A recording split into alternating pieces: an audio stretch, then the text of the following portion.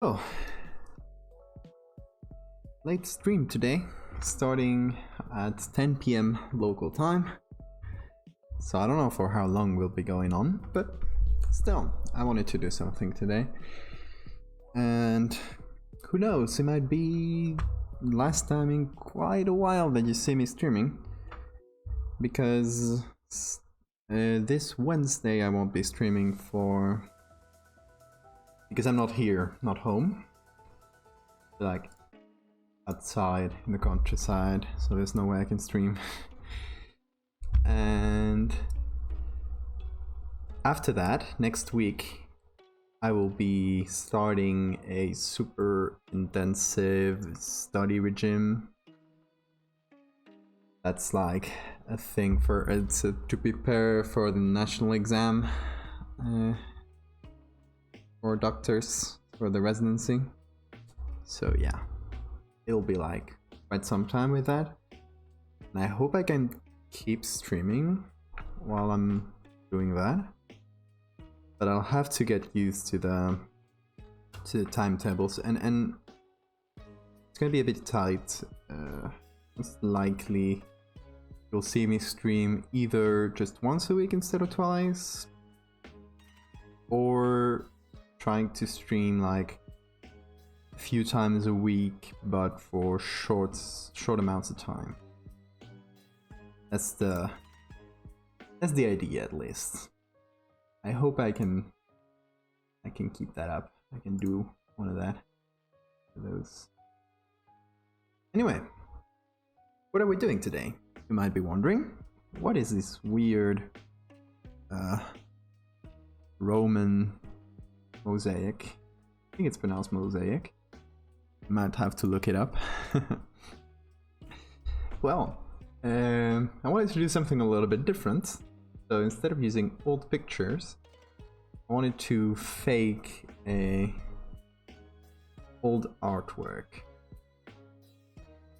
And I thought that more traditional types of art don't lend themselves too well to me, like photo manipulating them. Maybe I'd need the help of some actual like traditional artist or illustrator or something. I thought that maybe a mosaic could be doable. I have no idea. I've never tried this before. This is literally me treading new ground, I guess. So yeah, the idea here, I've stitched together a few different pictures of the same. Oh, there's a bad no symbol there, but it's Roman, so it's okay. Yeah, I stitched together a few different pictures of the same mosaic, and hopefully between all of them we'll be able to get like a good base, and then over that we'll do our manipulation about that. The idea is to take this lion and put a scary beast like this, what's its name? Tarantula wasp. That's what it's called. I don't know if the tarantula wasp will be our candidate today, but the first thing we gotta do is mix together these images. So you can see, hey mister, how are you doing? You can see that the base images here are a little bit different. These two were taken by the same person. Let's have the same post-processing, if any, or at least the same lighting. This one here, which is a bit of a wider angle, but a lower quality image too, is a bit different. So we'll have to try to work with that. Try to fit them together as well as possible, because the angles will also be a little bit different. Try to fit them already. So here it fits pretty well, but not here, not here. You get the idea. So, first thing, I'm gonna combine these images. And first First we're gonna do some masking. By the way, are these two different images? No, they're the same one from different angles.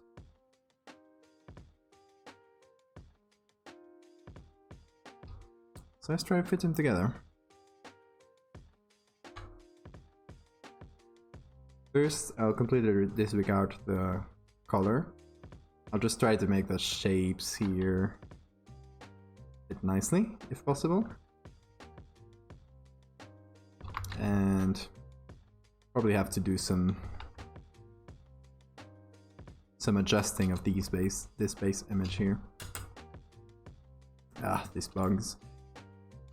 I've been told by Adobe that they're intent on fixing these bugs, so hopefully a fix will be here before too long.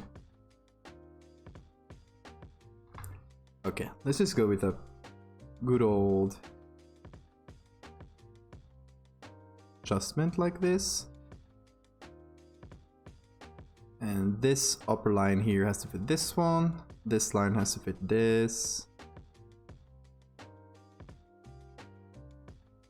It's a bit of a hard one. This feels better already. Yeah, that's like already a way better start. And as we can see, this one goes on until the ending of the tail there. So we are going to take this one, try to mask it around the areas that we don't like. The left part of this image is pretty bit blurrier. It's a bit darker. So when possible, let's try to take from the left one. And they're not exactly the same, but it's good enough. Not intending to match every single tile here. That would be madness. Also, the tiles are small enough that I don't think it's too noticeable.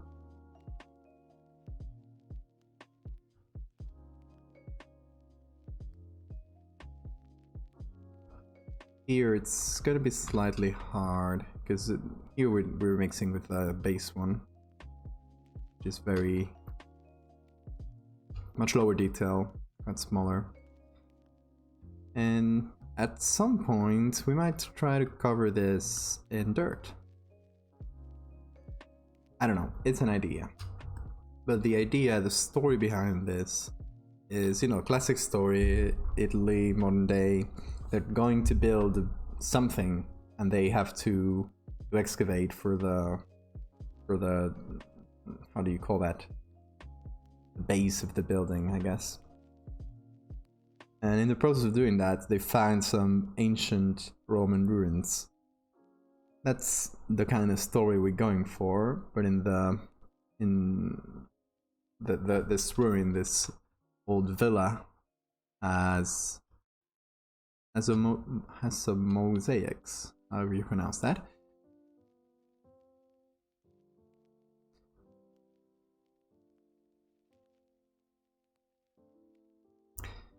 So yeah, we're gonna do the mosaics. And maybe like a little story to go with it. If this goes well, so don't know how this will go. If this goes well, it'll be like a shorter story in the vein of the last ones.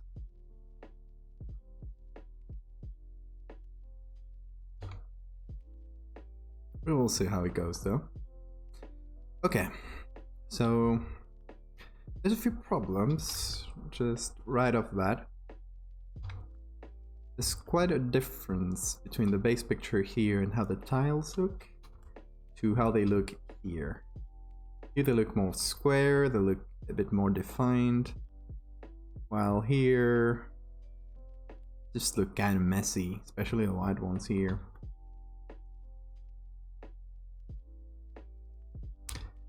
So I don't know exactly how we're going to do this. Oh, there's a little curves adjustment done on it already.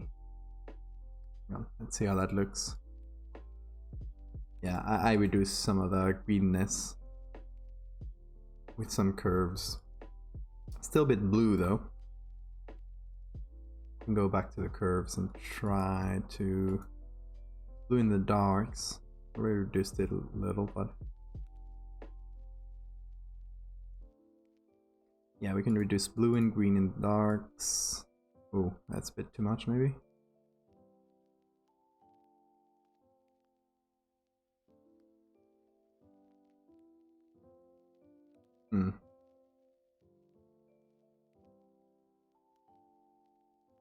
No. Go back to the blue. Well, at least this is better. We're slowly approaching the right color. And look, it didn't even take so long. We already have a Photoshop bug. Boom. Doing this again. So very annoying.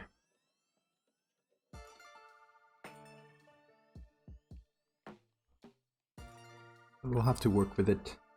And if it gets very annoying, we'll get out Photoshop and in again, and that should fix it. So what I'm doing now is basically just a layer, and I'm painting that color. Layer is set on color. Oh, we don't have the story so far thingy. Hang on.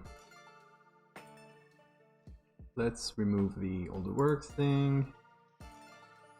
Let's put in the paper. There we go. Story so far.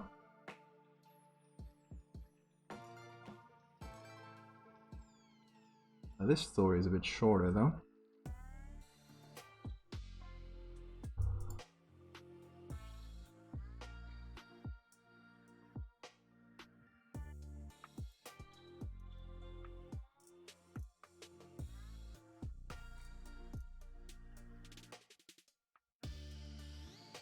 About that. Anyway, where were we? We've been doing colors.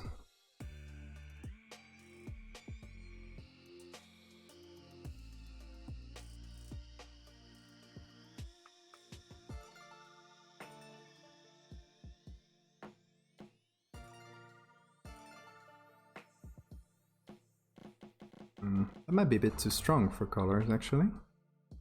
This might be better.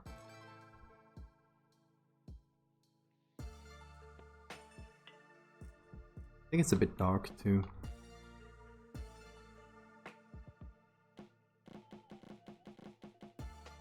Or high contrast more than dark.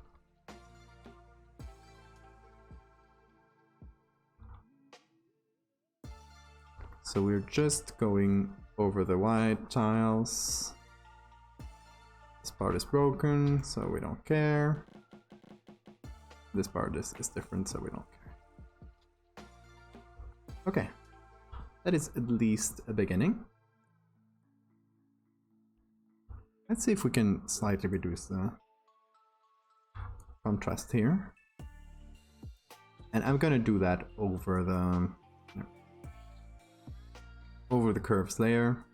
Just do it in different layers, so we don't mess anything up. Okay, then back to the color. We'll take one of these, this one for example. Let's see how that looks here. Let's go a bit softer. That's already better.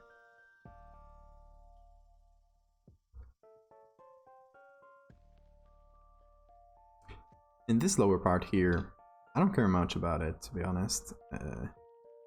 Just there to fill up some space, and a lot of it might be covered in dirt in the end, depending on how which direction we take.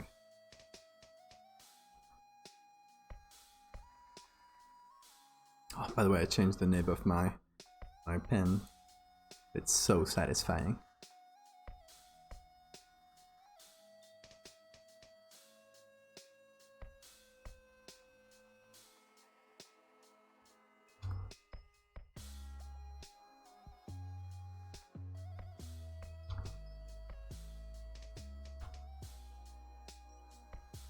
There we go. So that's already pretty good. I don't care about this upper part here that much, even though it is part of the same group there.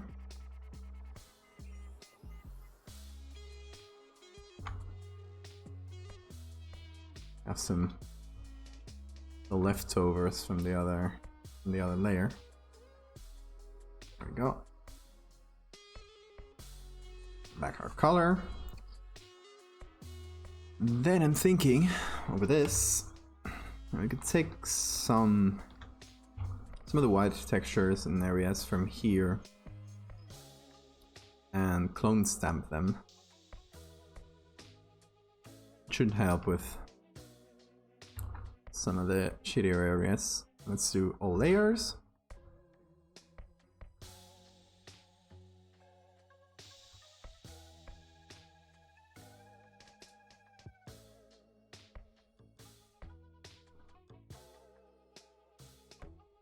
Do it like this. Let's try to take from a few different ones so we don't get the same textures everywhere, at least. Some here too.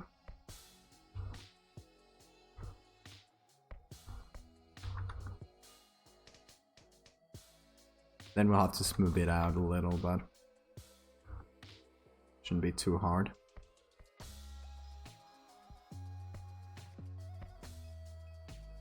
Chat, have you ever tried to replicate or work with or mess with actual old artwork like this? Doesn't have to be a mosaic, but something in the same vein.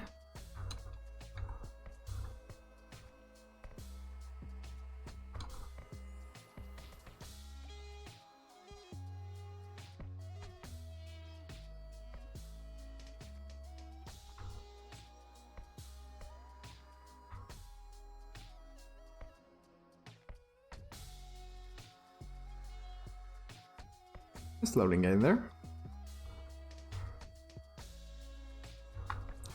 There's some parts that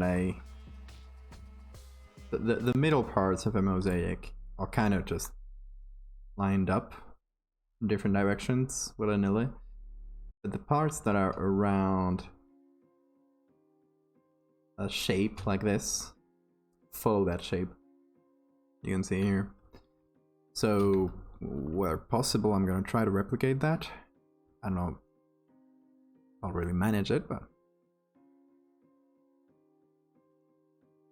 trying doesn't hurt. Okay, we can get this bit at least. And we can get some from here to continue. Oh, that's a very different one.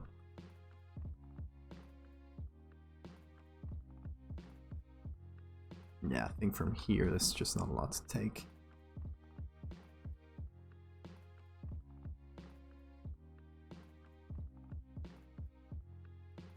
My first objective here is just filling it up. If there is... Let's just go forward again. First textures like this, we'll get rid of them. It'll probably look better if I just fill up quite a big chunk.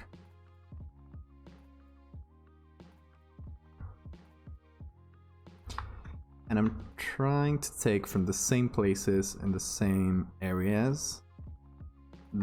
So hopefully the tiles will look lined up. Not perfect, but it kind of looks lined up. That's good enough. And here maybe I should do them horizontal to line them up with this and this. I think we got some horizontal there. There we go. Okay, we'll try to cover as much of as possible here. I don't know how much I got. That's pretty good. We got like up to here. And lower. Some wonkier areas, but good enough. Again, razor. Bring back that corner here.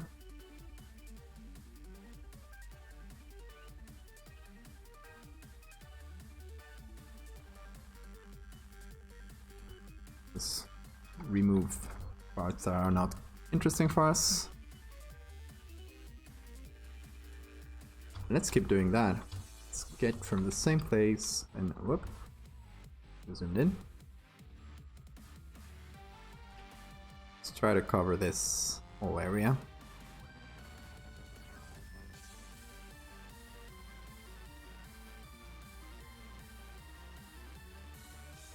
Oh, I got quite a lot here.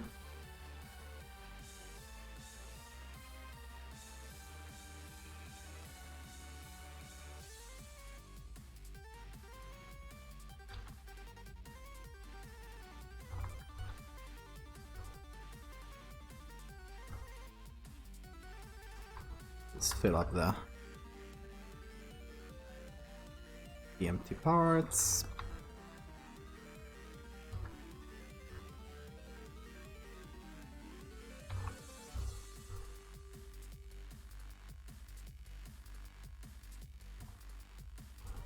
Okay, that is pretty decent.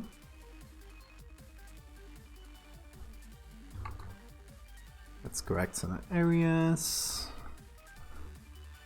There we go.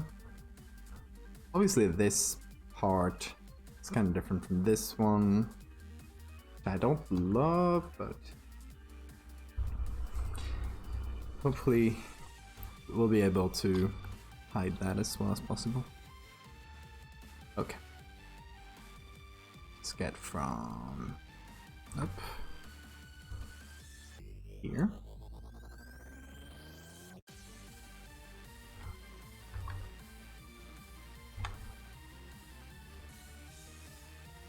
Try to mix this two together. A smooth-ish transition. Especially between some areas, problem areas like this.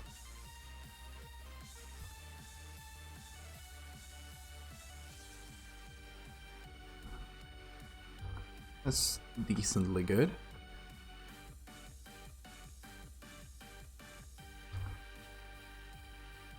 Okay, this one I'll kind of uncover a little, so it's consistent at least. Then for this whole line we'll just smooth it out.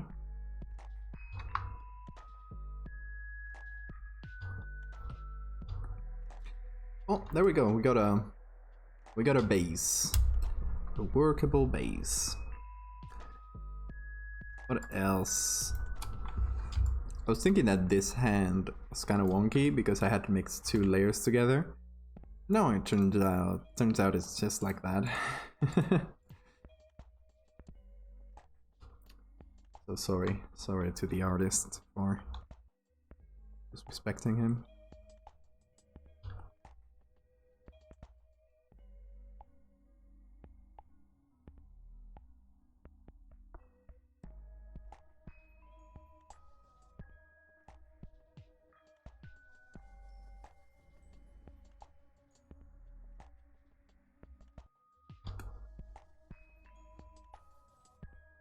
Now we got a mixture here between the tail of one and the other. That shouldn't be too much of a problem, because we're gonna remove the lion anyway, so. Alright, so now you see what is the base we're gonna be working with. And over that, we'll be removing this lion here and putting this bug. Obviously not photographically like this. We'll try to make it look like a mosaic, which is the hardest thing we're gonna be doing today, or attempting today. Don't know if we'll succeed. So let's do a little layer on top here. Let's first mask out our lion. And there might be some parts that are wonky too, like behind it, like this. I'll have to see what we do with that. Let's see. Got here, this matches fairly well.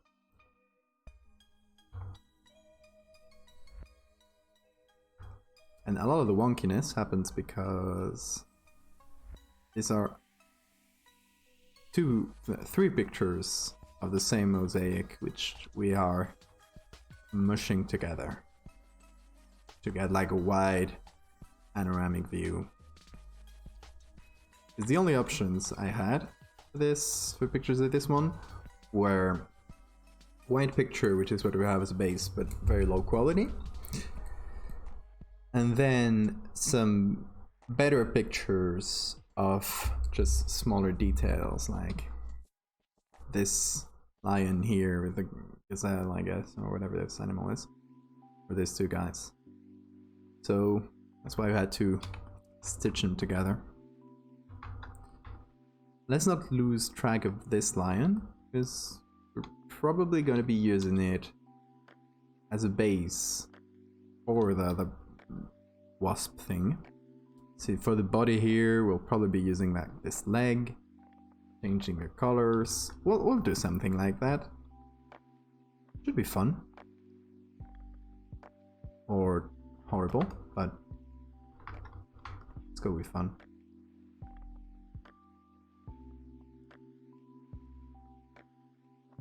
So, did you guys hear that there's been a lot of DMCA takedowns in Twitch and people banned for music for copyright infringement?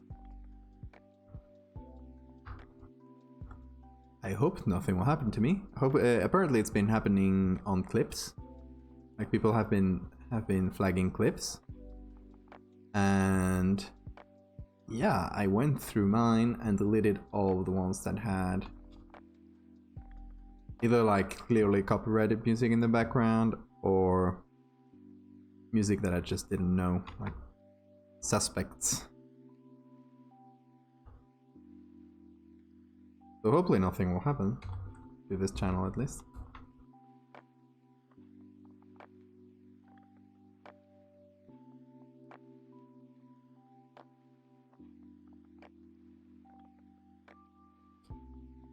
Goodbye, lion.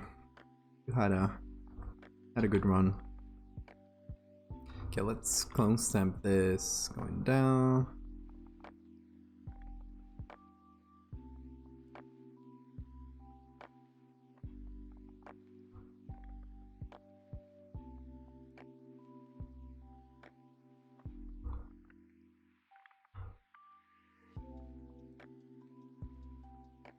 Might be hard to line up.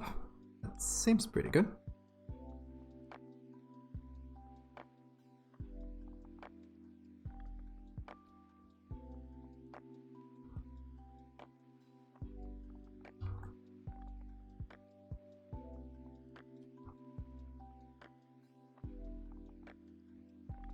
Might be wondering why I'm not just using the patch tool or other tools, and might work for some places. We'll primarily be using the clone stamp. Actually be using the patch tool in a second to see how it looks for the tail. And for that, here's what we're going to do. We're gonna flatten everything into a single layer and do the patches we need, and then just apply those changed areas on top. Patch tool.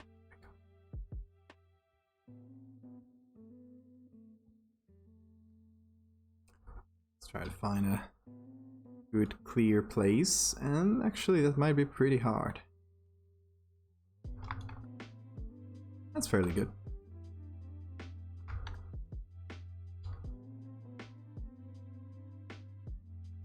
And I'm guessing this might be the tail of the gazelle thingy? I don't really know.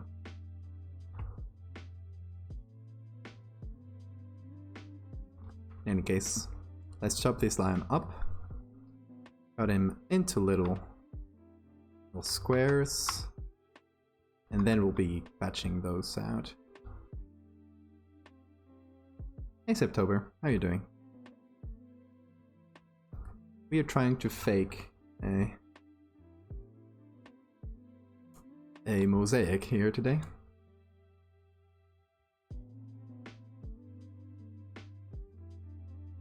So what we're doing right now is taking this, well, first we combined 3 different pictures to make our base. And now we're cutting this bad boy up, clone stamping, doing patch tool, 2 different things. And hopefully we'll get a clear background because we'll be removing this lion and putting a huge insect on top. And if you see my earlier things, you'll see where we're going. It's part of the huge insect world extended universe, I guess.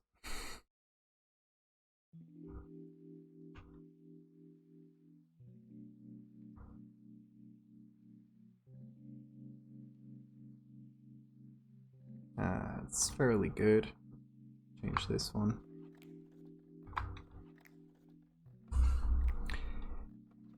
And for this mosaic, it is like just at the right point where we don't have to worry about every individual tile. So that'll make our job easier, because at this point we're treating it like a picture pretty much, and this is kind of texture. If you go to the close-up, you won't notice that it's a bunch of pieces like stitched together. Hopefully. Some nerds might notice. We don't care about the nerds on this channel.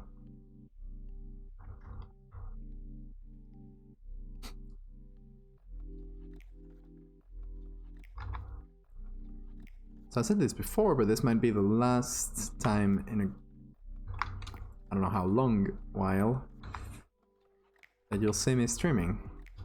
Because I'll be starting my intensive study regime for the National Medicine exam. I'll be starting that next week. So I'll be way busier than usual. It's basically a study regime that takes most of the day every day. It's like 10 hours of studying total. 11, something like that. Crazy stuff. Like studying and exams and a whole bunch of different things.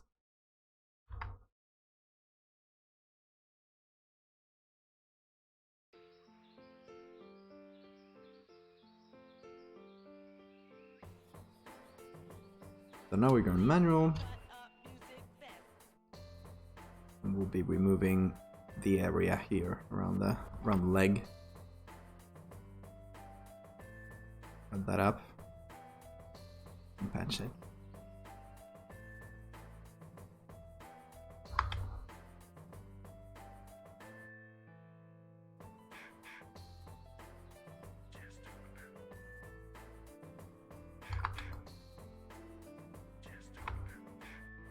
There's some small tiles that I gotta be careful of, like these green ones around.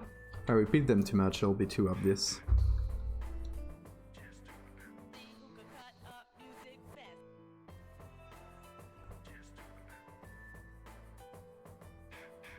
And oh boy, I hope you guys, it's not your first time on this channel, because this might be confusing.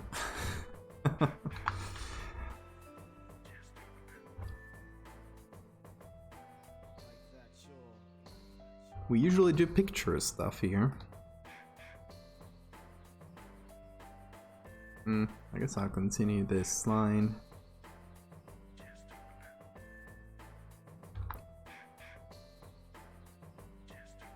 We usually do normal, and I'm putting normal in between a lot of quotes for the manipulation. That's really not the case today.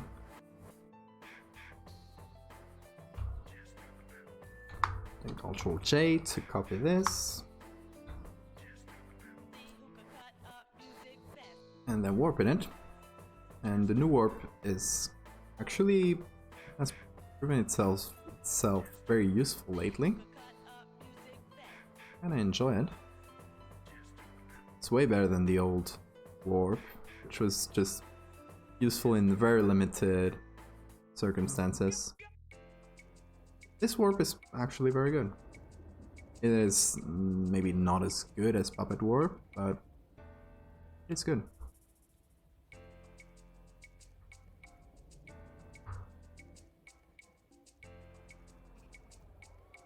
I mean, not perfect, but got some stretchy textures.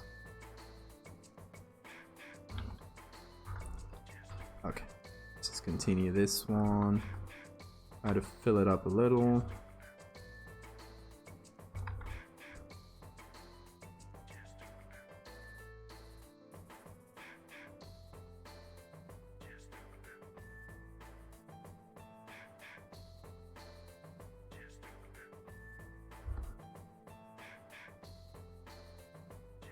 I know, not perfect, but it'll work. For now, at least. Okay, let's keep going, and let's go for the foot here.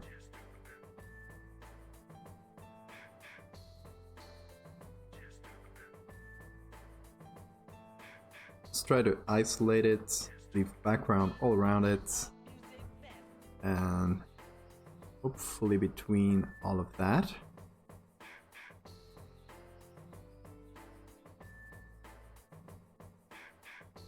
Like this. Oh, wrong layer. What? Oh. What is it doing? Patch normal. Did it change source destination? No, it's the other way around. Why is it doing this?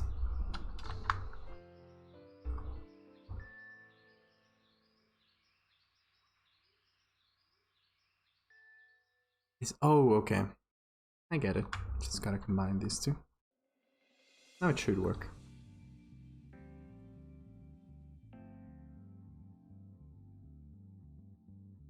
So I had made a whole edge for this, so it didn't do that. But it was in a different layer, so now it's good. Okay, we're like... we have like half a lion there. Next up, the body of the... let's just call it antelope. This is an antelope.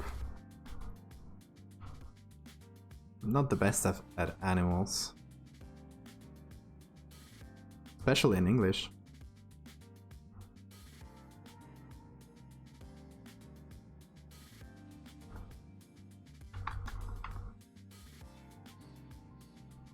I'm gonna guess it's an antelope. And the tiles here are basically not visible. Which, I mean, I'm not gonna complain. It's easier to work with. The harder parts to work with will be the edges. Because as you can see, the edges are very clearly tiles. Like, we can see that pretty clearly.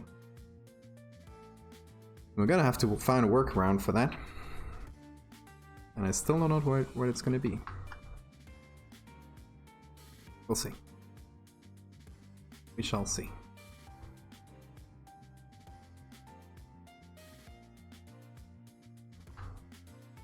You might hear my mother talking very loudly. That's what she does.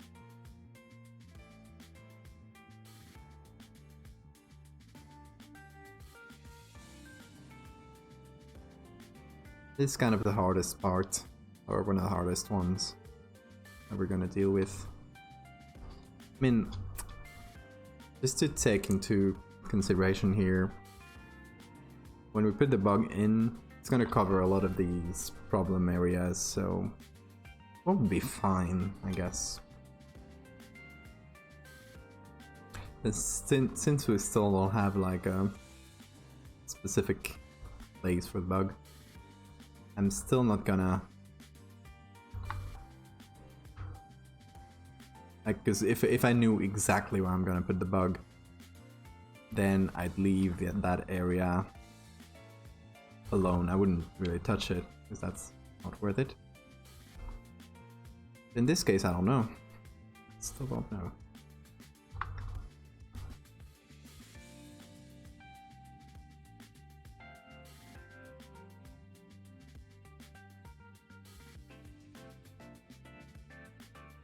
Okay, slowly but surely, we'll get there.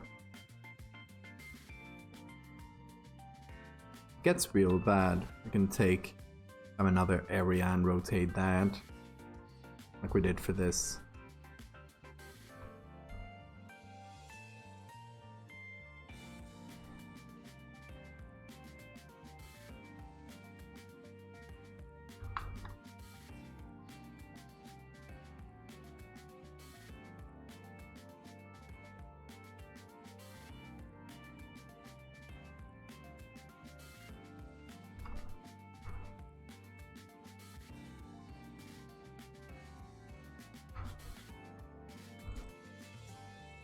Try to do some collage. What have you done?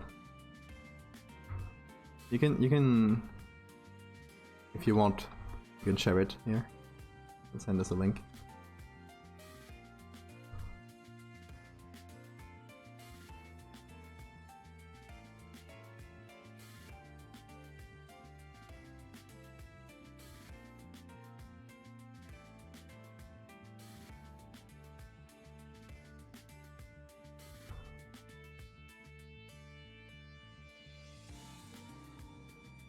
Perfect here. But it's serviceable. Do I have your Insta? I don't know if I do. Share a link though. Share a link so I can take a look.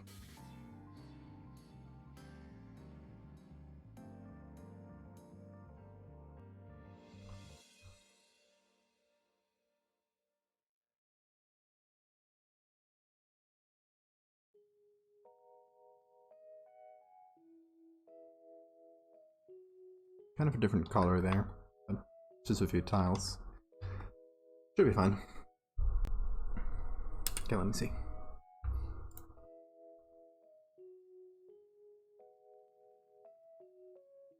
Oh, look at that, that's good.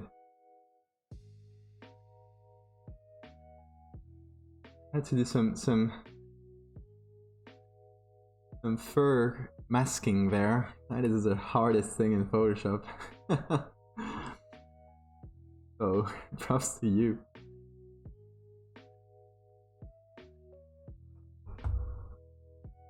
Props to you for masking all that fur. Never tried that before. Yeah, it's a hard one. It's always very difficult. Technique. Well, there's a lot of techniques to do it. I like to do it manually. You made me do that. I didn't force you to do that. I use these hairbrushes. I want to mask. Let's just do it here. I want to. Why is? Hang on.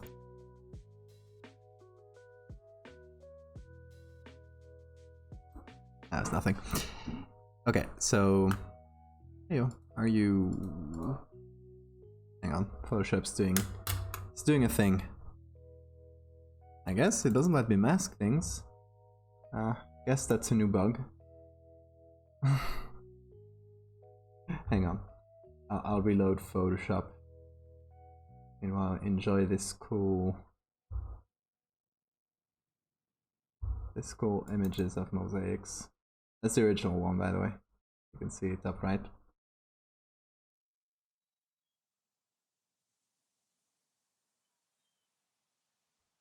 There we go. So, where were we? Oh yeah, fur masks. So, I use these hairbrushes here. I usually use the first one. And this, if you look for free hairbrush, one of the first links, that is a DeviantArt link, they have a free download for these. They're pretty basic, but they work for what they do. So, I use a hairbrush and mask it manually, like this. It is not a quick job or anything, but it works pretty well. So that's what I do most of the time.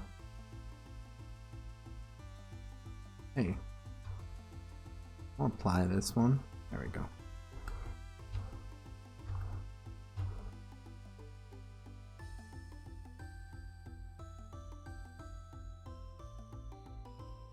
Okay.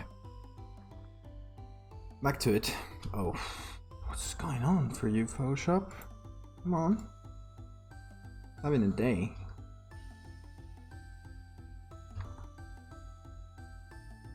So I'm thinking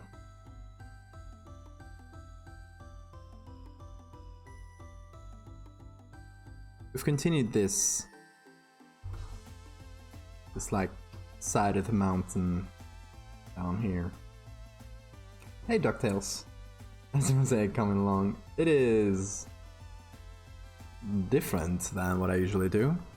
So far we've basically pieced together a few different pictures of the same thing to get a like wider angle, and we've masked half of this lion.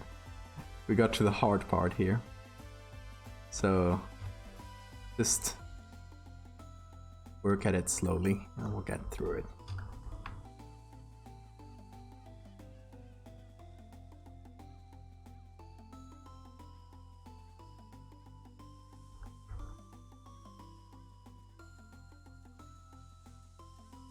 And as you can see, top right there, the story behind it is gonna be a bit different from what I've done this past few times. It's not gonna be an old picture. It's gonna be old in a way. So kind of the same vibes, but instead of using old pictures, we are using old art. Okay, so for this one, we're just gonna use a good old clone stamp, and we're just gonna continue this. And I know it's not the best thing ever to just continue it in a straight line, but just we're gonna be covering this with a huge bug, so we're probably not gonna see a lot of this. It's just gonna be there.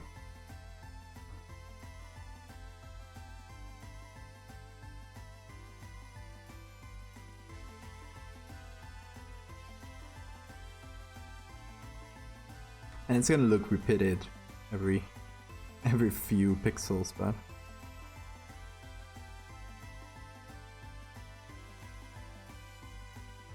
what we got?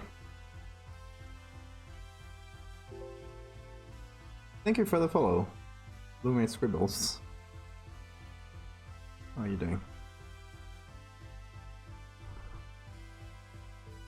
Yeah, this is gonna look weird. This is looking weird so far. Whatever. Here to experiment on this poor lion.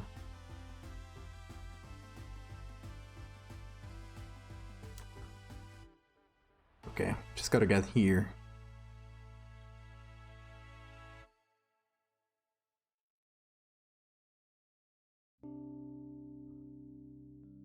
Okay, let's continue this line here. And we're doing this on a layer that's on top of everything, so we're not losing the information below. If we mess up, we do something horribly wrong, you can always just go back. And obviously the hardest part here, it's gonna be taking this huge bug and turning it into a mosaic. Because we're not just gonna paste a picture there. That is not. And it's not how we do. Gotta make it look as realistic as possible. And this part is the easy one, what we're doing now. And it's not that easy, but the next one is what I'm dreading. Not really dreading it though. It's fun to challenge yourself, I guess.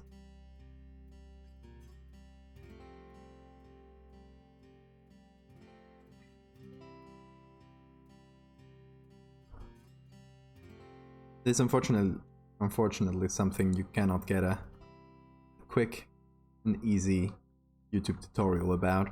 Unless, correct me if I'm wrong, is there a tutorial out there of how to do fake mosaics Roman style? We'll have to tread our own ground here, which is always fun. And so here we're reaching the intersection of the background, well, the base background, the mountain, the lion, and the antelope. So this is the hard part. This is the crossroads. And we're gonna have to do that manually. There's no quick way around it, I think. Let's just fill this up with antelope color. Even though you can really see that the texture here is getting really messed up. We don't have a lot on the original here. We don't have a lot to pick from. So we have like this bit, and this bit. That is why we get a lot of repeated textures here, because we just don't have a lot. I think over this, with a little bit of patience, we can get rid of enough repeated textures that it will not register as something copied fake.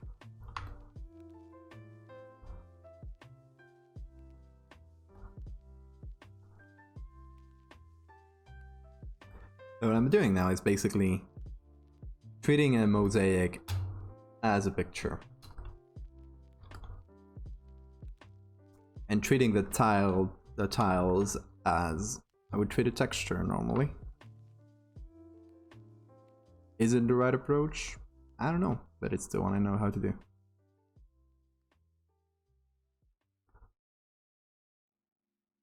A lot of repeated textures here too. Gotta be careful, gotta get rid of a few of them.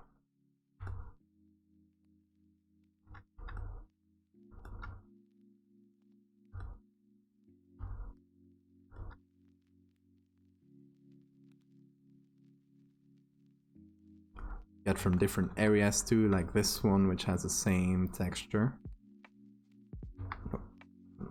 Not go too far. I don't have a lot more to pick from. Maybe this? Just for a slightly different texture and color. I just don't have to go very far up. Ah, not too different really.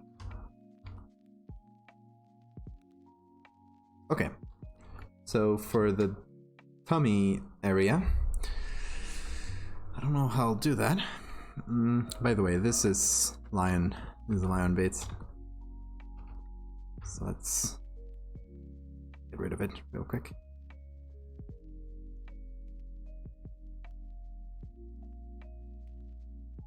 So for the tummy area here, I'm thinking that we could take a lasso, take this part, for example. Control J to copy it, and then we'll try to, it's possible to make a texture layer of the mosaic and put it under.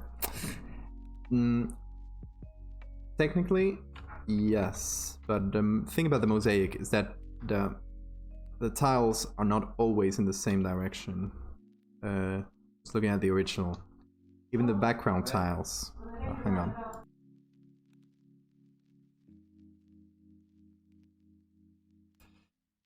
So we can see just in the background here, some of the tiles are aligned this way, some are aligned this way.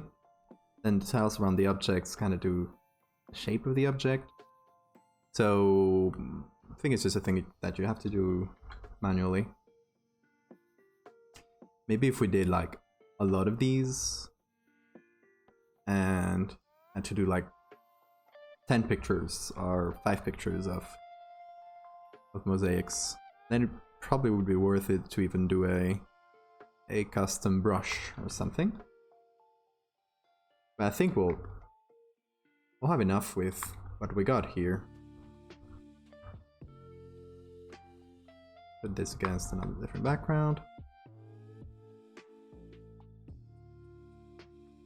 I'm just gonna select this 2 tile width line, which is actually pretty good. I'm gonna copy it and I'm gonna keep it handy, because we'll probably be using that for the edge of our little beastie.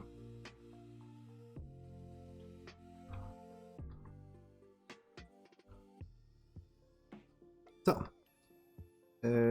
I don't know exactly how the belly of a antelope looks like. We're not gonna do like a straight line like this, because that's boring. But we're gonna try to make this an interesting shape with it, with some puppet warping.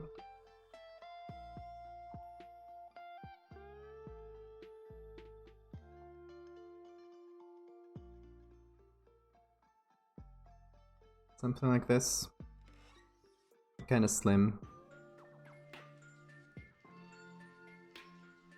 Don't have to be like super accurate about how an antelope actually looks like, because it's an artistic representation, so we can do our own little interpretation as well.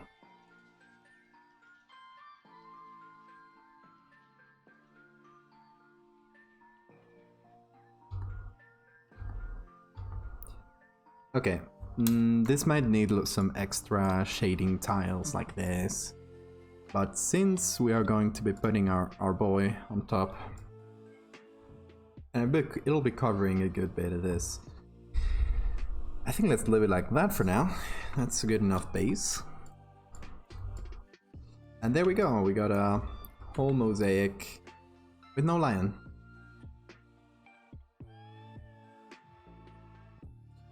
And since this is only different in the lion area, we're gonna do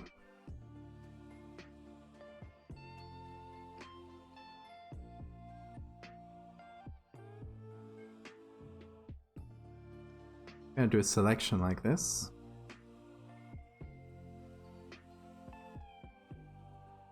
Oh, tail 2. Yeah, put that as a layer mask. There we go. That way we still have the stuff below.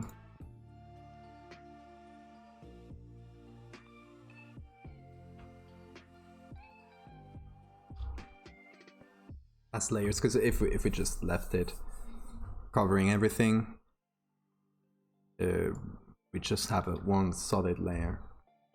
I just wanted to let this layer to cover the lion part.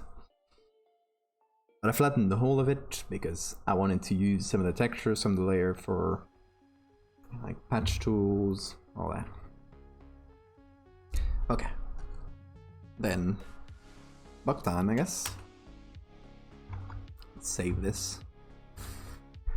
So here comes the hard part, and we've got a lot of pictures to help ourselves to use that.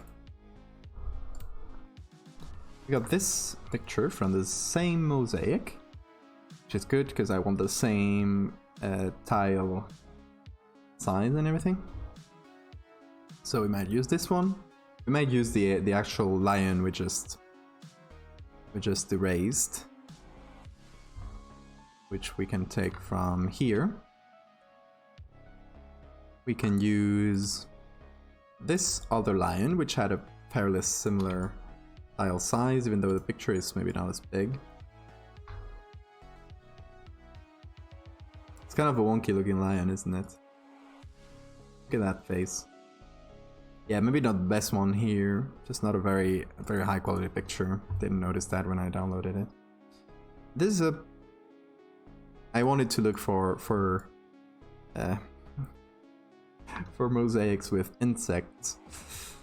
But apparently the Romans didn't really like insects, I guess. They didn't do mosaics about them. But we do have this, which has a similar tile size, is a very large picture, I think. So we can use some textures in this to get our bug textures looking cool. We have some pretty cool crab legs here, some antenna, some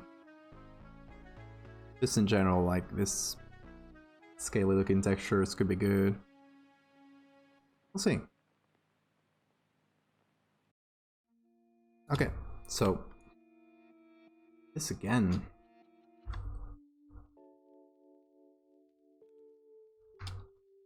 I might have to reload Photoshop. I'll do that real quick, because then problems will start appearing. Yada yada. You get it.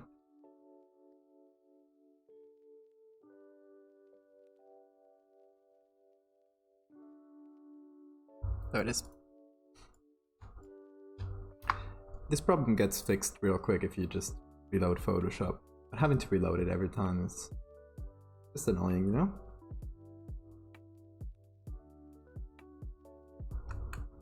Anyway, let's shape this bug, which is going to be the base. We're not going to use this actual picture. The original, by the way, is this. I flipped it. So we're obviously not going to use the original. We're not going to paste literally a picture on a mosaic. That was stupid. And we're doing mosaics today. Kind of a different thing. It could be a nice change of pace. So many old pictures. I still have the old picture interface around me.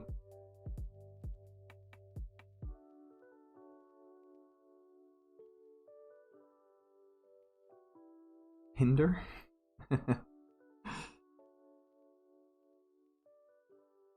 So what we've done here so far is paste a few different pictures of different... Again with the bug, I just reloaded Photoshop, god damn it. Anyway, I pasted a few different pictures of the same mosaic in different parts of it to use it. Then we removed this lion, this is what we just did. And now we are kind of creating the base for the bug. And then we'll try to make it a mosaic. It's not fun to do.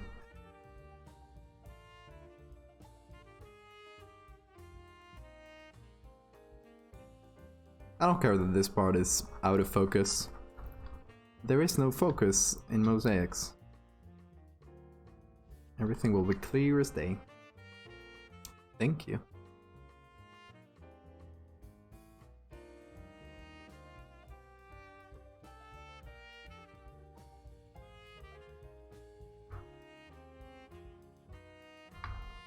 Do you guys hear anything about a lot of people getting banned in Twitch because of using copyrighted music? I think I'm gonna be safe because I got this playlist and very rarely anything gets muted. So I think we should be fine.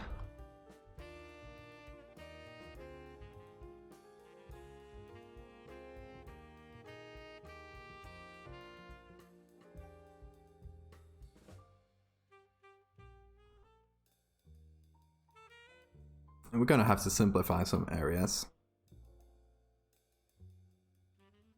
Someone talked about it in the stream. Yeah, I think it's being very talked about because the music the music rules haven't changed. They're the same. They just started enforcing them more strongly, I guess. Live ban? Do they just ban you while you're live? Just like that? Didn't hear about that.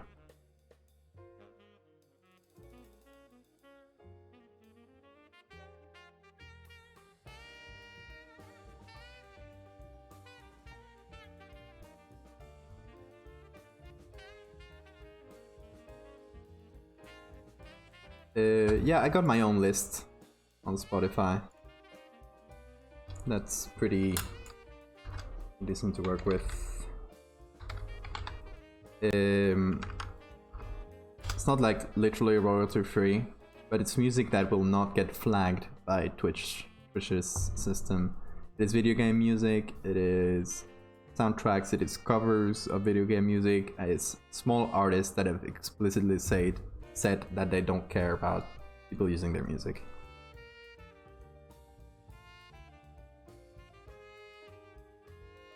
Haven't started enforcing it, but they have the ability to DMCA where it's still live right away. So if you just catch music, it just snaps you out of existence. That's scary. Some company. Hey company. Thank you for watching. Just like and subscribe.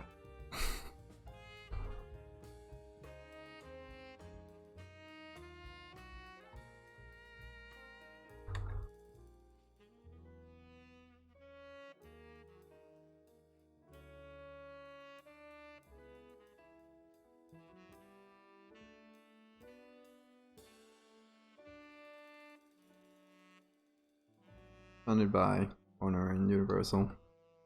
I mean, but it's the same thing that operates on YouTube, right? It's an automatic system that tries to find copyrighted music, flags it. And so far, it's like YouTube's ID system or whatever it's called. In YouTube's system, if they find it, the revenue will go to the copyright holder. In Twitch's system, they'll just mute that part of the stream and be done with it. And not change any revenues. So yeah, it might have not been the most robust system from the copyright holder's perspective. For us it's better, obviously. So they might want to change it. The big music labels. I even removed the song request button. I'm sorry. No more song requests.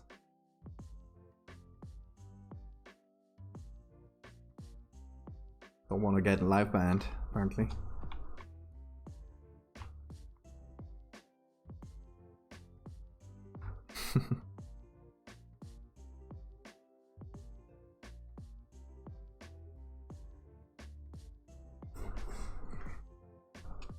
Okay, so this is not a perfect cut, but that is not what we are aiming for.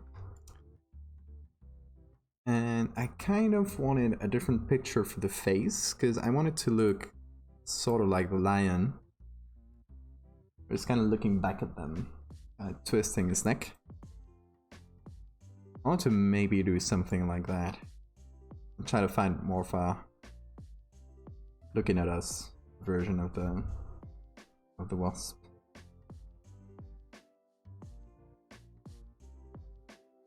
Baldur's Gate news gets pushed back the week. Yeah, a lot of news has been pushed back. This is our lion, and you might see very softly here, very small.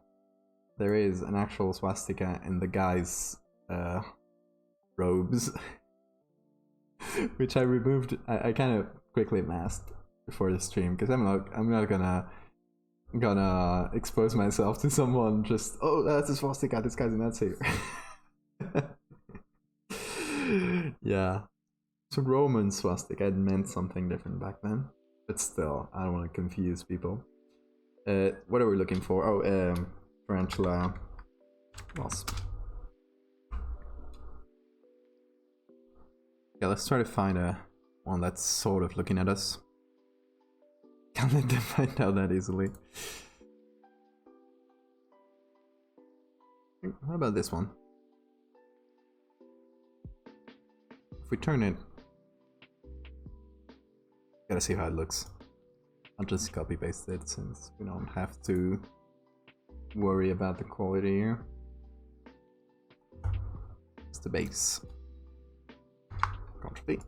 Oh, that is very small though. I will download it.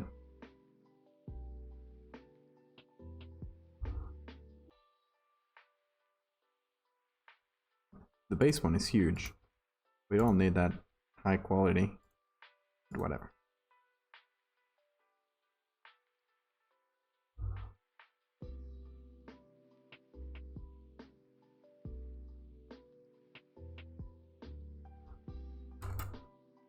Hey Viv. We're doing a fake mosaic. So this is... well, the base is an actual mosaic from Roman times. It is from the... oh, I noted it down there. 4th century. AD, obviously. And... I think this one is in Sicily, the original one. Anyway, the story is that they're building a house. They have to tear down some foundations and dig down.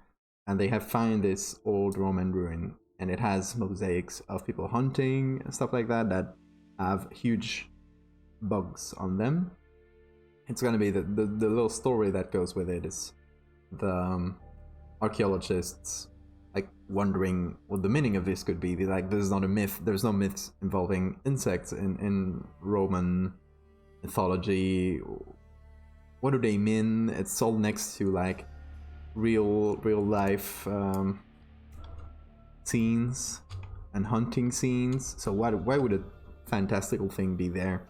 And them wondering about and you know that in this context, in this world, and next to all the other stories I've done, it is real, but the archaeologists don't. And this is kind of a one-off short story, because the one we've been working on for the past don't know how long time. I decided not to post it yet because of the situation we're going through right now, and the US is going through mostly. I felt like doing a story that took place in early 20th century Africa with all the colonialism, all the racism that it's in the background, even though the story is not meant with any disrespect, and then if the character is not disrespectful at all. But I still felt like it was probably not the moment to post something like this. So this is why we're working on a more of a one-off idea.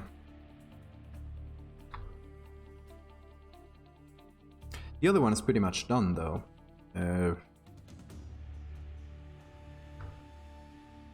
I have the final text and everything. I just gotta kind of blend the final text a little bit with the page, and we're done. I can show it to you guys in a sec if you wanna.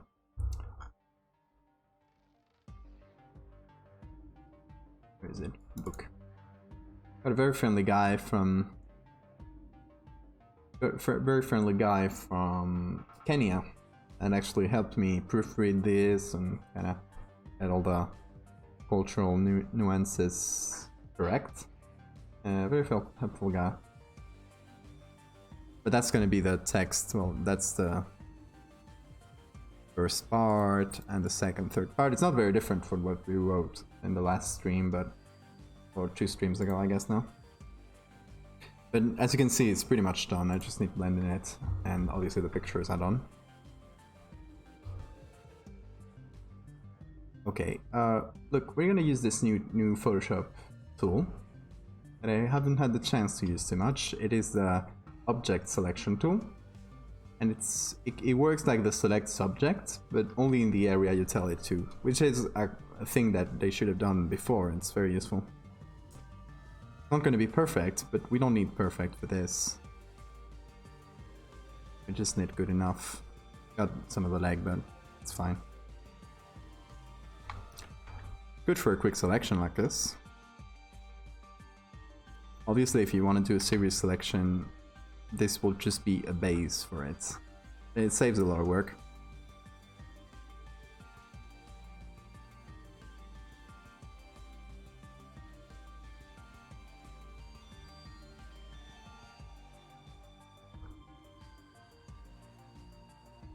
I guess the thing about wasps is that they have a very high back and a very low head, so making it turn, look at our guys here, is hard. I don't know how I'm gonna do this exactly. I mean, we can still move the bug around quite a bit.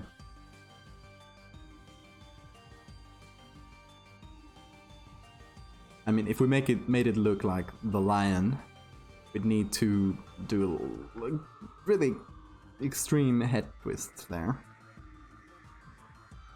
So for now, let's leave it kinda looking at the front, looking at us instead of towards the back like that. We'll take this part, we will remove it. Oh, wrong one. No, there we go. We'll saturate this a little bit more, so we got more of that blue. There we go. Okay, so that is our good bug.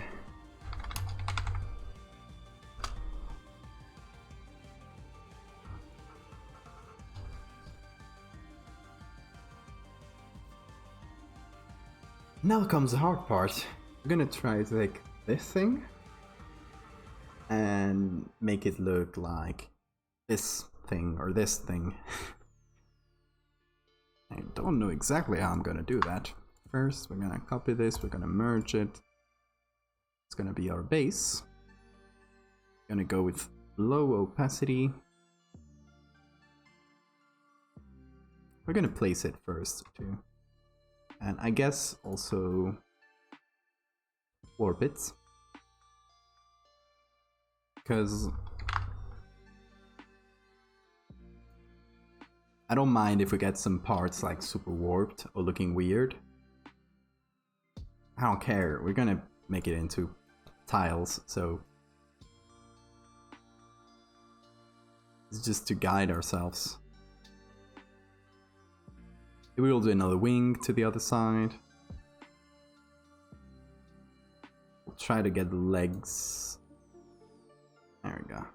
Face in front.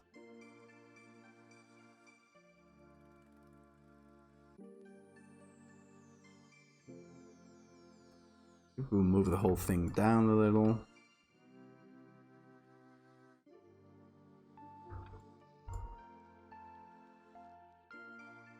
To compare it to, there we go, a lion.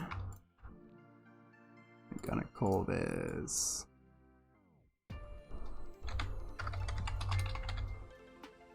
lion mask.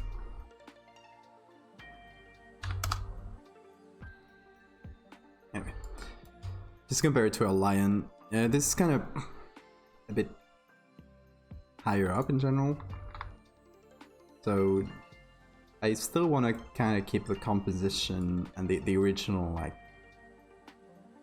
balance of his artwork. So I still want that tree to be visible behind, you know?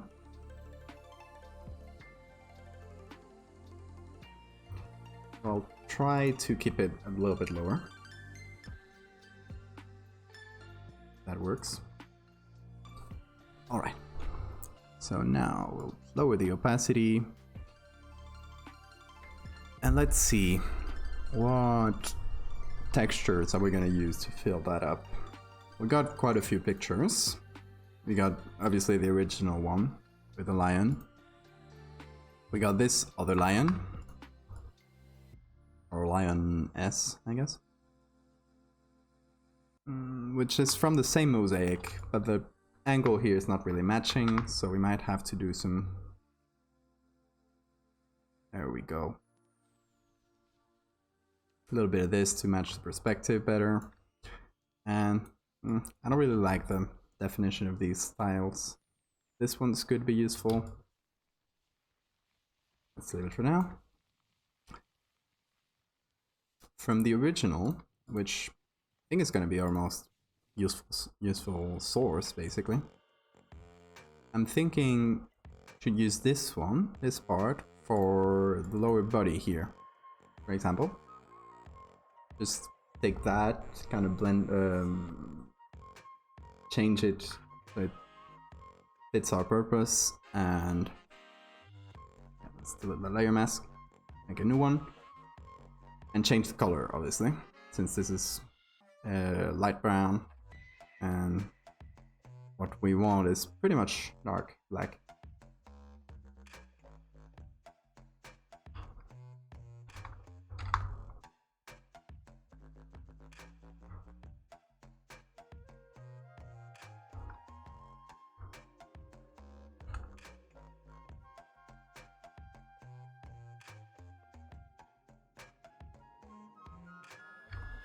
Yeah, that can work pretty well, right? Well, we don't have the like the armored bits, but we can do those on top. I think as a at least as a like base texture with some lighting on it can work. Obviously, we're not going to be doing any fake lights and shadows on it, because this is not how any of this works. What about this? What is this? Layer mask? That no? That's just how it looked. Might have been.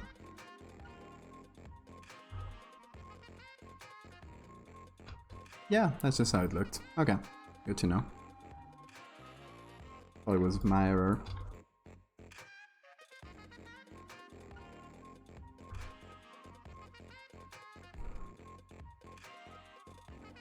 Had to buy a dog kennel for my parents' cat that I can take into the vet. And you bring in a dog's kennel, so the cat will have a lot of space. Might have been a small dog's one, though.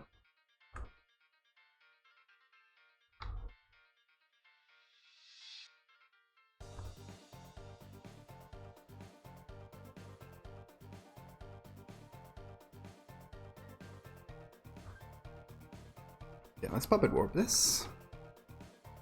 Try to make it. It's a lion. The cat. Or what I'm drawing, what I'm doing now.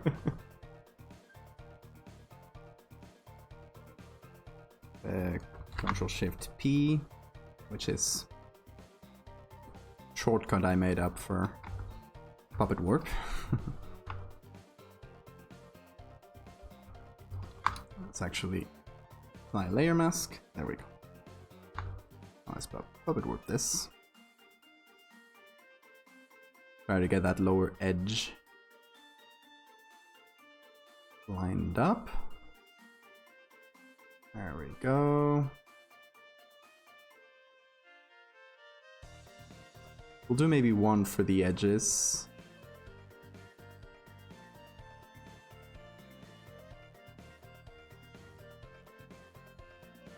Maybe not this edge specifically. We'll do one layer for the edges and one for the middle, because now we've stretched a lot of the middle, I think. Well, maybe not that much.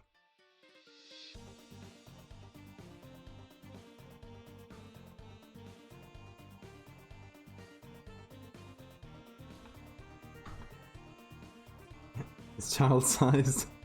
Oh my god. Did you catch a cat, or is it a furry? Just a guy dressed as a cat. Be careful. Those can be hard too.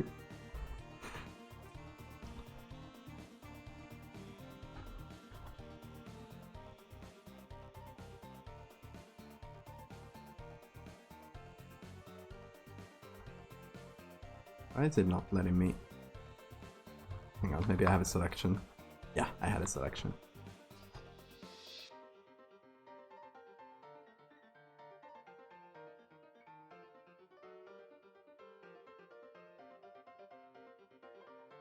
that's a bit better.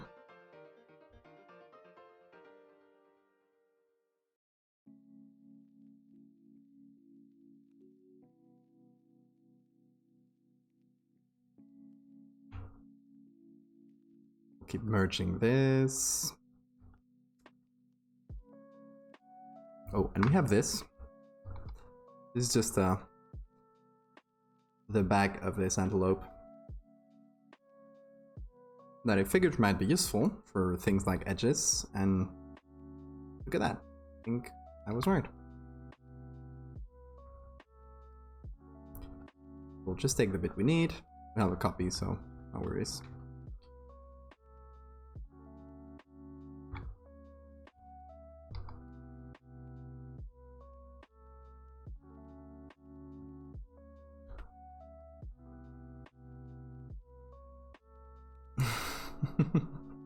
No furs, just big old cats. Well, just for good measure, try to pull on the ears, see if they come off. Both interested and horrified by Greg Tech. Where's Greg Tech?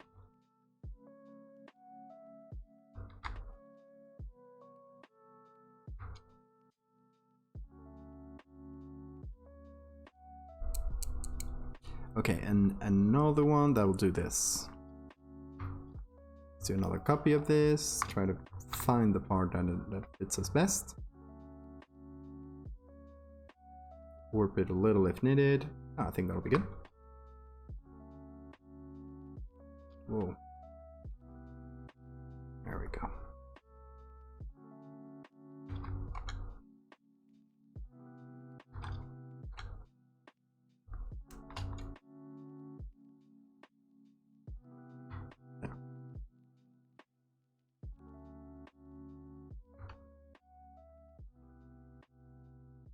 Okay, and for this base picture of the bug, which we're using as the base layer here, you know what? Instead of doing that, since this is just a base layer, I can just use it like this as a layer mask, then just unlink everything. So this will just be a placeholder. And we can take this layer mask and move it as needed. Add some pixels there. There we go. Things like that. Mod bag for Minecraft that's supposed to make the game super complex and takes a year to complete. Oh my god. That sounds like the kind of thing I'll probably never play, but because I need to... I can't get addicted to a game or I'll lose all my self-control and basically not do anything else. Like, there's this game, Factorio, that is apparently super good, and a lot of people that played it tell me that don't play it because it is so good, you get addicted and you won't do anything else for a week. And you know that, Dad, that is not something I can do.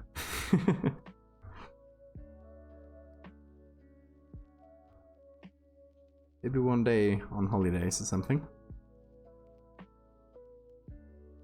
If I ever have holidays again. Being an adult sucks.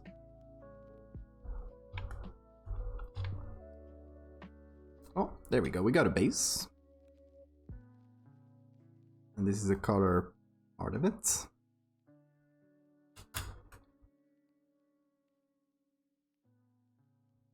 Okay, and if we look at the base here, I don't care too much about the lighting,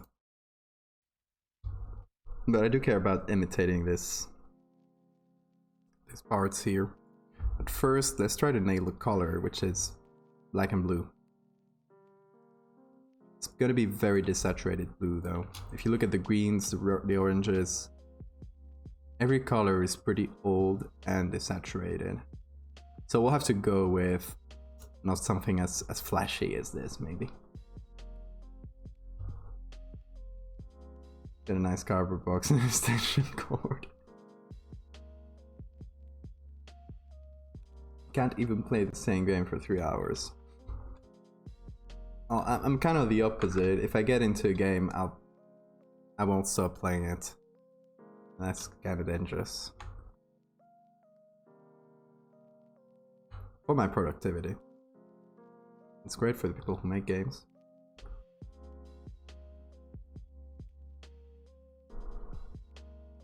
Okay, let's do saturation on top of this. Let's take this colors. Hopefully I'll cover all of it. Make the properties up here so you can see them.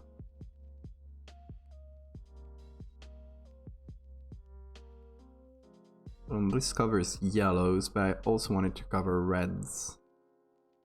There we go. So we'll desaturate a lot. We will give it a little bit of blue. You know, it's not the best thing to do in a hue saturation like this. Maybe I'll just really desaturate, darken, still give it a little blue tint, like we can see here. I think it's even purplish blue. That can work. Go even darker, a little bit more saturated. Oh, I think we'll have to do that over everything, because then the edges look weird. Let's just go and do it on top of this. Oh, actually, we can put it here. It's the same. We have for Baldur's Gate 3 new monitor. I can see you're hyped, yeah? Okay, so let's take the layer mask. And, well, I don't care about this whole part.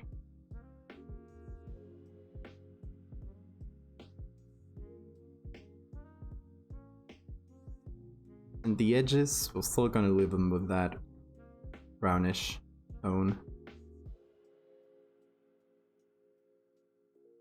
And here, I should add more edges as we go along. Anyway. I think that's fairly good for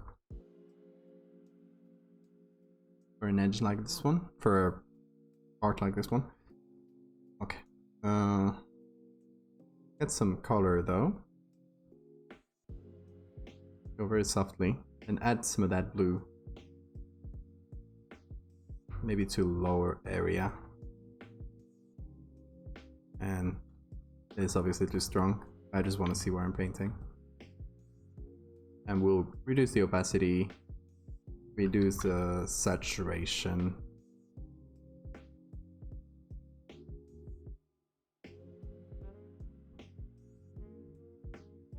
Old one.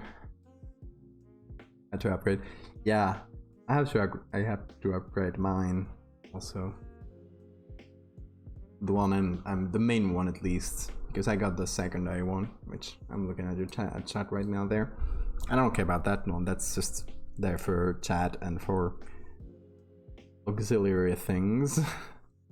The main one, which is where I do all my Photoshop stuff, it's that one I want to update.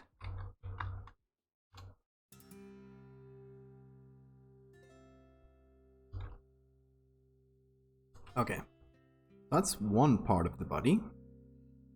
And I wonder what happened here. I think it was just me doing puppet warp and not caring about what's underneath. And the result of that is it not being visible. Where's Cute Bug? Here it is. Yeah, okay, that's the original. Okay, yeah. We messed it. We messed with it too much. I think we're gonna just take some of these and put it there. Hopefully that'll work. Okay, where is this one here?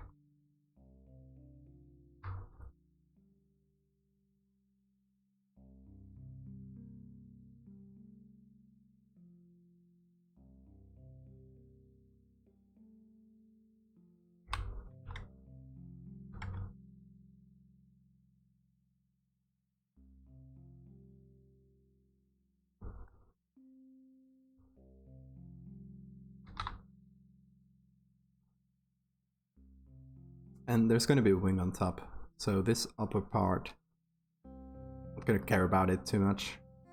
Yet, at least.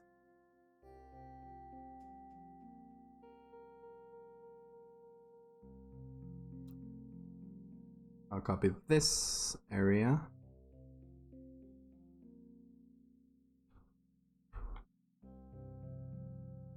Oh, new laptop for Doom Eternal. And then ended up not getting it. Well, at least you got a laptop. I still got Doom Eternal on my list of games to play. I was like trying to, well, I wanted to do both Animal Crossing and Doom Eternal when they came out. They ended up just saying I'm just gonna get one. Getting two is stupid because I'm not gonna be playing the second one for a while, so I just got Animal Crossing. And now I still don't have Doom Eternal. I did play the Outer Wilds lately. It's so good, actually. Just do Outer Wilds soundtrack for a while. Why didn't you get it? I haven't finished Doom 2016. Eternal Crossing. Yeah, and they were asking me, I didn't get it yet because I still haven't had a good amount of time where I said I'm gonna just get a full game and play it. So I've just been playing small things. I could.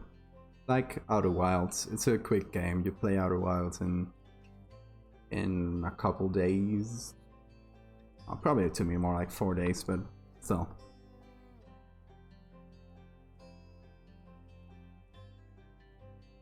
Highly, highly, highly recommended. One of the best things I've played in many years.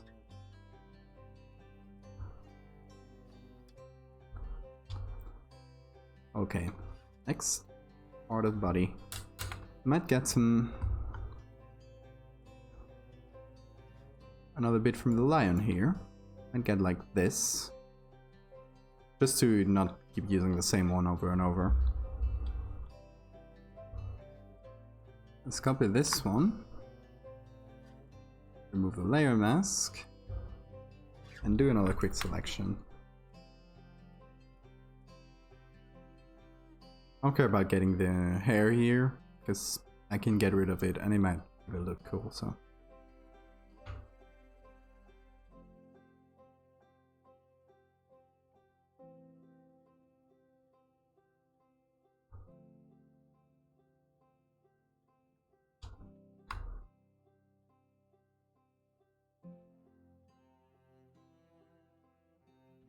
Because this can be hair or it can just be textures.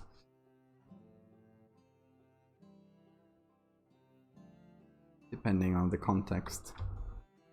Just a few squiggly lines. Warp it a little bit. Again, we have the wings on top, so I don't care about getting the top part entirely correct. Oh, we might use this one here, actually. Pretty good one. It's pretty much the same size as the original. So that'll be better, because changing the size a lot will change the size of the pebbles of the tiles. You've heard that song, Eternal Crossing? If it was a soundtrack of every meme they did for the Doom Eternal Animal Crossing one, I think I've heard it, yeah. What if we flip this one vertically? It's not? Well, I bet it isn't copyrighted, so we can just go to YouTube. Drop us a link, actually, if you'd be so kind.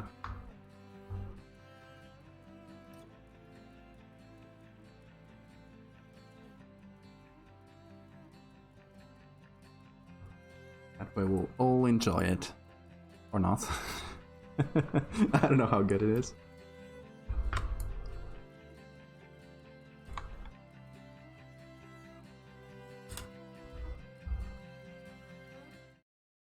Okay.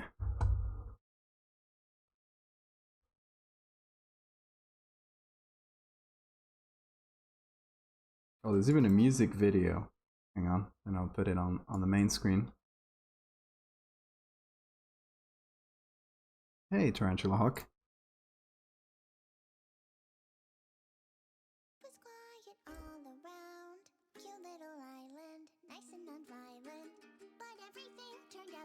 I didn't see this one. That's a very good animation.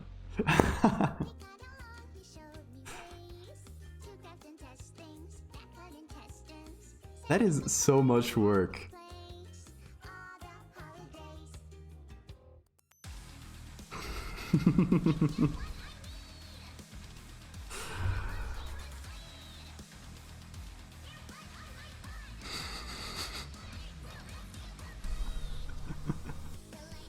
KK with the guitar was good.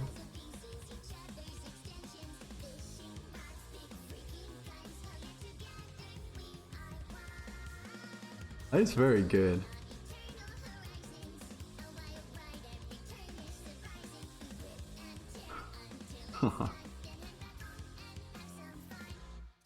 I'm always amazed at people's dedication to one meme. Like, can you imagine how many hours this took?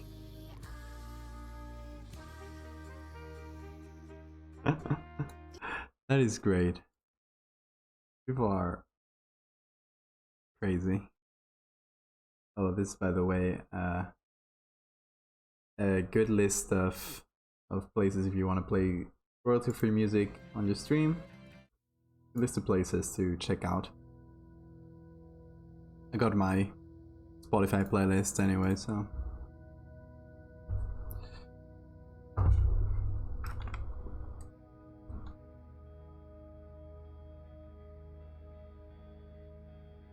Again, if you want like the Spotify playlist, you can do !Spotify.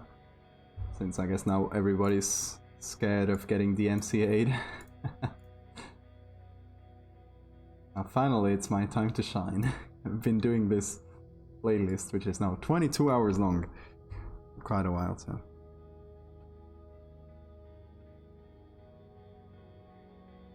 I know the song because of Beat Saber videos. Gas! How are you doing, mate? Ender and Gas are here. This is like old times all over again. We're doing a fake Mosaic today. By the way, how am I pronouncing Mosaic? I even googled how to pronounce it, so. That is dedication. Do you remember me? Yeah, of course. The guy was less points than me. Oof. Same with the new points too, because Ender's been hoarding those for a while now.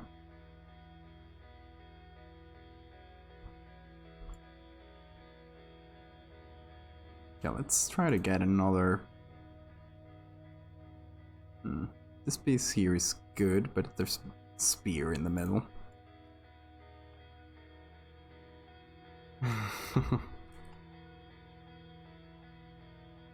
And there's all about points. How about we take this part?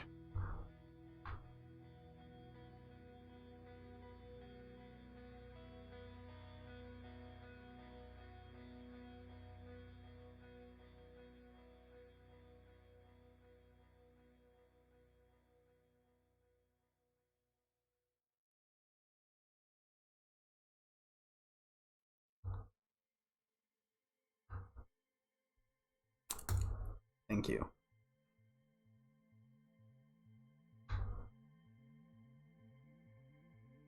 It's a hard word. Mosaic.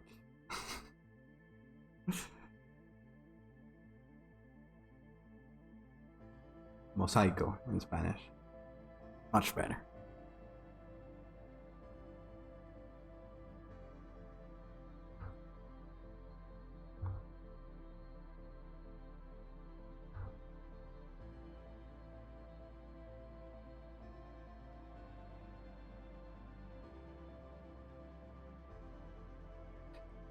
Okay, how are we gonna do the wings? I'm thinking that I'm gonna do one of these like we see it now, but I'm gonna do another one like this. Maybe. Or like a bit higher up at least, like this. Mosaico? Oh, Mosaico is easy. Spanish pronunciation is super easy. Because you just have to know the rules, and if you've been speaking Spanish for a while, you just get them instinctively. And you know how to pronounce literally every word in Spanish. I'll have to be like English, going around and trying to learn how to say each one. And if you have never heard it, well, you're screwed, I guess.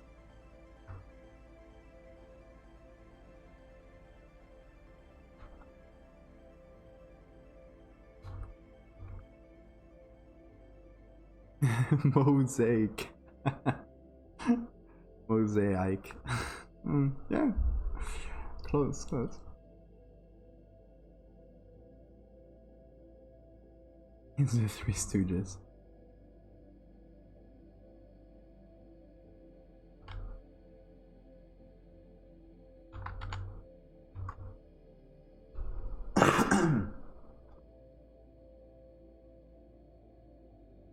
Okay, so we got like all sections of the body, more or less.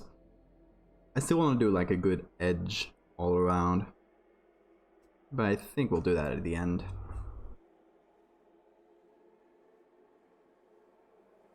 First, let's just try and fill up as many bits and pieces as possible.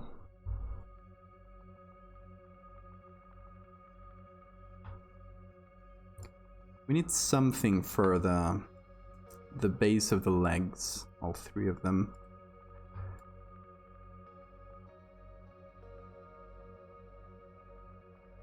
I'm thinking something like the paws, or let's go to our other reference mosaics. Like this one, which has a lot of cute sea creatures. Christmas wreaths on his legs. I don't know if Christmas existed back then. Oh yeah, it's 4th century. Yeah, they were Christian at that point. Sorry, excuse my history. Input tentacles. We got these, but they're very small though, it's a problem. I would have loved a bigger mosaic of this shrimp. Christmas is eternal.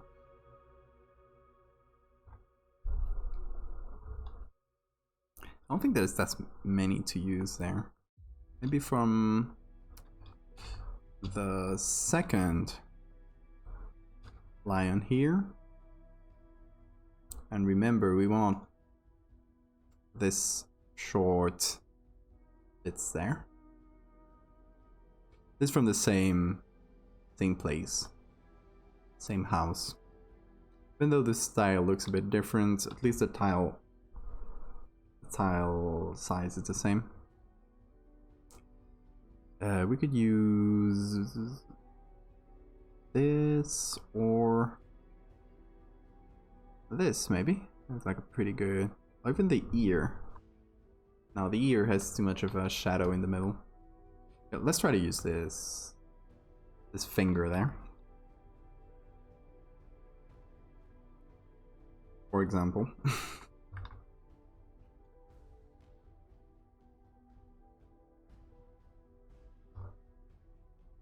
Yeah, it can work.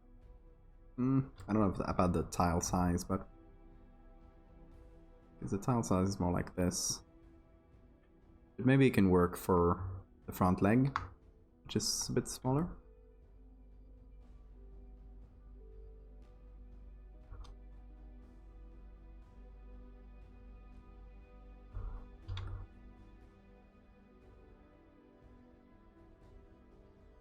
And then we'll take this and we will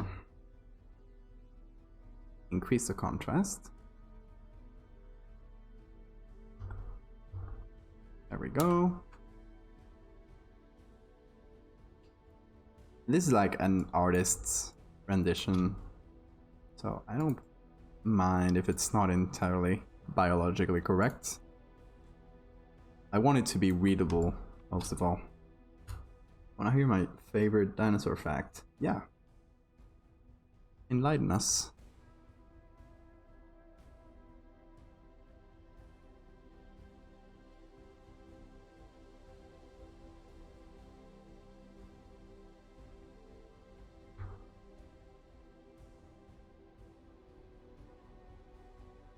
Oh, that's much better, actually. Oh yeah. Even mixes with this one. I can copy it, I can flip it, and I can put it here for the first part of this leg.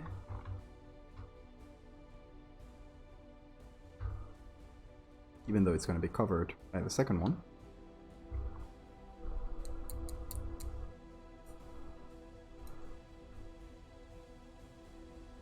Okay, so we got the bases of the legs, we got most of the body done.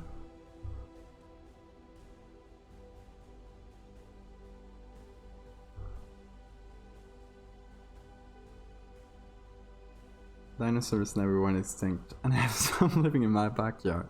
What kind of dinosaurs? What species? I want one.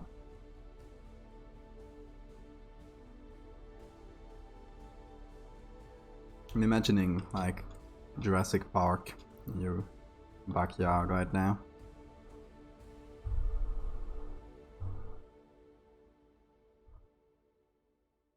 Okay, let's keep with the legs, I think. And we need this long... I don't know if we will be able to get something like that from lion. Maybe the tail, actually. What about the tail? It's a pretty simple thing, but it could work. We don't need anything like super complicated. It's to be readable. First and foremost. Yeah, I guess let's take the tail from this one. Birds. Yeah, I imagine you were talking about chickens. You have chickens in your backyard. Are they laying chickens?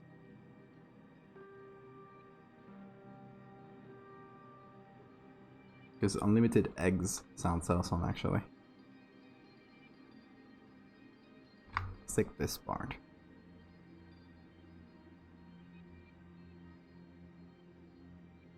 Control J. Just use this bit, so.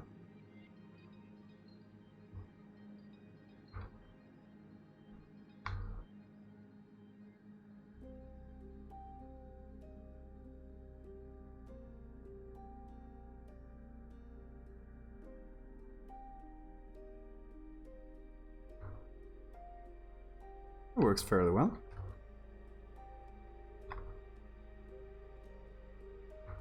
I'll have to mess with the colors more, but this is placeholder, so.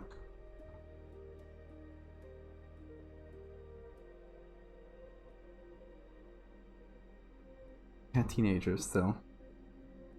They're in their rebellious phases. I don't want to lay eggs, Mom.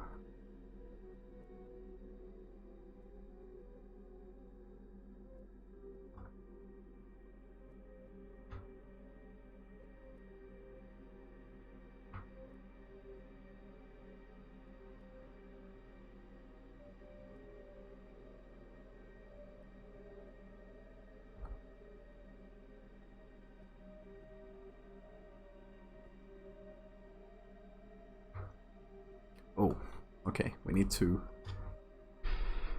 deduce how this leg works here, because I think it goes up like this and goes like that. Let's see. Where's the original? Good bug. Yeah, that's how it does.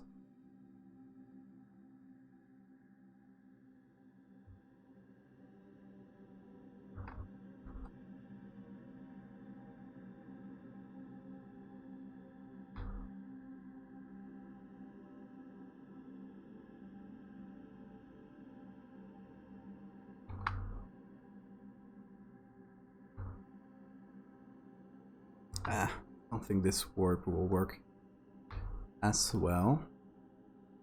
Probably get a better result out of puppet warping.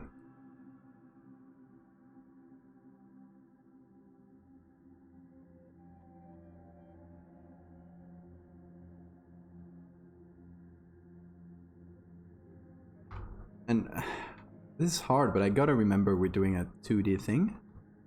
So everything's gotta fit into a grid of sorts. But I think later it'll look very awkward. Oh, it looks like a chicken from Moana. Hey, hey, the chicken. That sounds cute.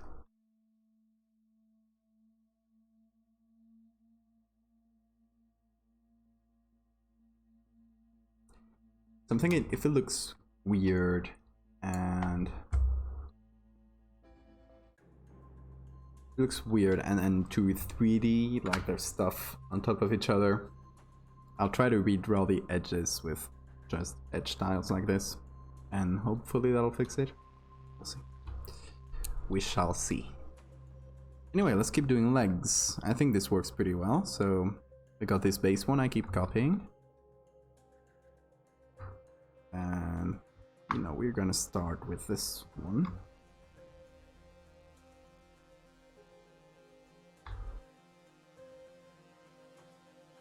It's not entirely straight, but works well enough. Here might have to stitch a couple together.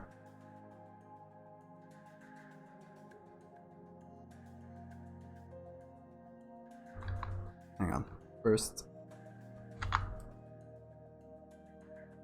a little puppet warping. Get that curve on the edge correct.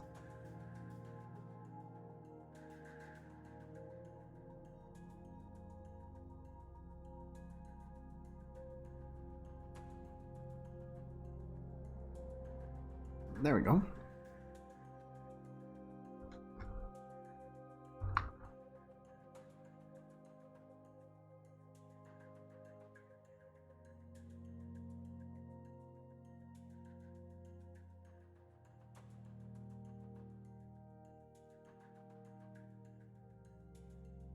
I went and chose a really hard bug to do as a mosaic. You know, we should have done like a little ant, or ants are kind of complicated too. What's an easy bug? A ladybug, something like very simple. And we went and chose a horrible demon wasp. I don't know why. I guess I'm a little bit stupid.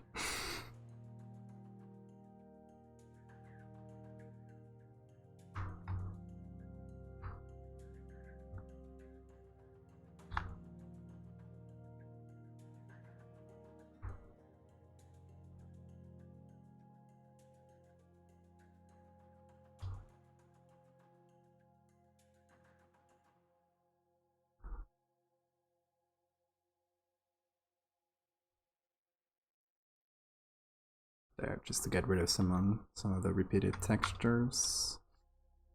Merge that. This is a very long leg, actually. Is it like that in real life? I guess so. I guess there's also some foreshortening, so it's getting closer to us, so it looks bigger. So I might make it a bit shorter just to keep with the same. But we'll do that later. I'll do the rest of the legs first.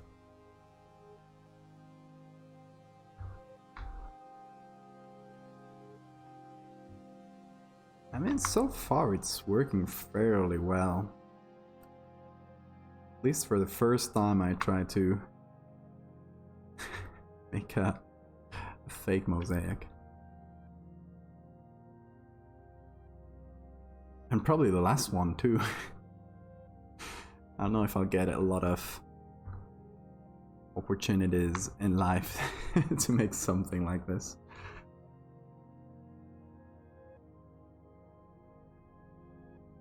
Not like it's not fun. It's pretty fun to make. Pretty fun to make new stuff. I don't know how you guys feel about that, but it's always exciting for me to do something I've never done before.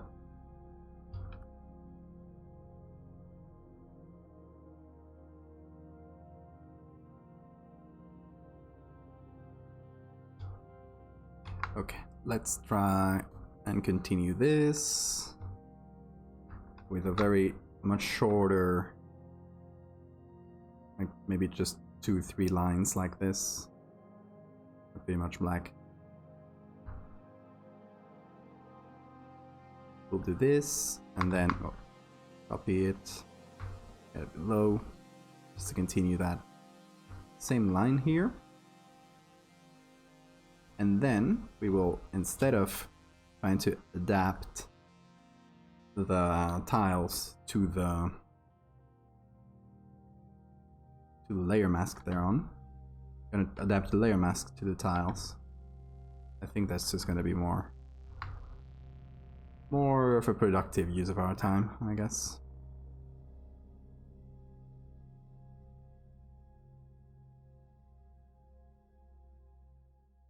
So we'll do it like this, like 3 lines of tiles, 2 black and 1 white, and we'll do that for the rest of the legs too.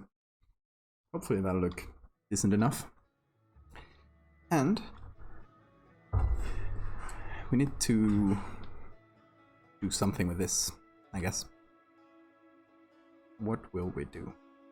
Oh, I didn't copy the base one. Shame. Just copy this one. Let's see. Let's get this. Let's put it here. Yeah, I think that's gonna be the winner.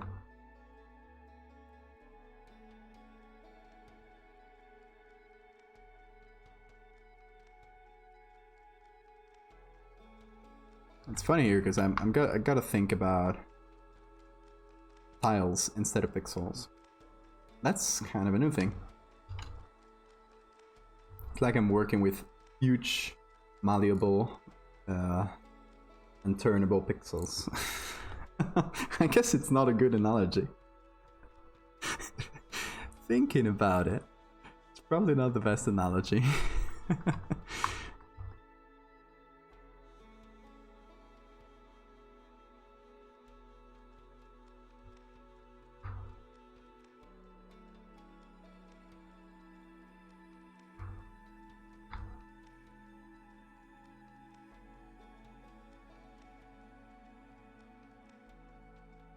There we go.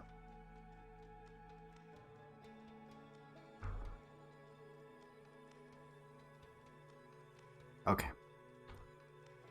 So now we will adapt this.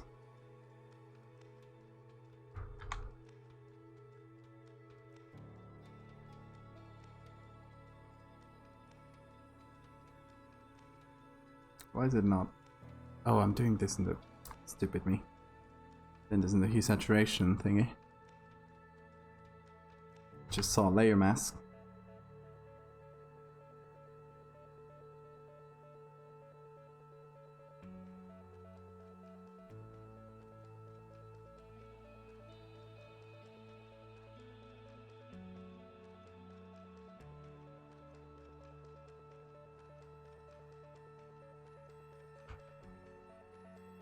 Okay. That looks good enough. Again, at the end we'll do some corrections and try to get the lines looking as neat as possible. But for now we're just trying to fill this up. I'm gonna take this. No. This actually. Which I'm gonna combine actually. There we go.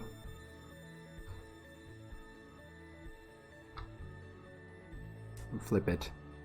And as you might be seeing right now, we're getting to a lot of layers, and I don't care too much right now because every layer is very quickly like very localized in just one place.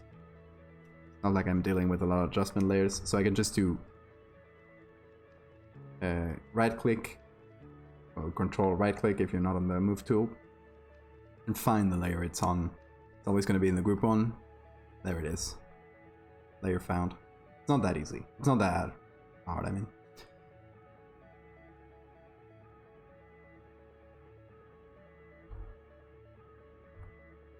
You know, might be an even harder job to name every one of these layers individually.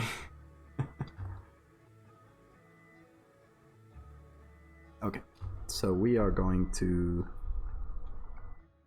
adapt the layer mask.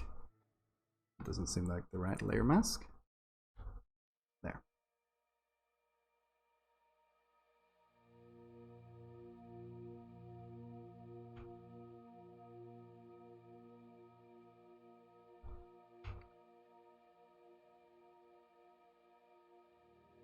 I will do a small line like this. Got this one for the line. Just copy it. Flip it horizontally.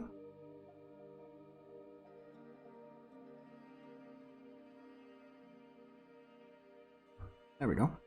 Seems good enough.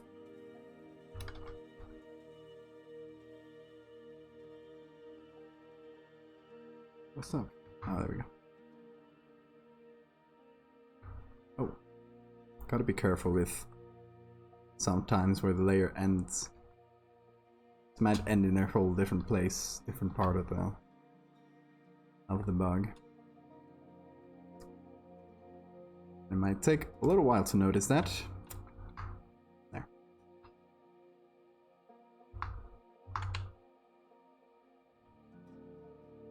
Hey Sirid, how are you doing? We are doing something really weird today, as you might see.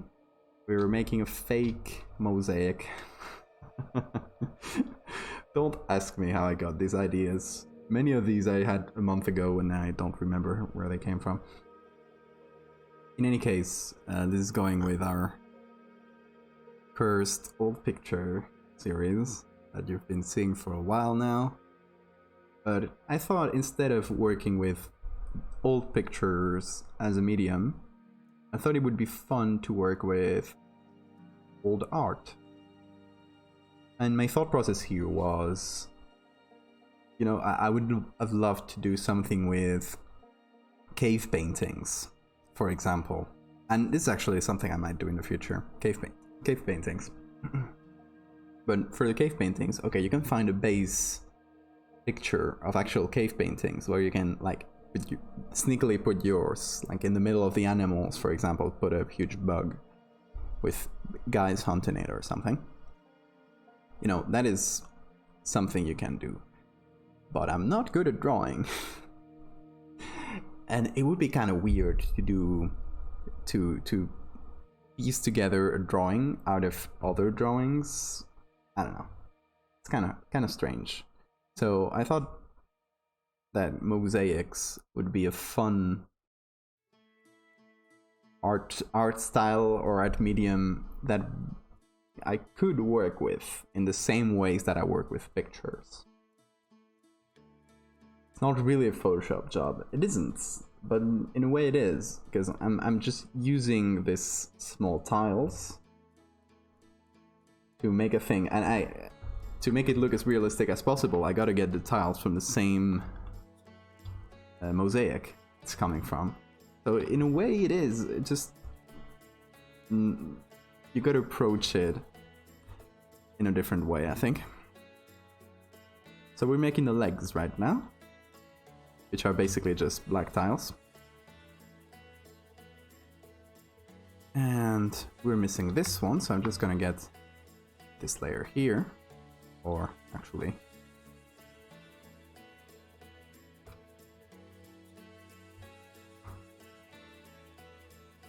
there. That's the whole leg. Just gonna combine it. We're gonna copy it. I'm not naming or putting a lot of order here in these layers, because if I did, I would be here all day just naming layers.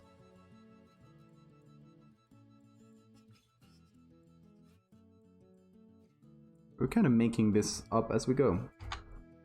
It's fun. I really like giving myself challenges like this, even if I don't. Come on. Even if I don't succeed.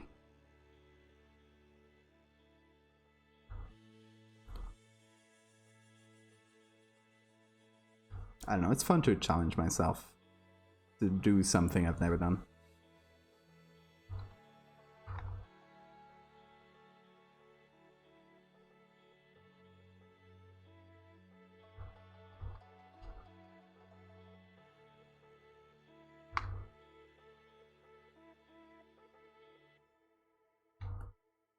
My kitten is watching the stream. Maybe it's kitten. Huge kitten, apparently. Huge kitten. And okay, so this is actually two parts of the leg, but they just go in the same direction. So we'll at least try to give him some sort of separation. Might actually recover the base one we did. This one.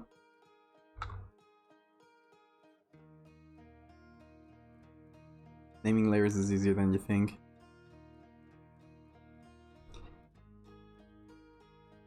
They're pressing enter after naming the layer. You can press... Oh, really? I didn't know that shortcut. Hang on, let me try it. Funny the things they hide from us. Those shortcuts. You do A... Ah, okay, B, C... Yeah, that's good. Still not gonna name them. I'm sorry. Sorry for you, but it's just easier to control click on them.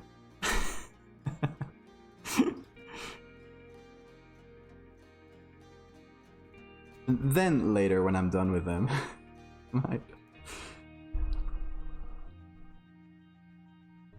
Okay, the my parent Scott is like 11. Okay.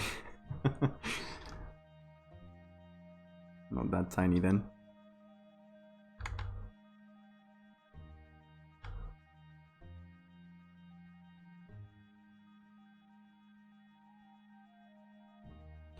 And you know, if we are really bored after this and we're like, we need to add something cool, we can take very small, like one tile thingies and do this barbed edge over here.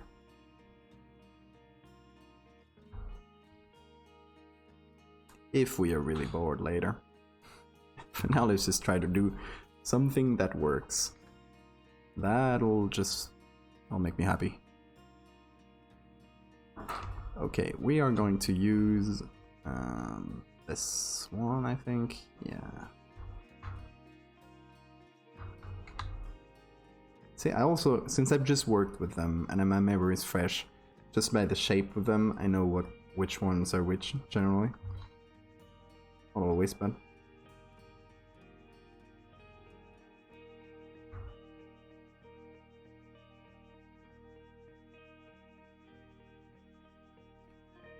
And we're going to do a puppet warp. My life has been so much easier since the day I made a shortcut for Gaussian blur and puppet warp. This is one of those quick things you want to do sometimes, like just blur this a little bit. If you have a shortcut, you can do that instantly. A German and best. Sometimes I get lost. Sometimes I get lost too.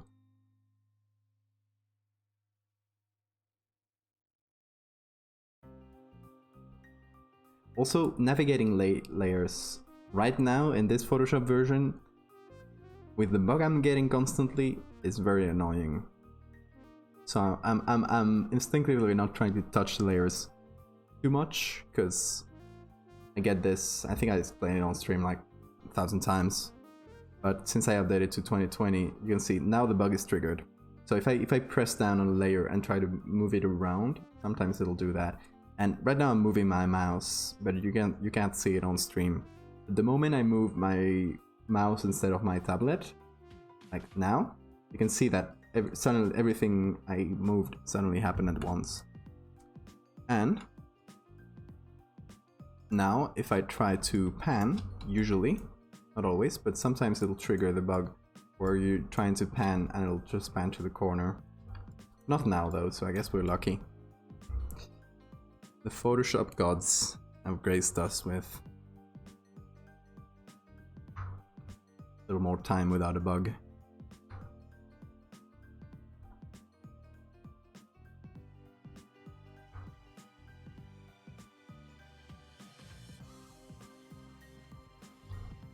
You have that one as well. I've asked in the forums. I given them a bunch of footage since I was streaming it, and they said that they're working on it.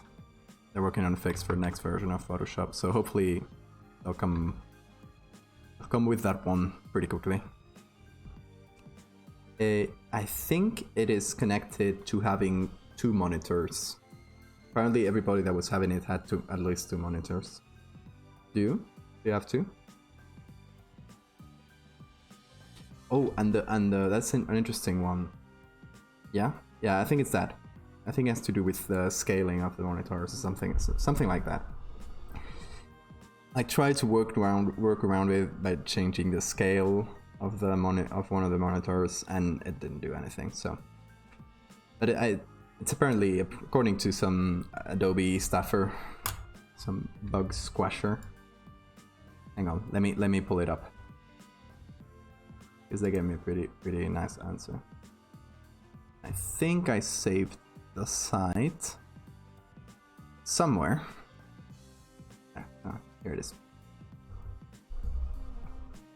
This is me giving them a huge ride about the bug. Say we're actively working on fixes to these issues. It may have something to do with multi-monitor coordinates or display scaling. That's the one I tried to mess with. So I tried to do this workaround he described and didn't really. I'm sorry, Chad. Didn't work.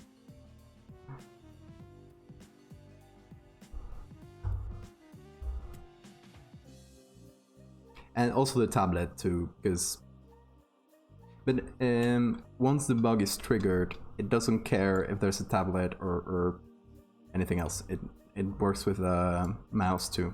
If I try to pan with the mouse once the bug is triggered, it'll do it anyway. Just one of many bugs, like this one. This is my favorite one though.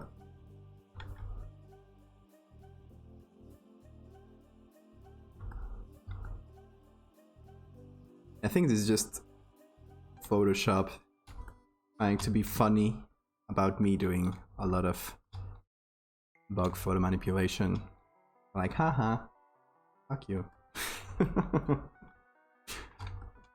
We're doing so many bugs.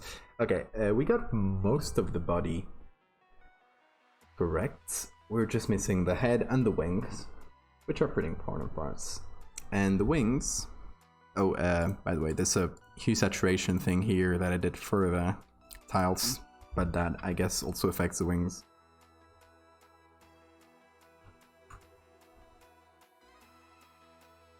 So for the wings I was thinking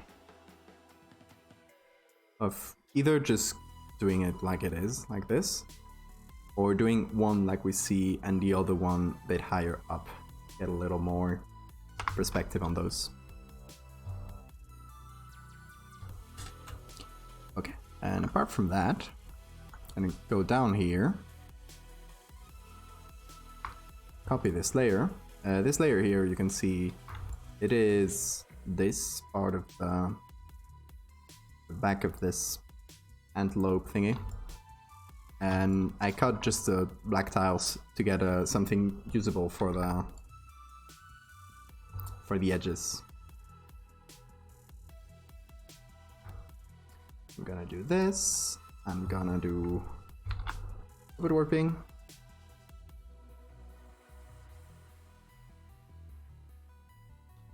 You can only warp so much before you start messing with things too much.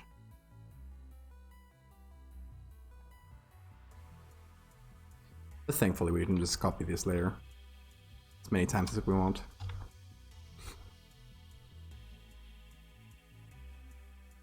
Okay, one more copy actually. I think I got the original up here, so let's use it. There we go.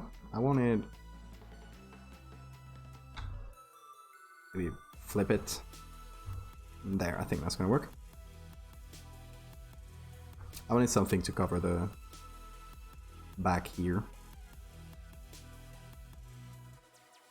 And since... hang on. Go to the original. Yeah, okay. So here we're actually just seeing... we're actually just seeing the... there's the bug that happened. And it happened with the mouse. Right now I'm not using the tablet. It still happens with the mouse. Even though it might be triggered by the tablet.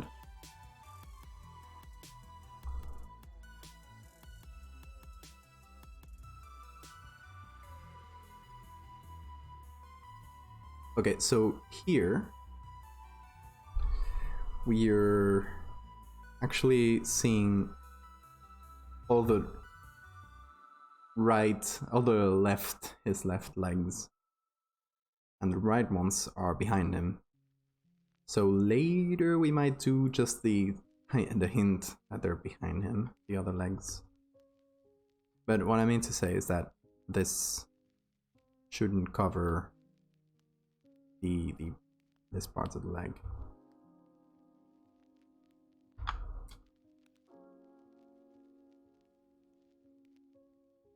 Oh, where's the other part? Oh, there it is.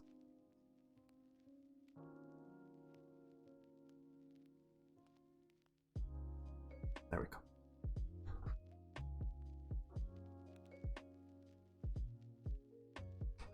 And since all these layers are in the same group with the same layer mask, I wanna update that silhouette.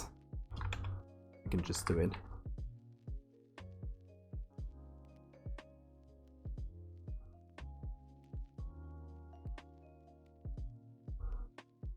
Okay, great. Another one of these for the upper part. We're gonna try to get all the edge covered in this two, except for the legs, which are kind of different. But all the main edges, I'll try to cover them with this 2x2 tile textures. And these ones are great. The ones I took here, they're really nice because they have some curves already, which you can pretty much fit anywhere. But we don't have a lot of straight lines there. There's not a lot to take from for that. Which props to the artist, I guess. Wanted to use curved lines.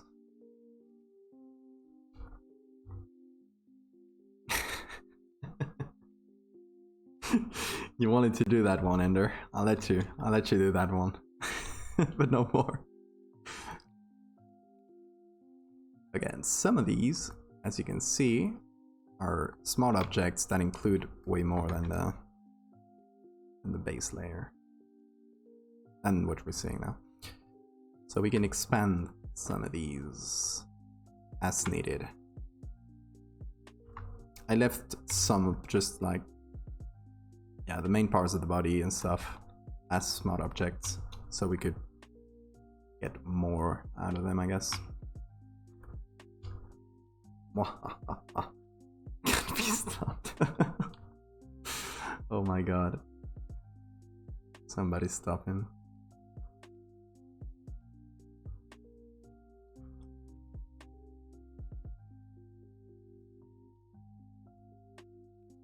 Can't believe you've done this. I guess that doesn't work if you all tried it. I tried though.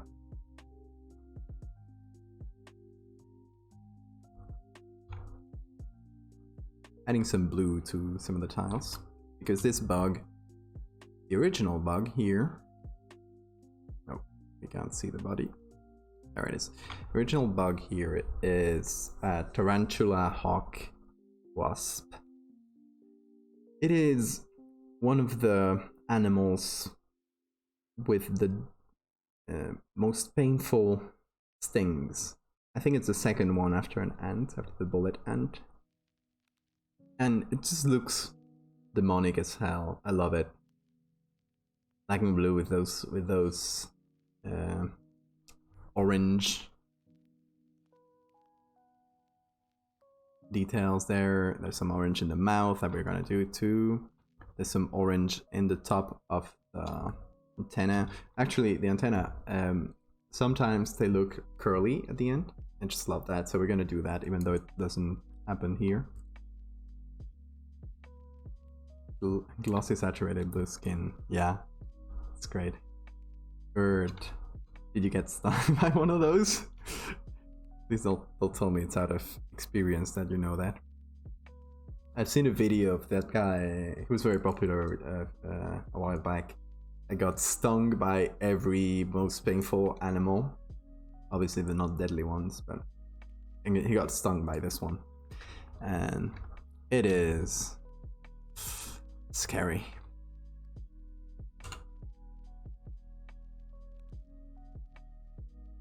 Okay, face. Where are we gonna sample for the face?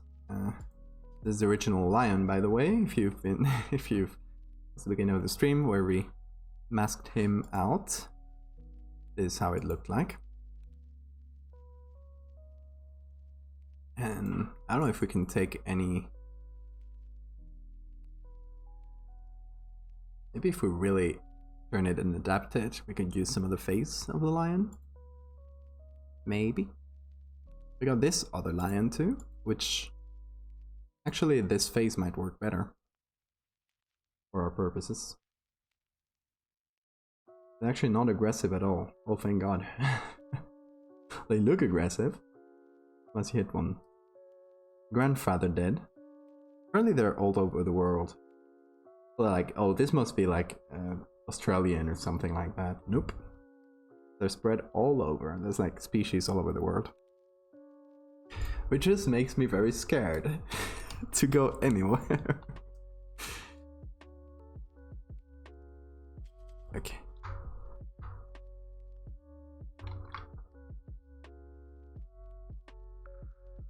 Try to use the face of this one as a base, even though it's kind of blurry and I don't love that.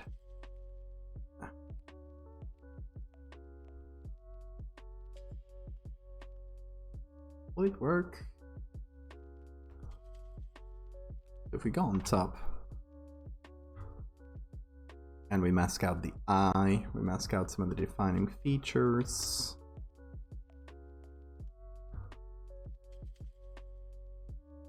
Mask out some of the mouth, nostrils. Gazelle still is missing. Yeah, I know. I'm wondering if this is the what's meant to be the gazelle tail. Cause hang on, let's just get the. Oh, we have it up here. What am I saying? It is this one. I'm wondering if this is what was meant originally to be the tail, and I don't know why it's so long. But we'll assume it's the tail. So we'll just have to connect this. The short tails. Okay, so that is probably not the tail. That's probably just a decoration then. Lays a line on top. Also, yeah, it's kind of doesn't really connect here. There's a gap. I think the artist who did this was like, oh shit, I don't know if gazelles have long tails or not. You know what I'm gonna do? I'm gonna place very sneakily the foot of the lion in a place where it's just unclear enough if that's the tail or not. I think we have a very smart artist here who knew his limits.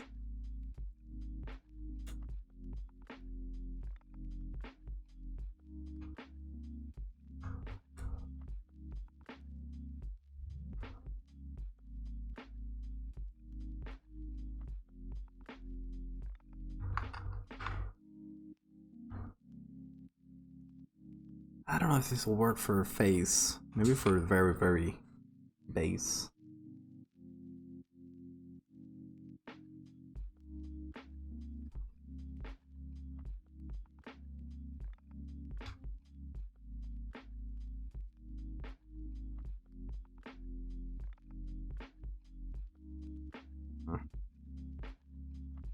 Maybe with some... Oh, I need to apply this. Add a layer mask. Actually merge it.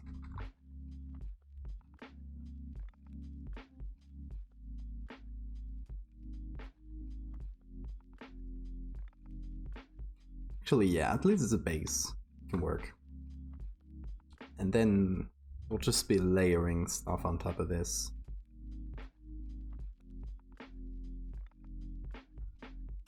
Try to make it look like a wasp face. And on that matter, I'm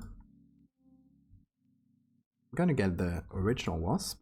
I'm gonna place it just down here. Just so we have the base always there to see, to compare. You've seen this photo of the recently discovered Roman mosaic floor in the vineyard? No, I haven't. But that's very appropriate if there's a new one that's been discovered. This happens every so often. It's very common in Italy. I love it. In Italy, it's if you're trying to build something in Rome, you're pretty much screwed because you're guaranteed to find some ruins down there. I didn't see that one. Hang on. Try to do a quick search.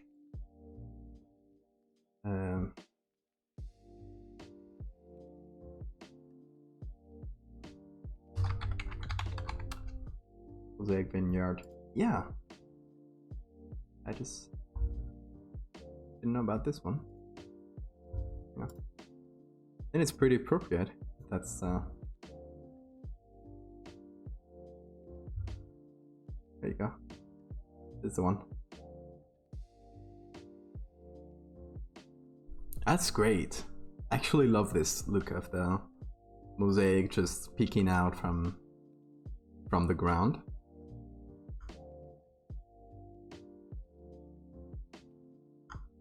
That's very cool. And that was actually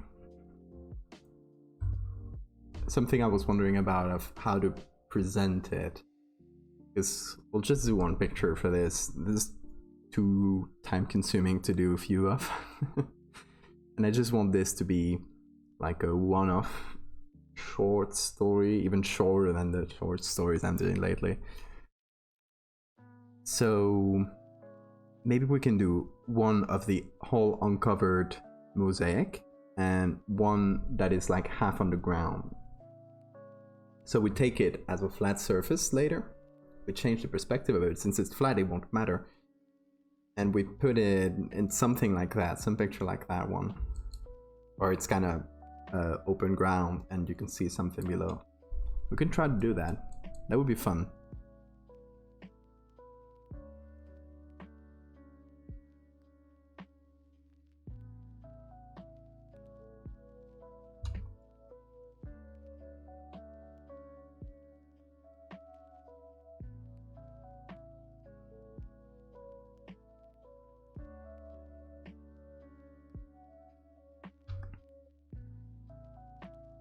Okay, let's first do some edges.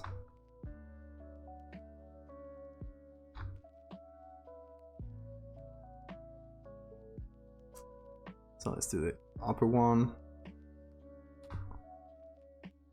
Try to go around as much as possible with each one of them.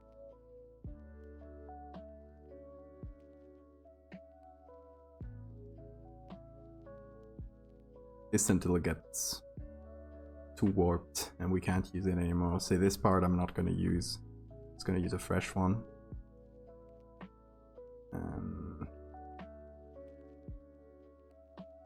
It's going to try and follow the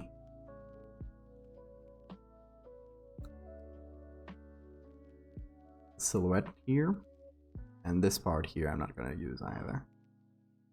There's a point where it gets so warped, it's just not worth it. I'm actually gonna erase this. And this. Oh, what about this green here? What happened? I think there just wasn't any green on the other one, so I didn't do anything in the hue saturation for greens. So we can go and pick the greens. Yeah, there we go. Oh, there's science too. Don't mess with me, come on.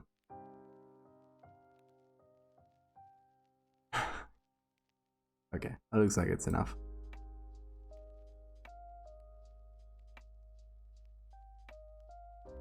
There.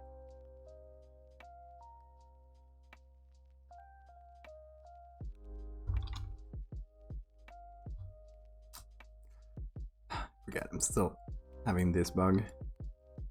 But if you move around using the zoom, it doesn't matter too much. And thankfully I already have that reflex of moving around a lot with the zoom tool. Because I like to zoom out and zoom in to get a good view of things. So at least it avoids the bug a little bit. Let's take this, let's flip it. Try to find a good arrangement here. Let's go with this. And pop it.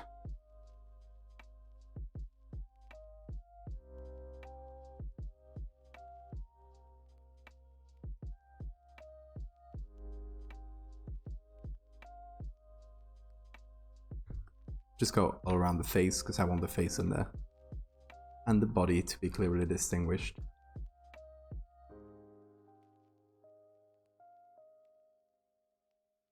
Always use control space to zoom, since I've left-handed it. Oh, that must be shitty for a lot of... everything's thought for right-handed people. You have to change a lot of the shortcuts so they're more comfortable, or do they just get used to them?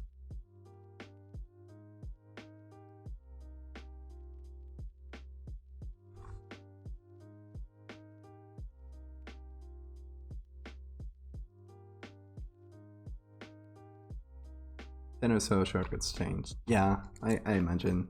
Must be quite annoying to do a few of them.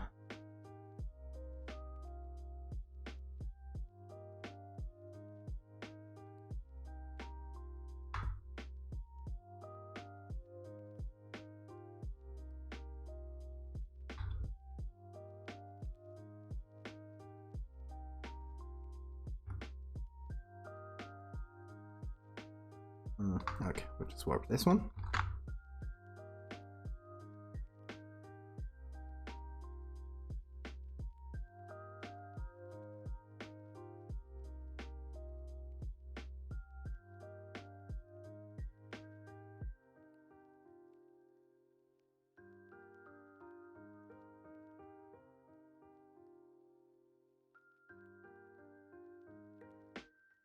I still gotta be careful to not warp the tiles too much. They still have to sort of look like tiles.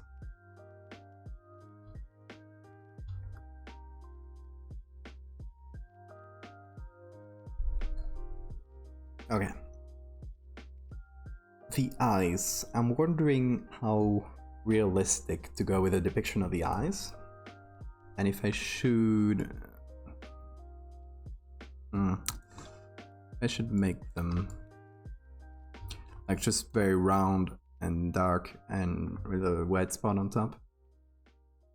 Or I could go with more of a drawn eye like this. Like this is not realistic, this is more of an expressive eye. This one, it looks worried. This one looks very worried.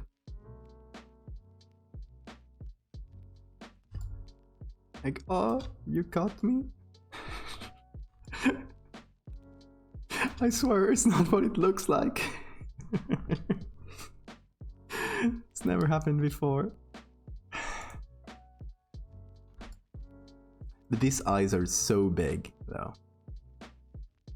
Okay, you know how we could do this? Let me just remove this for a little second.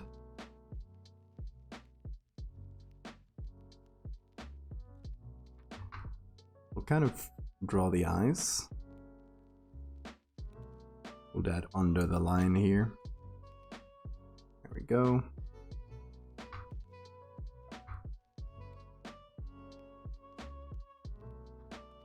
So we get the silhouette of them, and this is a real separate layer. Then on top, clipping on top of that, we can do the rests. Like we can build that interior. Ariaxis. Ariaxis. I hope I pronounced that right.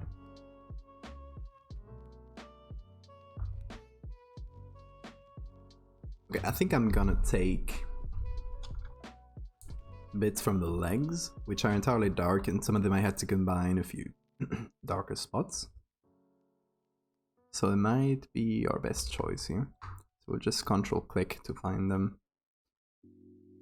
It's fairly promising. Yeah, we got quite a few here. Oh, that wasn't the right button. This is. Okay, so we can do this. We can flip it because I want the direction to be like that. Pretty good. So we can do this twice.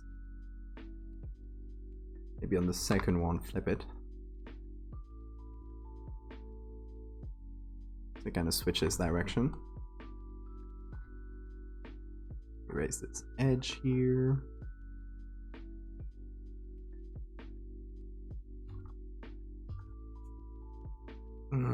Isn't feeling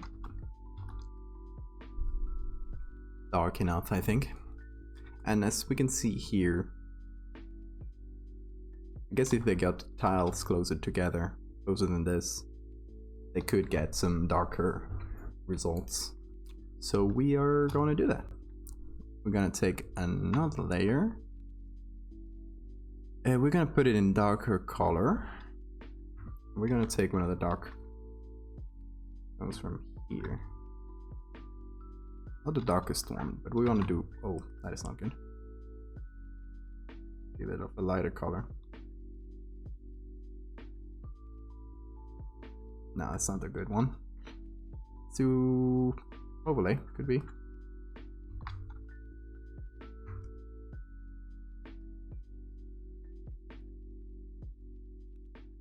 Just darken it while living.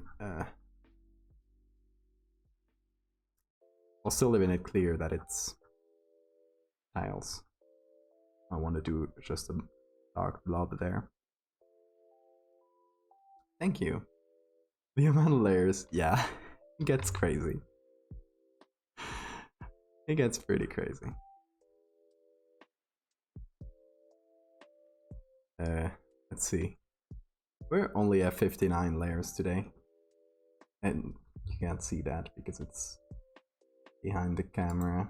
You can see it slightly there.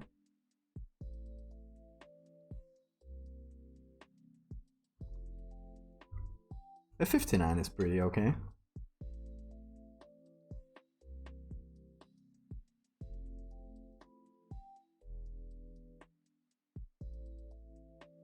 Okay, we also gonna get this edge here. And since there's a tiny white outline here, only 59. Yeah. It's not a lot, isn't it? Please tell me it's not a lot.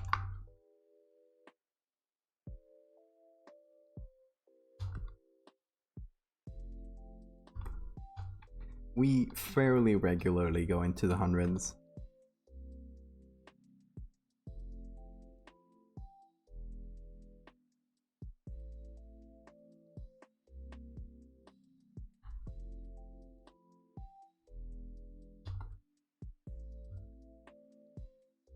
Okay, at least for a base of the eyes is pretty good. Got this. See, this doesn't look like tiles. I think I'll I'll scrap this one for something a bit more, I don't know, some more definition. It just looks like just looks like a texture. So say bye to it. Again, I've used Photoshop for painting. I'm gonna use to. Yeah, I guess so. It's a different. Photoshop is a different program for, depending on what you use it for. It's a completely different world from painting to photo manipulation, and it's a completely different world from photo manipulation to retouching and to, I don't know, just tons of things to do with it. 13 layers. It is one of your first ones, September. You will get to, if you keep doing this, you'll get to the hundreds. If you want to do complicated things like that, I mean, you don't have to. I feel pressure to. But you might get.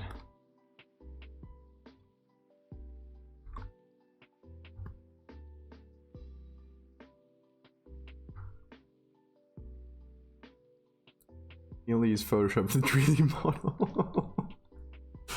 I hope you're kidding.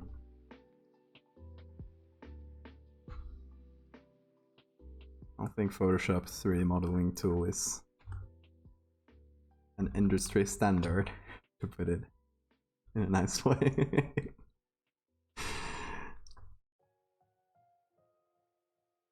For the contest retouching at 75 on average. That's a lot. But Cyril, you're in my camp. You're just more orderly than me. All named. Wow. How much time could you have saved if you just were a bit messier? Okay.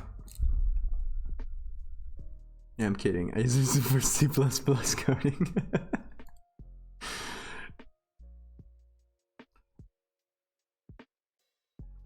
Oh, I don't know if it's allowed, Sirit, but if it's allowed, can you show me the results of the contest? Maybe I won't show it live. If you wanna.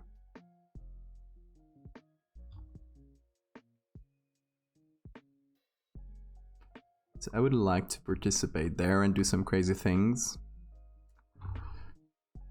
You know, life gets busy. Okay, great. I'll check them out.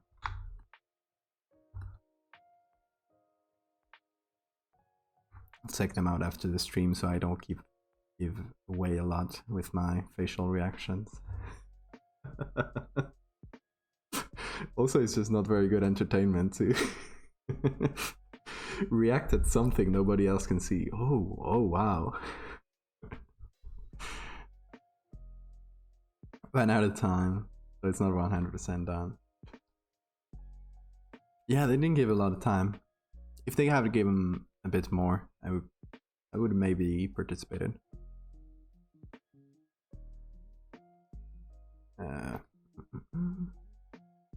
Actually, I don't think I'll use this one for the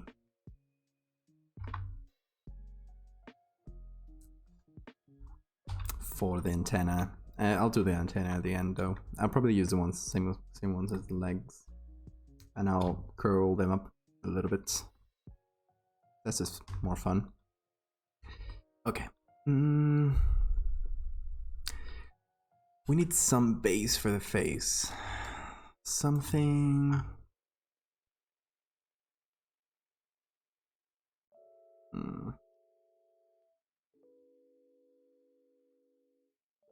Something like not entirely flat. Because I could use something like this, but this is very flat. I want something with a bit more 3D to it for the face. We use this guy's face.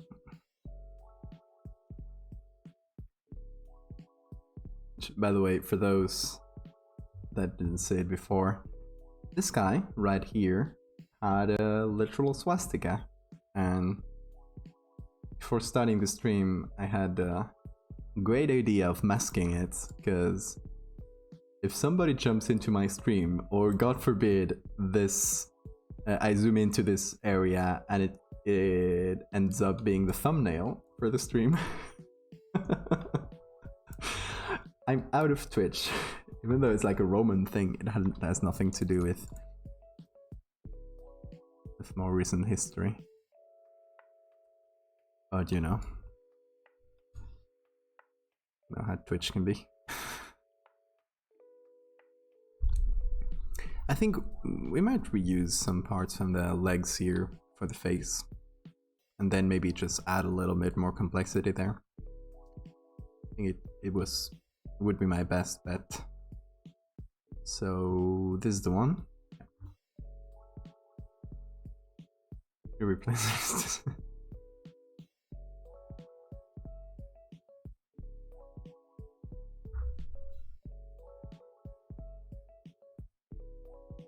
You know, I could have given the other guy a hammer and sickle, just to confuse things a little bit.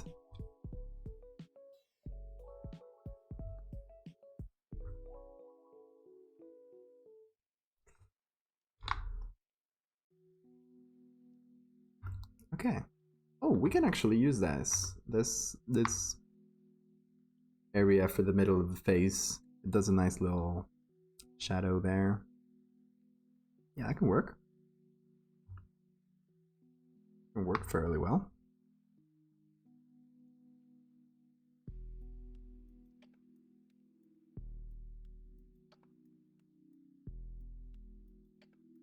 Send you a link with Larion, because I was... Fuck dodge and burn, yeah. Who needs that? Oh, I got who gave this to me? It was talked about in Midnight Rush. I don't know, you probably know about him. Photographer on here on Twitch. And hang on, let's get rid of the paper here. I got an action for... Where did I save this one? I think it's down here. Dodge and burn. Apparently this is the most precise method of dodge and burn. It doesn't mess with your saturation and anything. So... Oh, that's yours! That's yours! You gave it! God damn it. I thought it was Midnight. It's true, you sent it. Well, for the rest of the people here, this actually works very well for dodging and burning. Pretty useful to have it there as an action. Yeah, just draw with it. I'm not going to use it here because I'm actually trying to make it flat, not make it pop.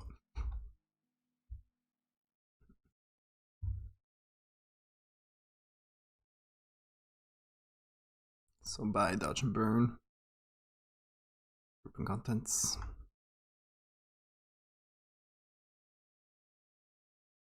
You know, if this is getting too confusing, and why did the music stop? There we go. This is getting too confusing for you guys. I can take all of these. Actually, let's take this one too. And this one we call face. Well, now at least we know where the face is. Easy peasy.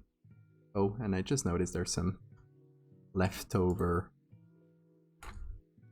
tiles floating around. Where else? Here, I guess that's from this one.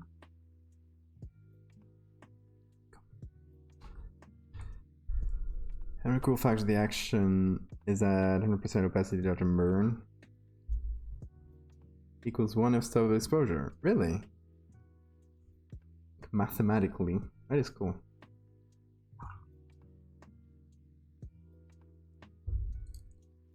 That's cool. I didn't know about that.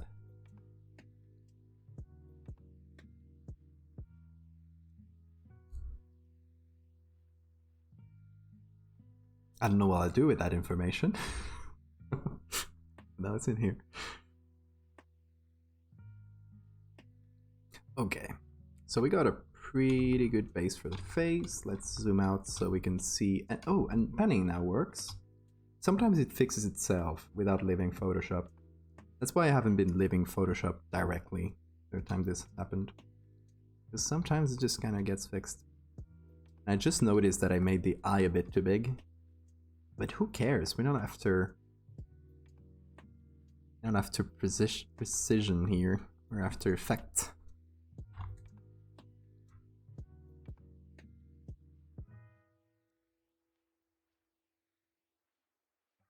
Since this part is much more textured and not as precise, this whole bright area. Oh, I'm doing it in all layers. Gotta do current and below. There we go. There we go.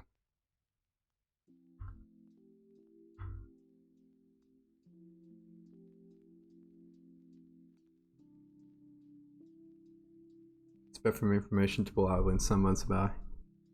Get a new nose. You like all master level strats. It's all. How are you doing?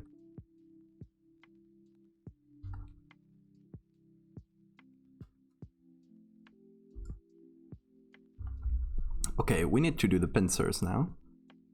And then the antenna. I guess that we'll do that in that order. The pincers are kind of a hard area. Kind of done the edge around it, but if you do the pincers right, there should be a little.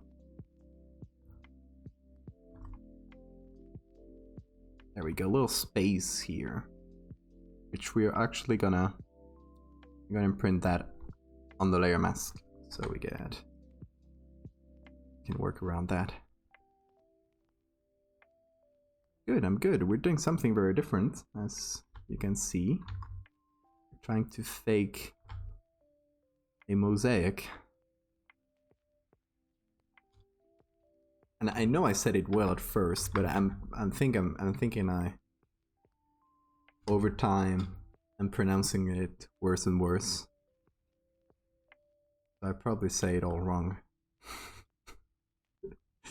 You know, I looked up how to say it in Google before starting the stream. Mosaic, I think. Oh, English. It'll be the death of me. Should we do another space here? Really confuse everything. Look at this. I don't know if that's really a space. But again, we're not trying to be like super precise to the picture, we're just trying to make it all very readable. Like this guy who does an antelope is not trying to make the antelope perfect. He's trying to make it readable as one. We can do something like this.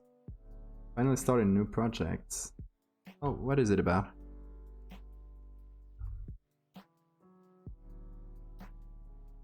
Pretend you're American. I'm gonna pretend I'm from a very... Okay, you guys that might know English accents better than me, or people from English-speaking countries, what is the weirdest accent in English? Like something like really obscure, not like Scottish. So I'm not gonna start speaking in Scottish accent. God forbid. Because I can just say I'm from there. I'll finish. No, in native English, so I can say I'm native. And it's just my way to pronounce things. It's a sneak peek of the first draft. Oh, yeah, let's see that. On social media and being stuck in echo chambers. Oh, that's very cool. Very cool. I'm excited to see what you come up with.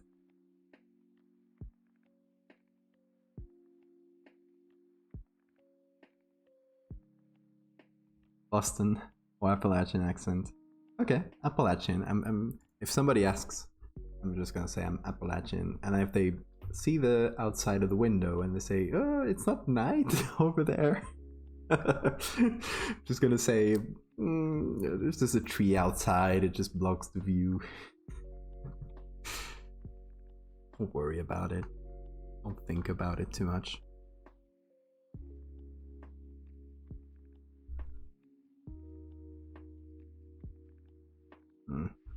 Gotta make this a straight line here. I don't know why it's crooked like that. No. Yeah, I guess it's just bad selection.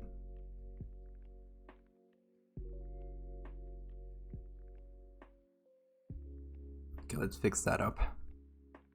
So this part here.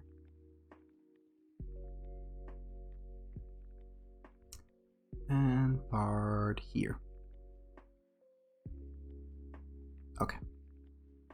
Let's get our very trusty strip off. There we go. Let's get a part that looks nice. Boom, shakalaka.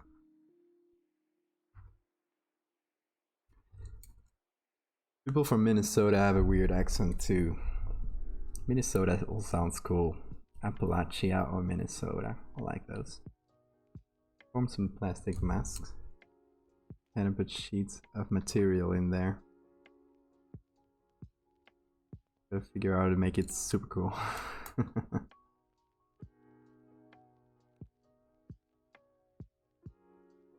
See. That looks amazing. It looks very nice. You know, just the idea that comes to mind, if you want to do it about social media and you want to just copy paste it like really quickly. But you see if the Instagram app, the colors it has, that's very ugly in my opinion. Like, how is it, like purple to orange, kind of gradient here. You can take some of those colors and try to take that iconography of like Instagram, for example, if you're gonna do one about that, and apply that like in very thin, very subtle ways. I don't know, it's just what came to mind.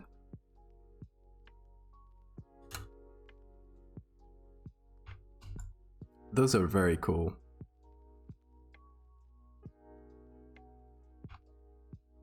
I love your stuff, man. It's amazing.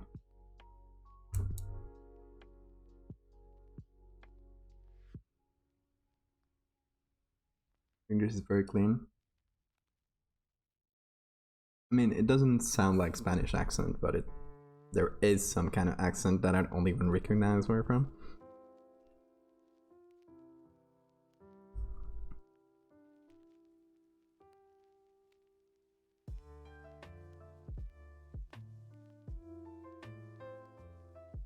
I don't know, but I like the concept, and it's not that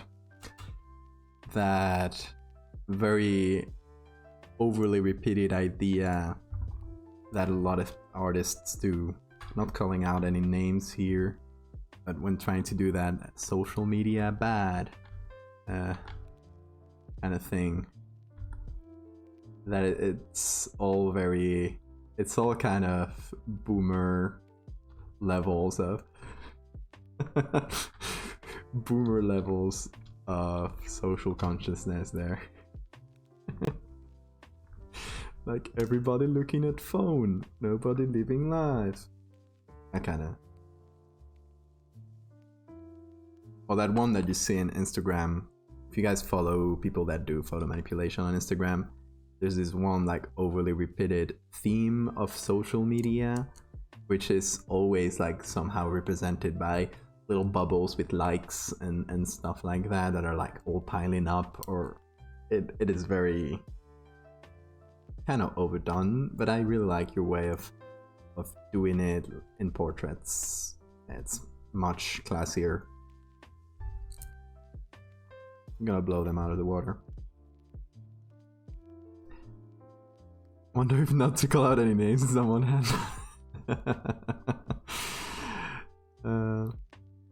I think you could also learn French and everybody would think you're native French. Mais je sais français. Je parle français. My mother's French.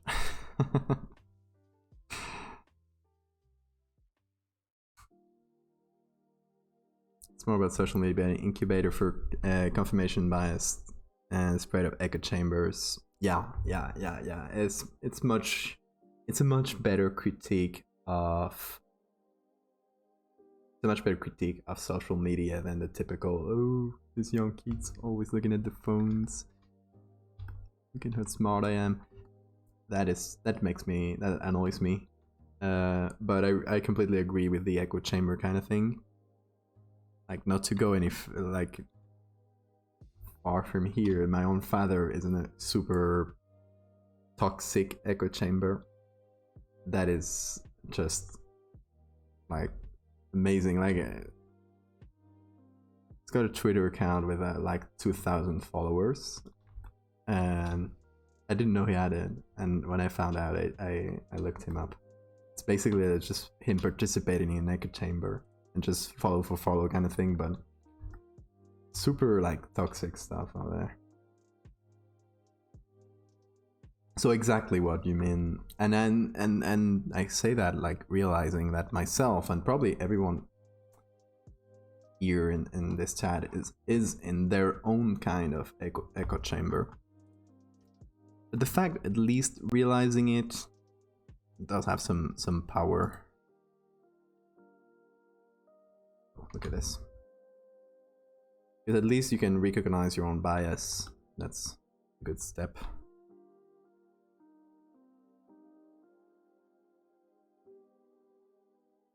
Yeah, well, freegooglepoints.com.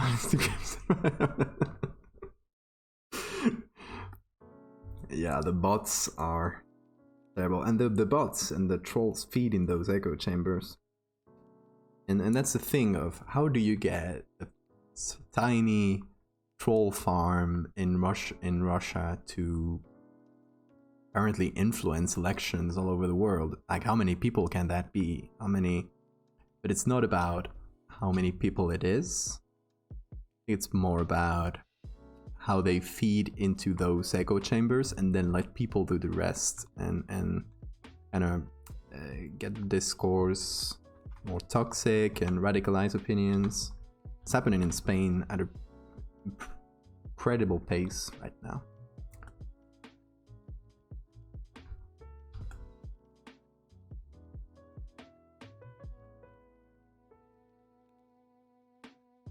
Wait, your dad got Twitter? Yeah, apparently it does.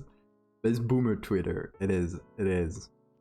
Like, it's okay. So it's the Spanish equivalent of the Trump echo chamber in America on Twitter.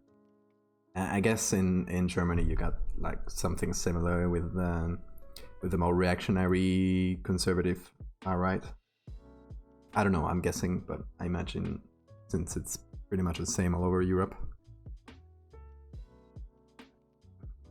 We're gonna mask out the... Oh, what's happening? I'm gonna mask this whole thing out because I want to make it myself. I'm gonna make it outside of this. It's gonna be easier.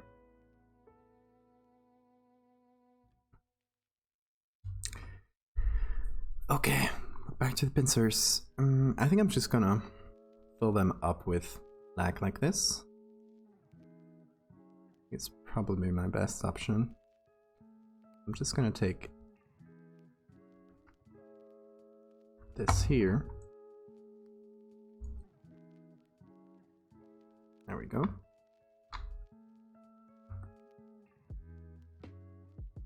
That should be good.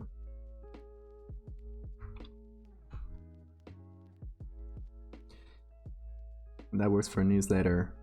You just be polite and very formal on social media. That's good. That's good. people on social media act like very stupid. That's I think one of the problems with social media is that everyone's acting like nobody's listening to them, and they say stupid things they wouldn't say in real life. I think it's part of the problem.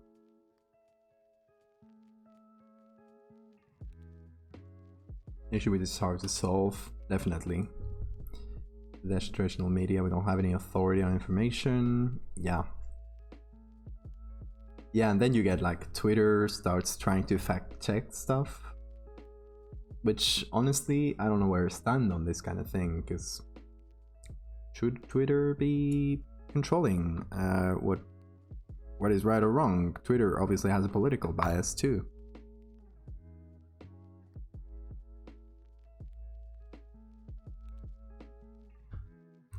It gets real muddy real fast, basically.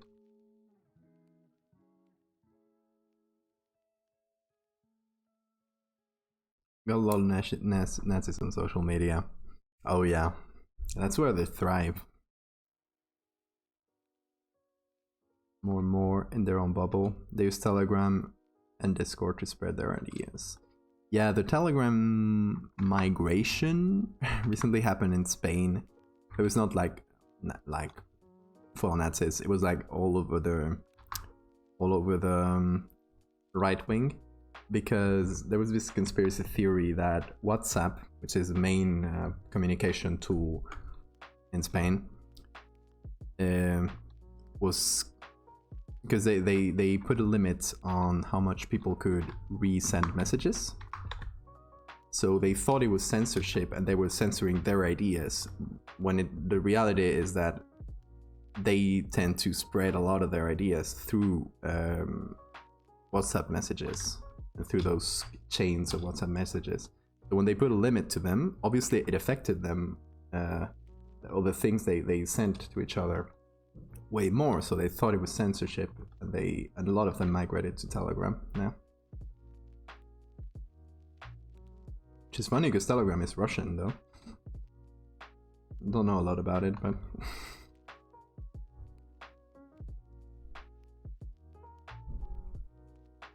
did that WhatsApp thing did it happen in Germany too? I don't know how to represent this area.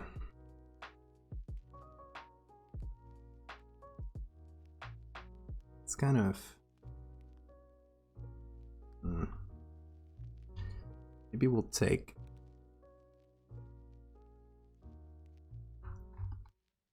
a grayish area like this one. Try to use that maybe, or this one.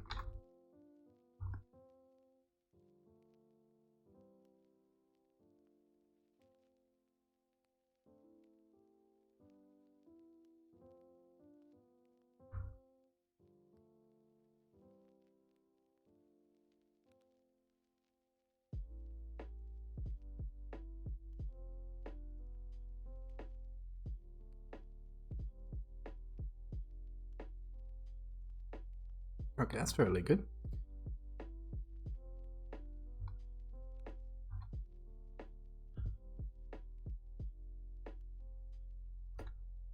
I don't know, we'll keep working on this area because it's not the best.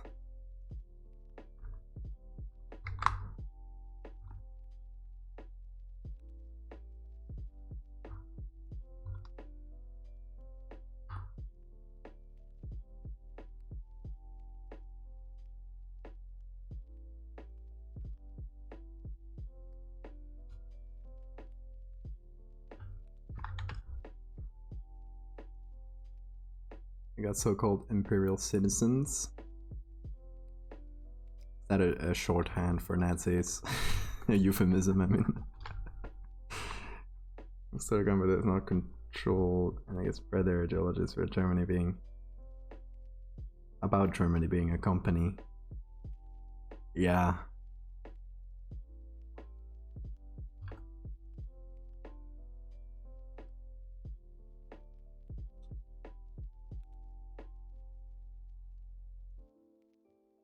Okay, now let's copy the layers on the legs. Should be a few of these. Let's copy it, see how it looks over here. No, that's too.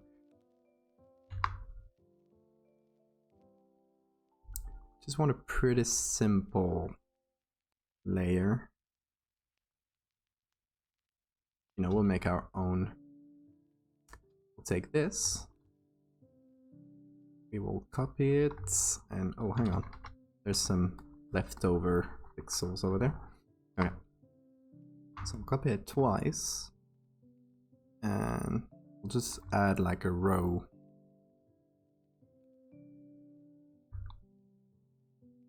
Something like that.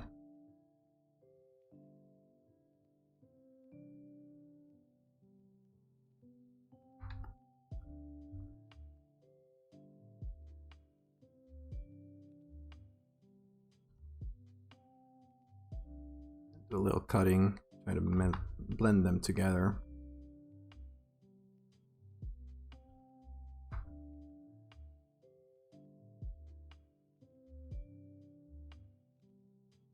Your stuff is better.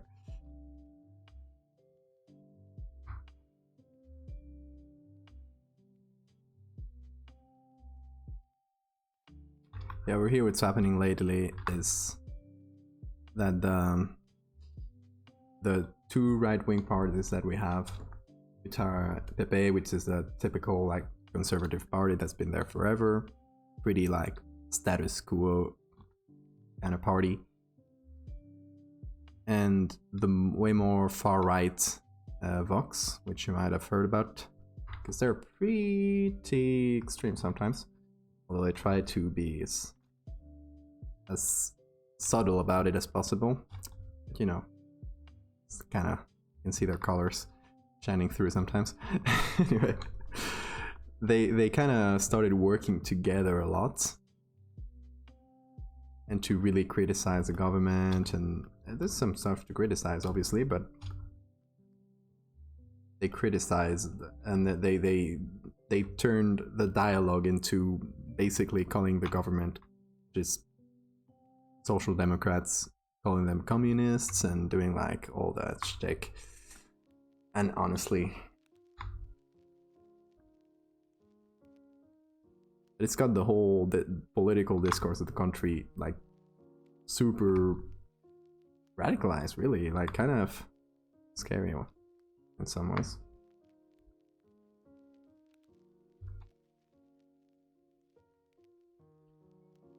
What's Roman's least favorite salad dressing? I guess it's the least favorite, then it must not be Caesar. Caesar's probably one they like. Okay, this is a pretty arbitrary bent to this. I was thinking of actually puppet warping.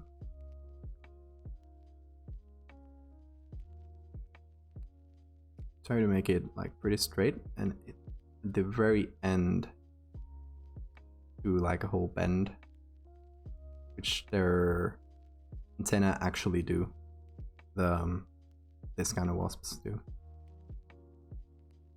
It's this little curly ends sometimes.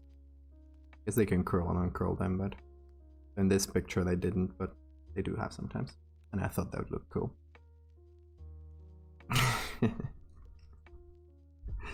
But why would it be their least favorite?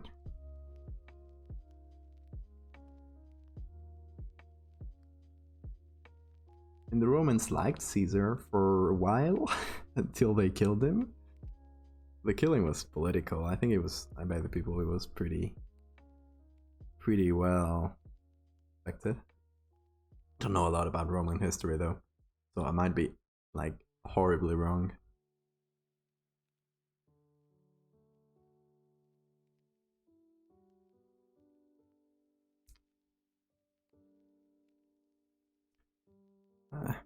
Got them a bit warped, a bit blurred, but it's workable. It's gonna be seen from a distance, so I don't think it matters too much. but eventually it was the worst, I guess so. You don't mind? What do you think of that concept? Let me see.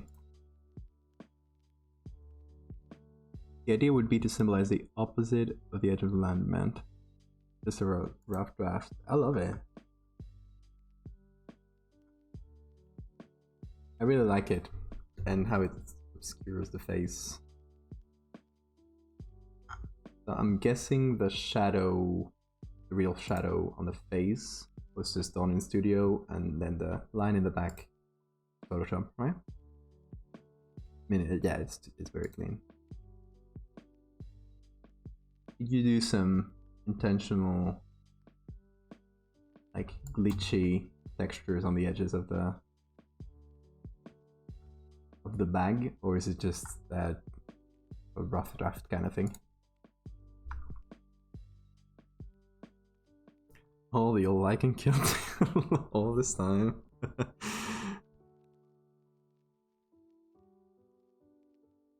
We're doing a pretty decent job at this huge bug thingy.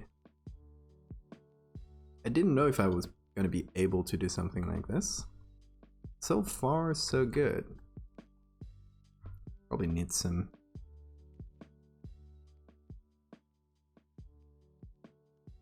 more adjustment, but yeah.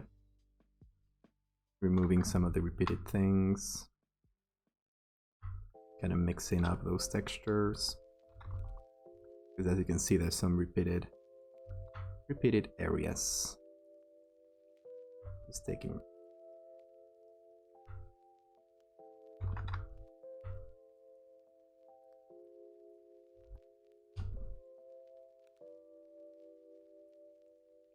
Is Conde still popular in Spain? Conde? I've never heard of that. Like, that means count. The word. But is it like a person? Like a politician or something? Oh, it's an equipment. I don't know why I...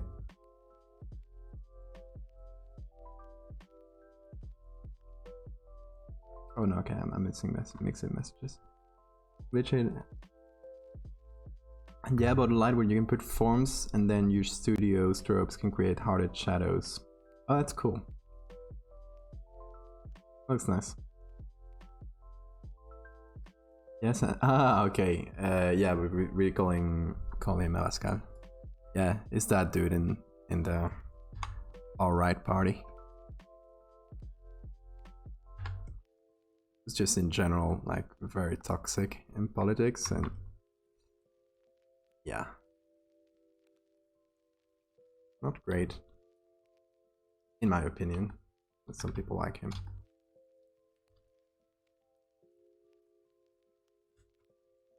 Let me see. Oh, that's cool. And how do you get the... Okay, I can see that in the other pictures. So I guess you can cut like your own shapes and put them on the...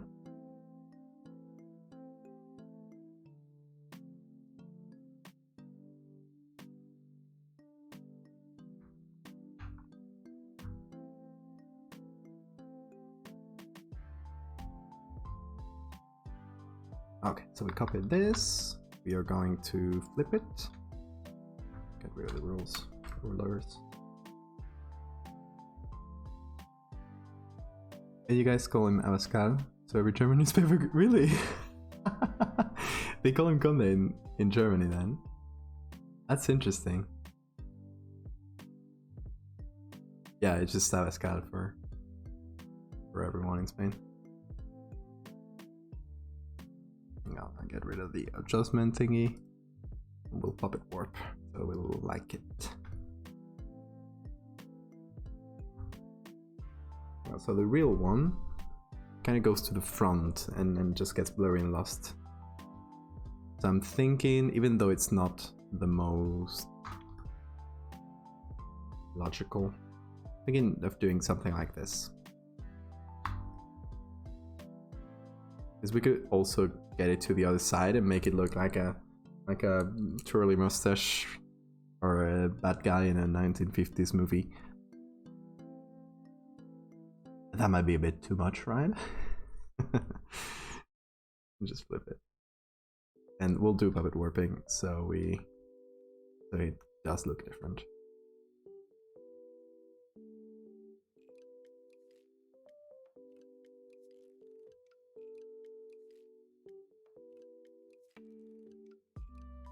Why does it do that? Oh, there's the layer mask. Okay.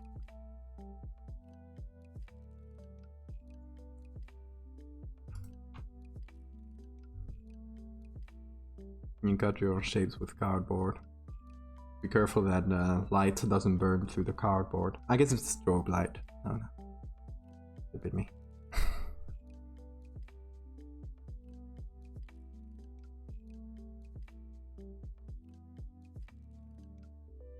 Let's bend this one a bit further if we can.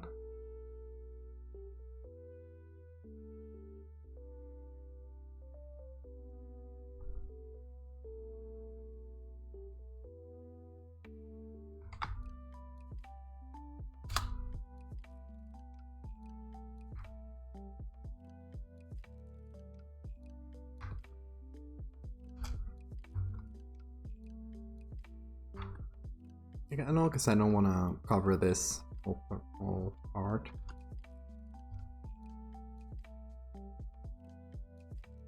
Yeah, I guess we can do it like that. I know the colors are wrong, but my intention is to at least make the edge kind of this brownish tone, like, I don't know, the rest of the edges. Maybe not as much. It's actually, yeah, I actually can get pretty desaturated black, so we'll be applying that to the whole thing.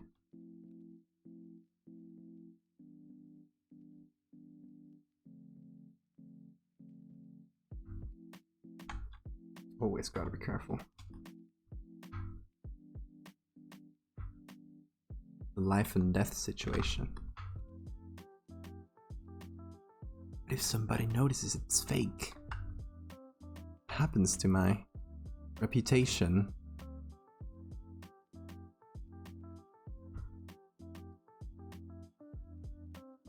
As a real picture seller.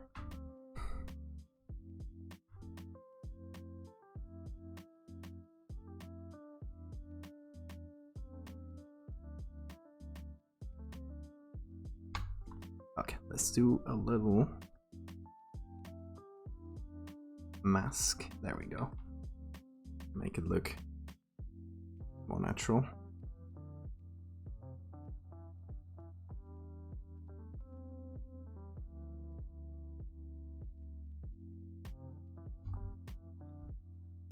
Okay, now we can take this whole thing, call it 10, I don't know if you write it like this, and then apply the same hue saturation.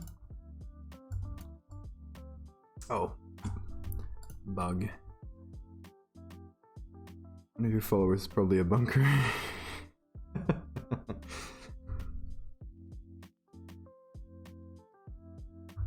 The fun thing is when you get people that are so invested in trying in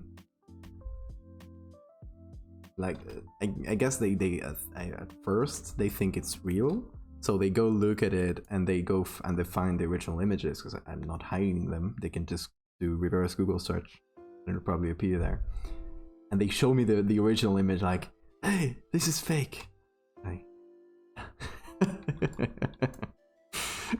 I always love those guys.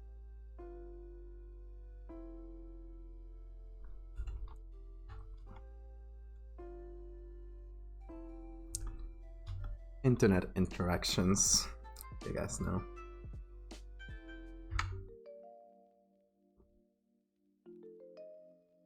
It deserve a medal.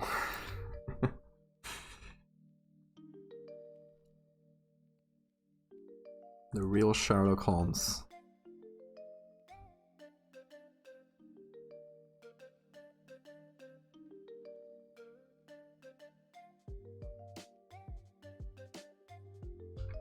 I should just make a fake medal. And just like, it was pretty obvious, to be honest. On the gold medal, I'll just reply with that.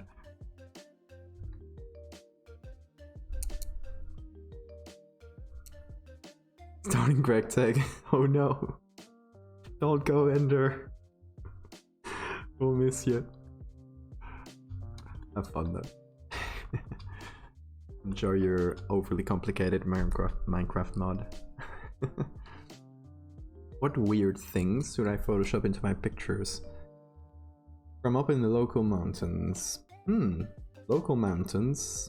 That's like a great place for cryptid. What are your local cryptids?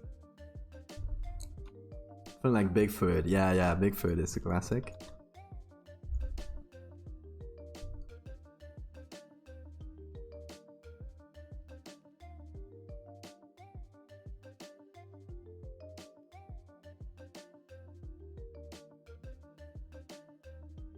Oh, we need to do some like highlights on here. I guess I'll just take some white tiles. I can maybe paint them directly. Let's see, antenna, base. There we go. Let's try to just take a few tiles and paint that. Just take a very light tone, even this kind of bright.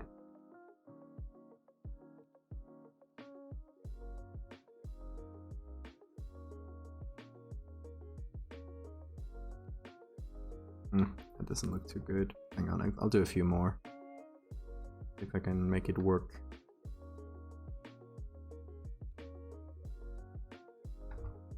I guess we'll fade it in. Let's finish the back yet. That's a lot of things I don't know about, Ender.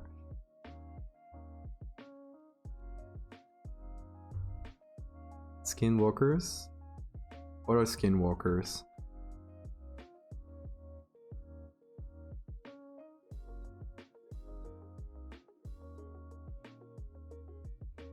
It's Mothman, a mountain thing. I think it's a city thing, right? Like I don't remember what city.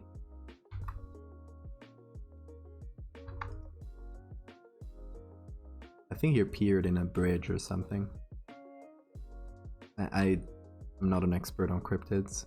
Don't quote me, please. Cryptids would be a fun one to Photoshop, but it would be too easy to...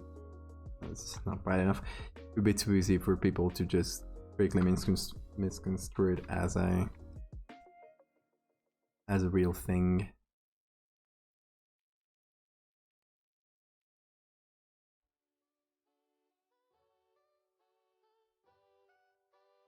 It's a mountain thing, but Mothman is on the other side of the country. Oh, maybe he traveled. Maybe he's on vacation. You're from Spain? Yeah, I'm Spanish.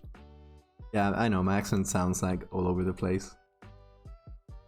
I'm told it's more like a French accent.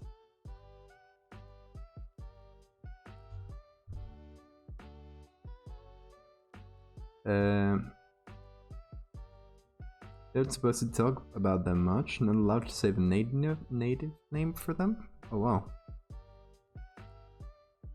That sounds cool though. I mean, if we're talking cultural appropriation, I've probably done a lot of it. I've done a whole series on gods from different cultures.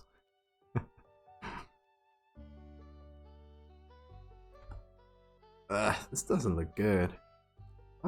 How can you do a highlight with tiles?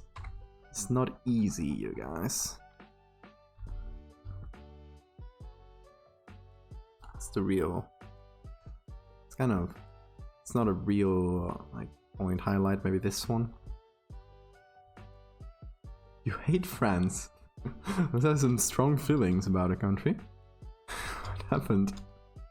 What happened in France? Exposed. Favorite band is French. Favorite band? Which band is that? I'm 23.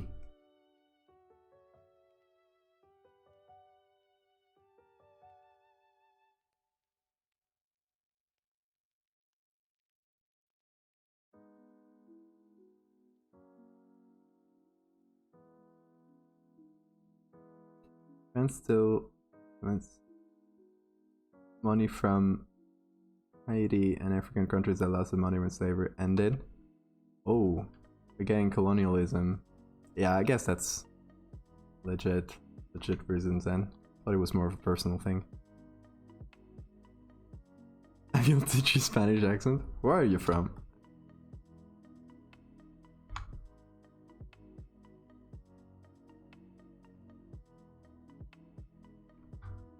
USA.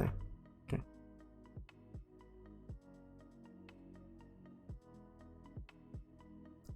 Thought from the Haiti comments that you were on. You're over there.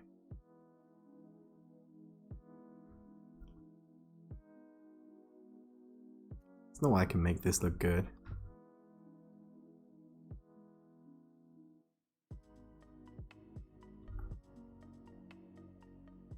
Yeah, I remember you. We're all a very small bunch.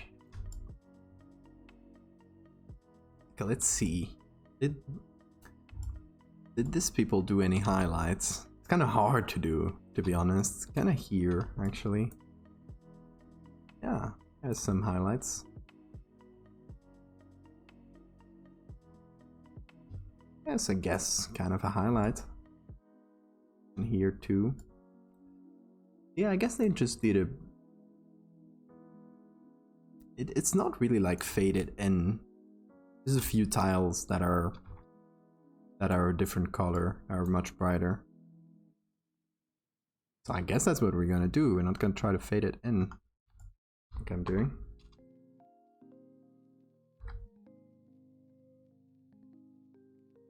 The Spanish is Afroamericano. We mixed the two words together.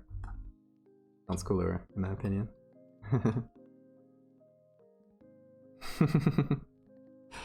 With vosotros. Without vosotros. No, vosotros is necessary. Not teaching you. Not teaching you Spanish with ustedes.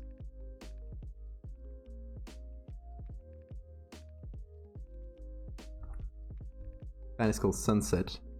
With Spanish project Danger, French producer. With the poets. It's dark poetry. That sounds exactly like you. If I see your pictures, that is exactly what it. Shoot, 26 people. Wow, that is a late stream. I would guess you had ended. Hey, welcome guys. How are you doing? We are making something extremely weird today. As you can see, thanks for the follow, Jones. We're making a bug and trying to make it look like it's a mosaic. So yeah, it's kind of a weird one today. How's it going, Midnight, Whaler, Shoe, of course, Scorp, Ribdongs, everybody. It's Shoe, not 5-0. Come on. Learn your shoe lore.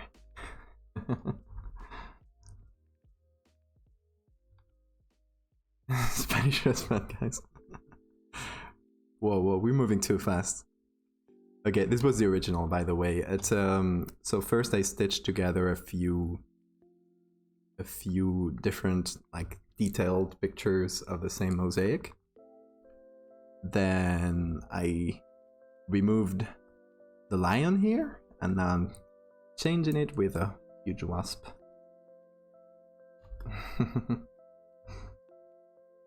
Filter render mosaic done. Never. I'll never do that. Every time I get here, it gets weirder and weirder. Absolutely. Something weird. I mean, where's the fun if you don't? Thanks for the follow, Vic. Wishka, yeah.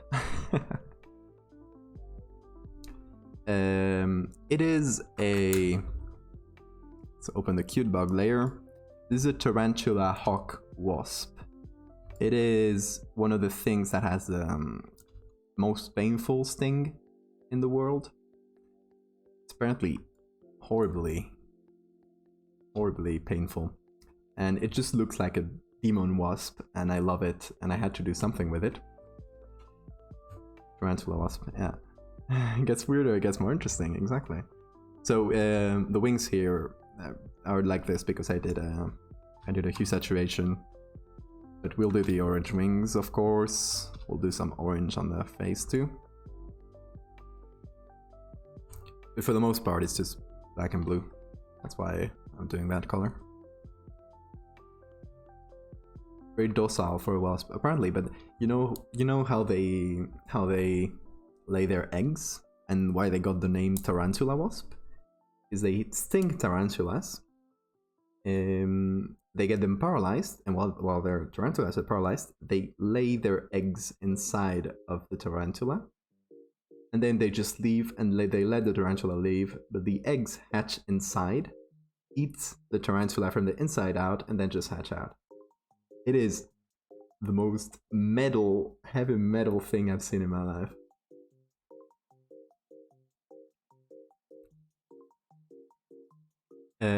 There isn't a video on YouTube of a guy being stinged. Yes, there is. There's I don't remember the name of the guy, but he got stung by lots of different super painful things, and this was one of them. Screams for like 5 minutes. It's orange. Oh, it's orange. Yeah, it is orange. Yeah, enjoy your dinner, Shu. Thanks for the raid. Hope you had a good stream. Happy mosaicing. Thank you.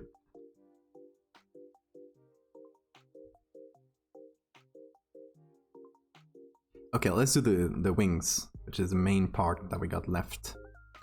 And we're first gonna mask it out, because obviously this is all wrong and I don't like it.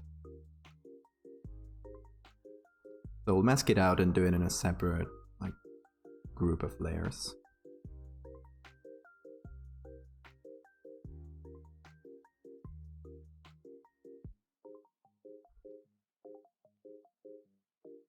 Most wasps actually do the inside out eating? Really? Okay, I'm never getting close to a wasp again, I guess. Oh wow. This wasp is mean for no reason. I mean, they gotta reproduce too. Every animal has their... that little known movie...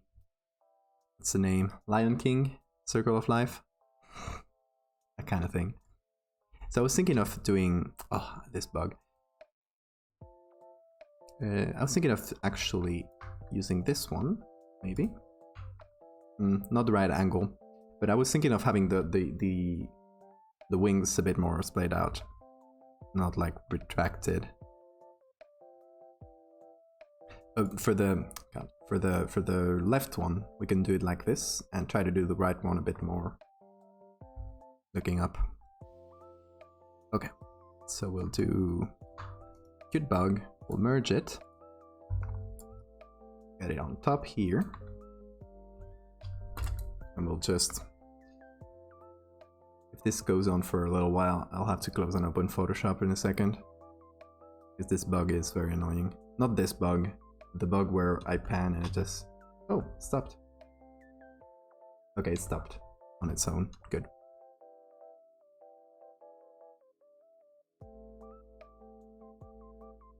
Make sure you make it orange. Yeah, this wing I'm gonna make it orange. Of course, part of the appeal here. Do you have a middle or two last names? I don't have a middle name, but I do have two last names. Everybody in Spain does. Traditionally, you'll get your father's last name as the first one, which is Valdevia for me, and your mother's last name in the second slot is Lenonchon, which is it's French, but so you get the two of them, and that's on your ID card. That's everywhere. You got two surnames.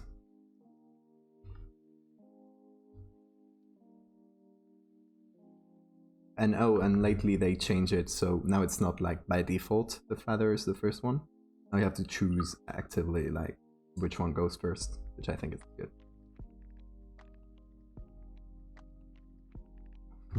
Wasp have internal engine powered by hatred and resentment. Exactly.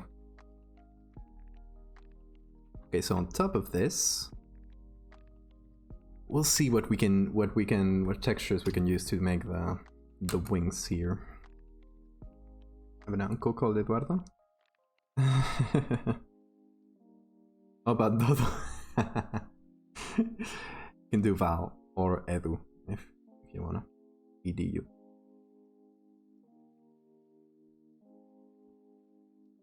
Grandma has 2 last names. Yeah, 2 last names is better. Why only use 1? That's boring. What happens to the mom side of your family?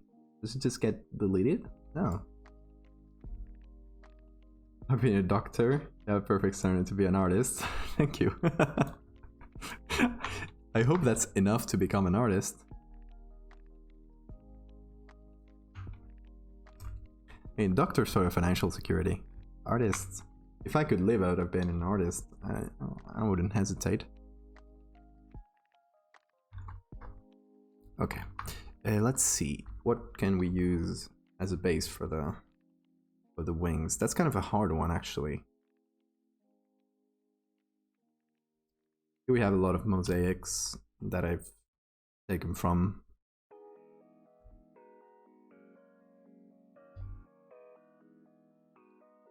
You just take no name. Anarchism. Nobody has a name. Everybody shits on the floor. Don't be greedy, just 1. I have 2 first names, but only 1 last name. That's the other way around for me. Spanish last name is de la Torre, which means of the tower, yeah. Royalty. No, it's pretty common. Well, fairly common. Not like everywhere, but I've seen it.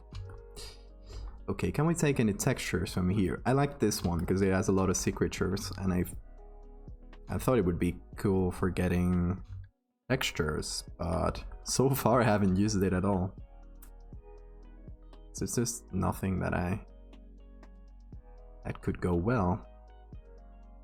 I was thinking even the body of the fish, but it's just that I could just take something from the lion, like this, maybe? Taking apart from here and modifying it till we're happy. Let's try that.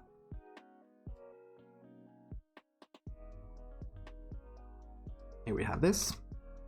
I'm trying to not to resize, because then the size of the little blocks here will get messed up, and I want all the little tiles to be on the same size. Brazilian country's name. We did a whole lot of those the other stream.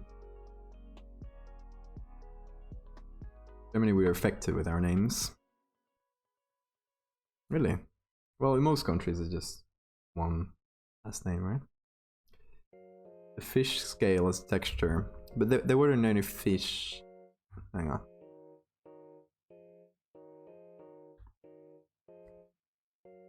Depends on which one we take. Maybe this one, but it's not like a lot to take from. So I was thinking maybe. Hang on. Let's copy this one.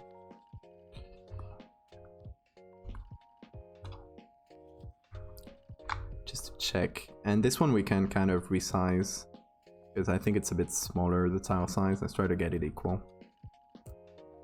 It's smaller than that. I don't care if we go a little bit different on the tile size, but we should more or less keep it constant. So maybe this fish, if we remove its identifying characteristics, I guess. Should we just leave a fish on his wings like that? No explanation at all, like not even mentioned.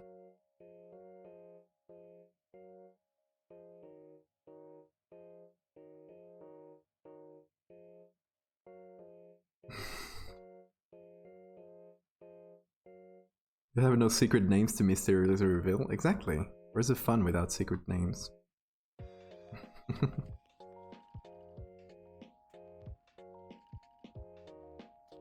Perfect amount of names. Okay, maybe we'll flip it. So right now I'm kind of placing it like that, very crudely. But the idea, okay, it fits here.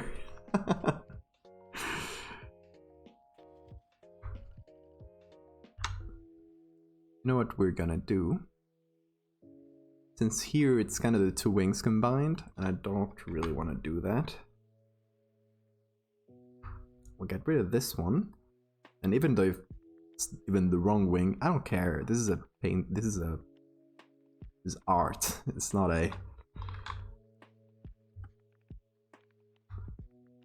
an anatomical lesson. I'm thinking we'd actually gonna unlink these, gonna copy this one, gonna flip it vertically, maybe not vertically.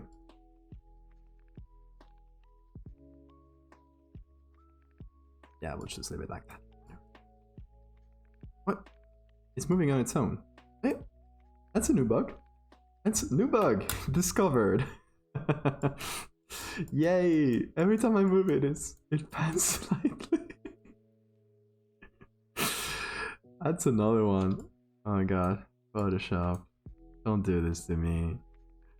So I was thinking something like this. Oh, this distracting. It didn't happen before, and now this one happens. Yeah, of course. All my names are mysterious because I got one. Exactly. You gotta hide them. Who knows when it's the moment to do a great, like, secret name reveal. You always gotta have that in your pocket. You only got one surname of each parent. It's a typewriter. I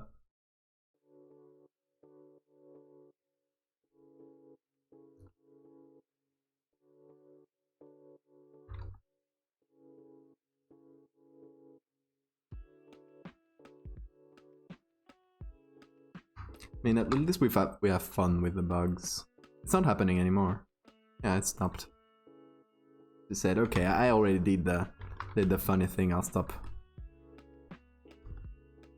Thank you, bug. Okay, so let's first do the left one here. And where were we? This fish. Okay. So we can more or less fit it while also sort of avoiding most textures that we don't want. Okay. So we will leave it like this, and on top a little clone stamp, get rid of the problem areas.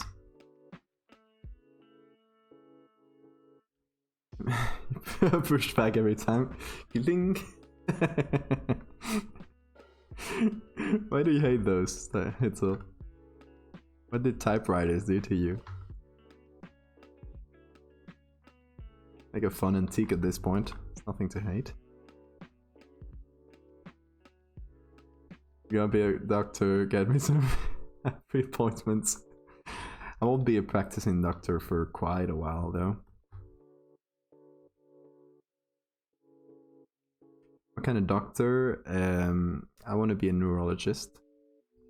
So brain stuff. If you have any brain stuff, come to me. I like this token part here. You have never seen a typewriter in person? Really? I've seen some old ones in my grandfather's apartment back in the day.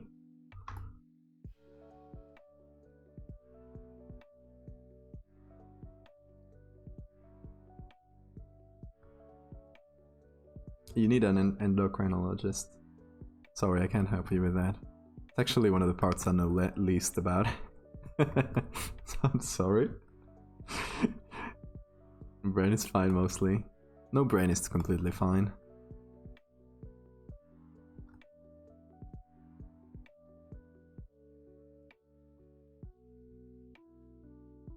Wrote your first letters on a typewriter. Really? That's cool though.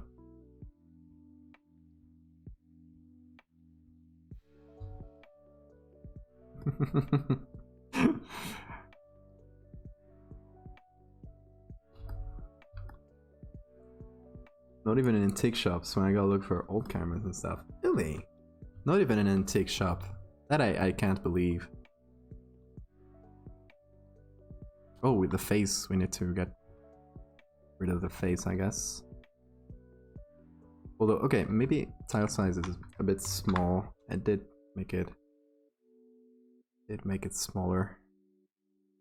God, this image is so large. That's one of the reasons I took it though.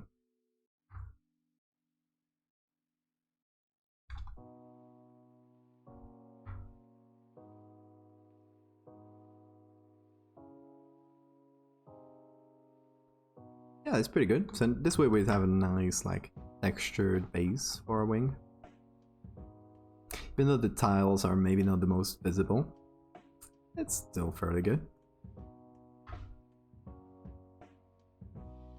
Neuro, it's harder than others. Depends on what. Like, there's a lot of levels of hardness. There are some that are, like, harder to know about, like harder to learn. There are some that are technically harder, like surgical stuff. So I guess depends on what you define as hard.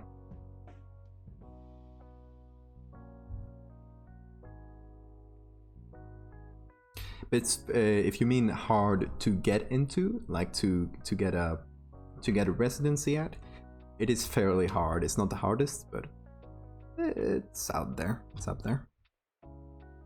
That's why I gotta study a lot. And starting next week, I'm starting a super intensive like study regime. That'll take like several months. And I don't know how much time I'll have to stream, actually. I'll probably either do small streams, like small, like 1 or 2 hour streams over the week, or do like Sunday streams and make them a bit longer, depending on my schedule. But it's like super intensive, that this thing I'm about to start.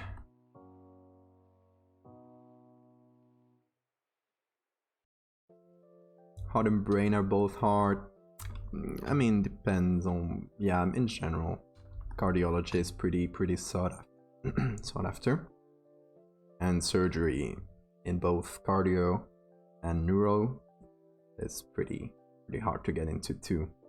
Because it's also, there's a lot of, it's cool, you know, cool, you're a neurosurgeon.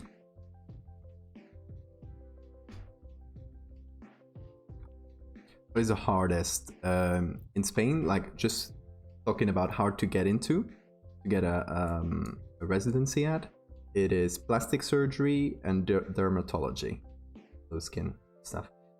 Because you can get a lot of money with them.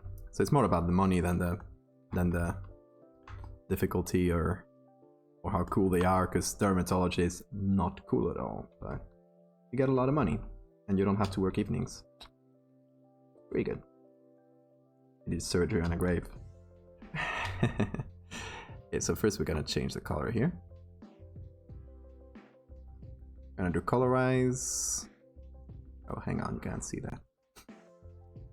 Under colorize, we're gonna try to replicate that orange, but more desaturated. Because obviously all colors in this old artwork are pretty desaturated, so we're not gonna put a super saturated orange.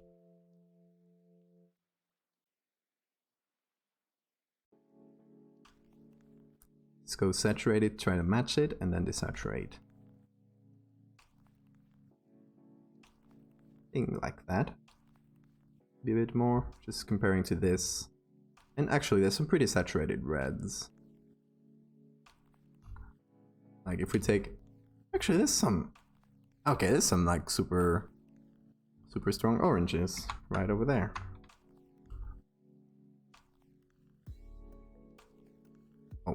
color. Yeah, that sounds about right. Sorry, chat. I'm taking long to keep up with you. Plastic surgery is harder than brain shed. No, it's not harder. It is harder to get into because there's very few spots, and a lot of people want to get in because you get a lot of money. So, and you can get into the private plastic surgery, which is just cash money. Yeah, Lisa. Schooled ya. 60% good in English. You're very good at English. I'll say that. You work with saturation maps sometimes? Not usually.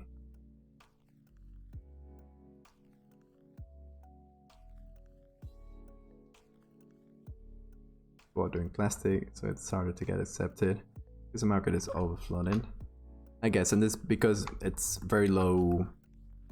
I guess I'm going a bit too saturated there. Very low demand to. You don't need a lot of plastic surgeons, you know, compared to other stuff. Stop yelling at me.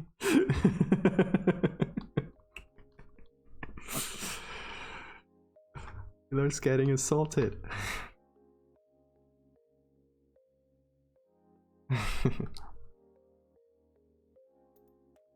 Actually, okay, up to here. It doesn't feel like this one is so much thinner than the other.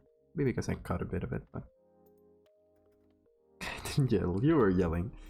You guys are like two brothers fighting. To be like that with my sister.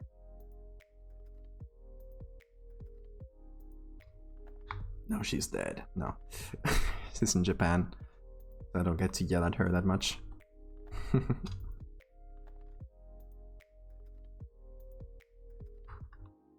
let's do a similar thing here.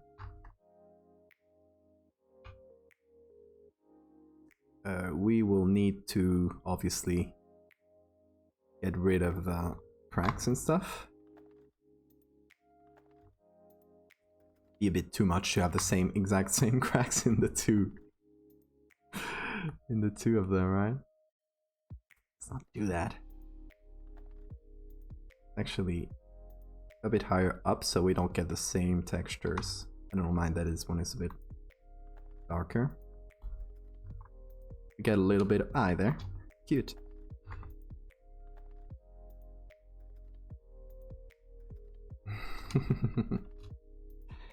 When am I going to make a whale? It's like every Photoshop editor has to make a whale at some point, right? Flying whale, of course, whale in the sky. Like the biggest trope. You know, the kid sister.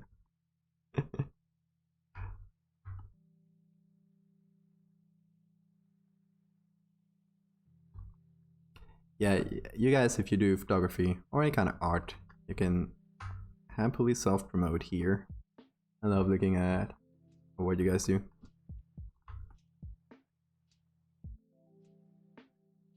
Send over your Instagrams or your portfolios or whatever.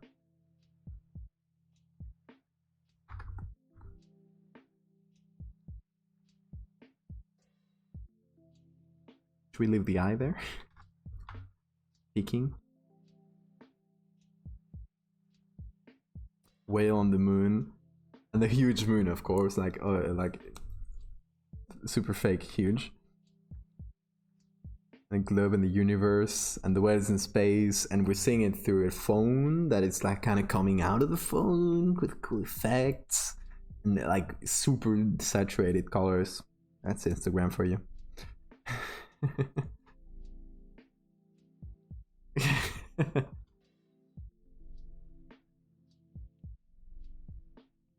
Make a whale with bug eyes.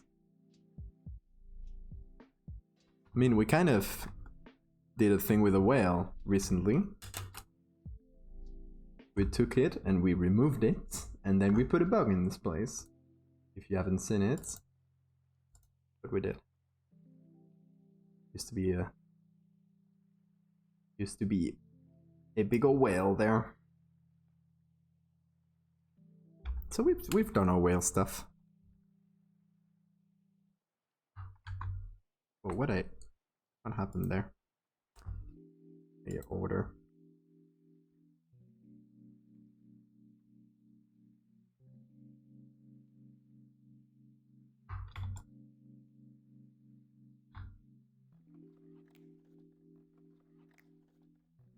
Let's flip this one, or not horizontal, vertical. Well, that doesn't really work, but we'll make it work. Oh, it's doing that again. Typewriter bug.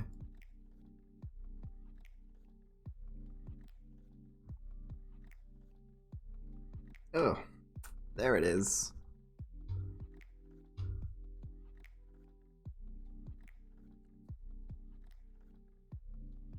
When is your birthday? You remove? Oh, I remember. Yeah. My birthday is in November 20th.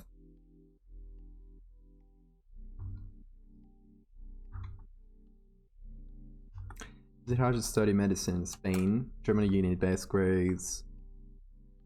In Spain, so when you finish high school here, there's a national exam, and with the grades of the national exam and the grades you had through high school, you get to choose, like, the one that has the best grade in Spain gets to choose whatever they want, and then, like, in order.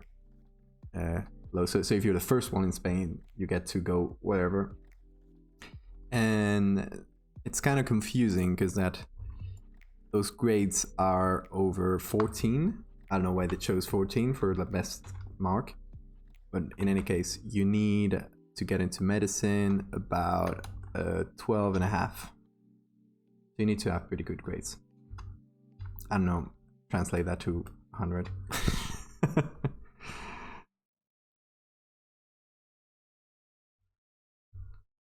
November 17th. We're pretty much birthday neighbors.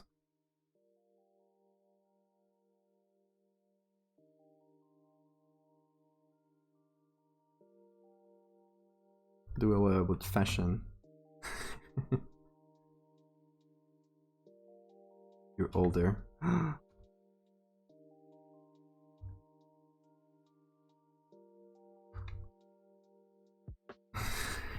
Okay, boomer. Yeah, I can call you boomer. I think that's the rule. You're older, you're boomer.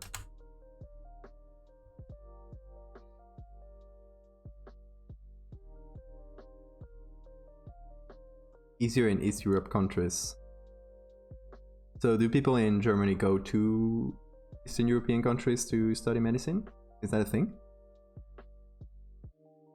Hey, good marks.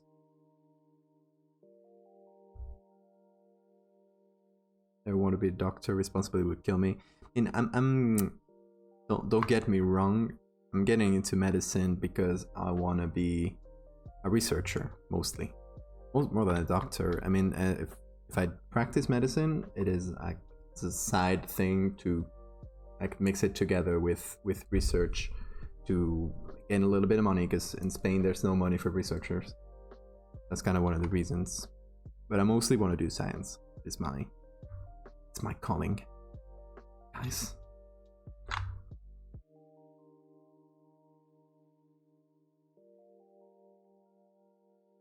So we're doing an edge like we did for most other things.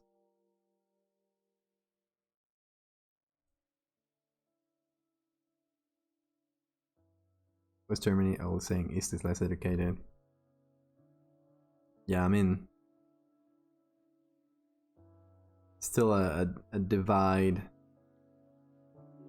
an invisible wall, right? And in general in Europe.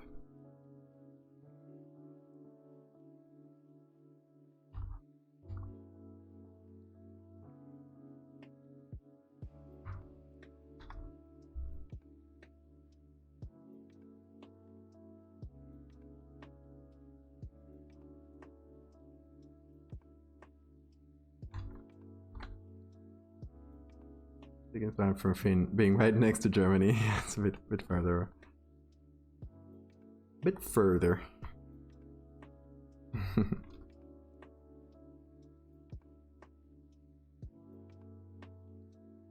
Yeah, I mean, there's a lot of, I guess not racism, but, you know, prejudice.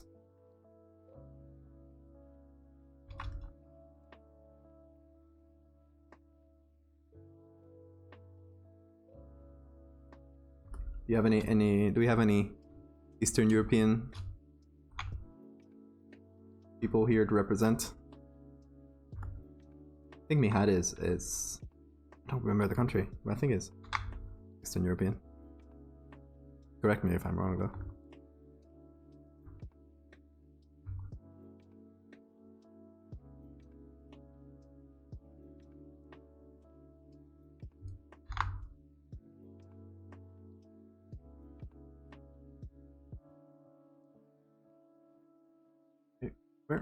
Why is it not moving? Hang on. I'm on the right layer? Yeah, oh wait, it was this one. Yeah. Gotcha. Now it is.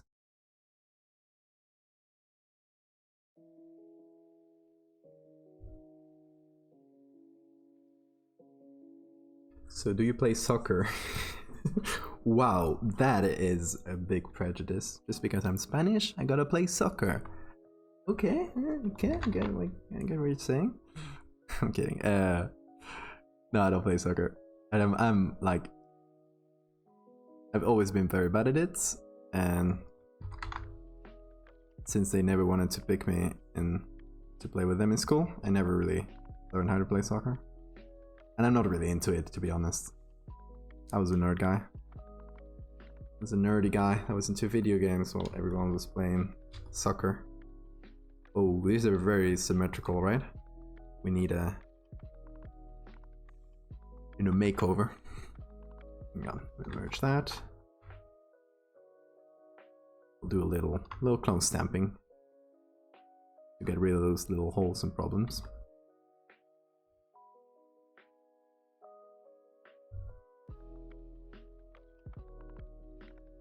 Europeans seem to love soccer, especially in Spain, and well, Spain, Portugal, England, a lot of countries in Europe, but in Spain it's like a religion.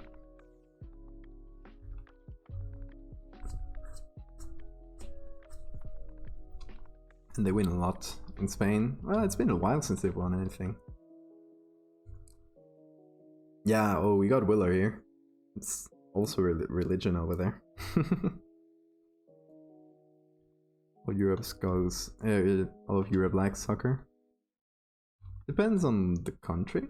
Like in France, for example, doesn't like soccer that much, and they don't usually win too much because they suck.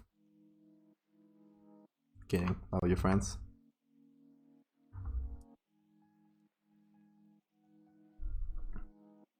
Got hit in the face. Oh no. That's the worst. Happened to me a few times too. Like when every time everyone's playing soccer at the same time, you're bound to get hit in the face a few of them. It's gonna happen. Let's flip it. And vertically too, that way we'll get the more of the right angle. And then we'll merge them, puppet warp them. Hopefully it's not too obvious that it's the same one. I'm just copying and pasting around. And hopefully I don't mess with it so much that it becomes unrecognizable. That's another thing. When I was in Barcelona, we did Logo Spanish party, and that was so epic. Yeah, we know how to party. The party capital of Europe. French don't like anything with joy, they eat snails. Oh, Lisa, what's up with you and French people? Really a lot of like deep hate. No, I'm half French. I'm half offended at what you say.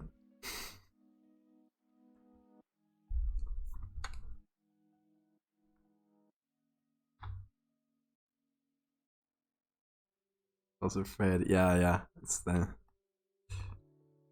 scary to get hit by those. Like high velocity projectiles.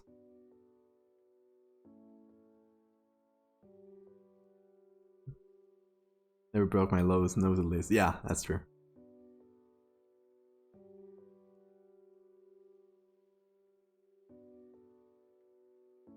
But broken noses aren't a very common thing in soccer. More the knee gets a lot super beaten up because you're doing a lot of maneuvers where you're stepping and then turning the leg, and you can imagine the stress that puts on the knee, and if you do that like really hard you can break the ligaments of the knee. You also get a lot of, you know, the goalies in soccer, and they break their fingers a lot, the tendons in their fingers, because if the ball hits them like this on the finger, kind of breaks it to the back and leaves the finger kind of like a hammer like this. Can happen. You're here doing medical stuff. Please, none of this is medical advice.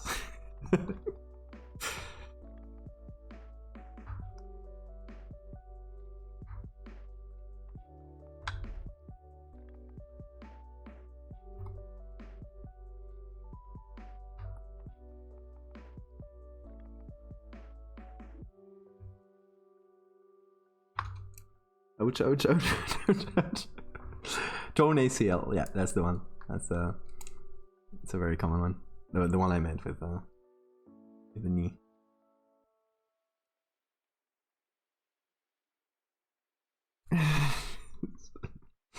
I'm sorry, Wheeler.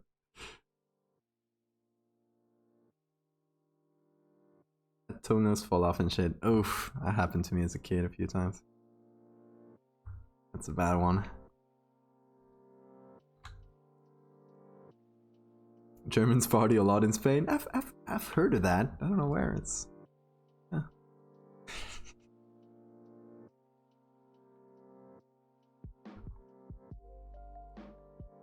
Yeah, it's not the right one. Oh yeah, I guess it's not a lot of.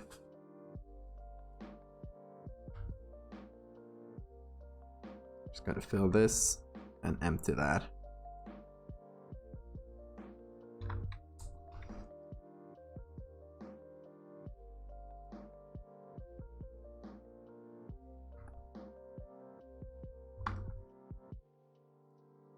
They do it a little bit subtly at least. There. How long have you been French? So, technically, I have the French citizenship since I was 18. Like I have a French ID, and it's the worst thing ever because it's huge and it doesn't fit into any wallets. The pain is real. So I just have it to be able to say I have a French ID. Never used it. Yeah, I'm gonna combine all this because it's gonna be a pain to manage.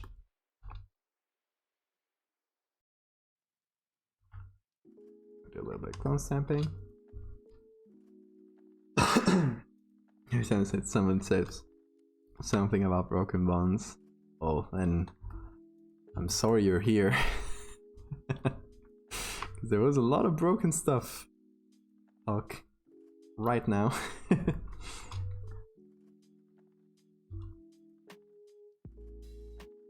All the impacts kind of killed the nail.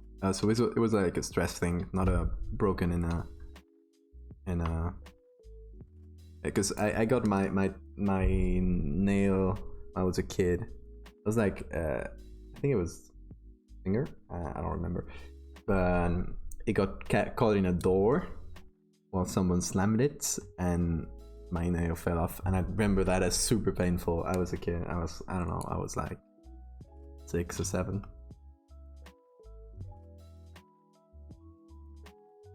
Speak both languages. Yeah, my mother taught me French when I was a kid. I'm not super good at French. I have the pronunciation pretty well, but all the more technical grammar stuff, not good at it. Kind of have a feel for it most of the time, but should read more in French actually. Can I copy this, please? There we go. There.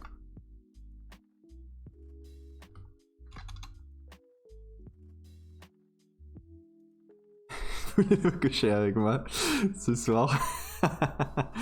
Or whatever that is. That's a classic one. Everyone knows that one.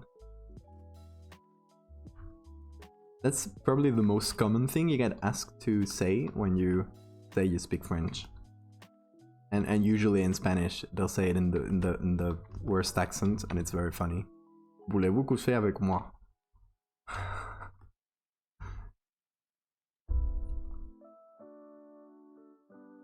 I thought it was kind of neat. Yeah, the nails grow back. They're constantly growing, so not a hard thing for them. Okay, we got the outline, but I don't like that it's so flat. So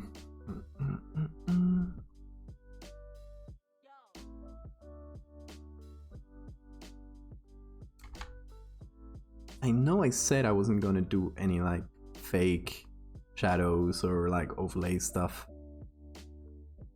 Maybe I will. Maybe actually I will. Just want to add some shadows, something that makes it more interesting and that makes it super saturated. I need to do that below. There we go.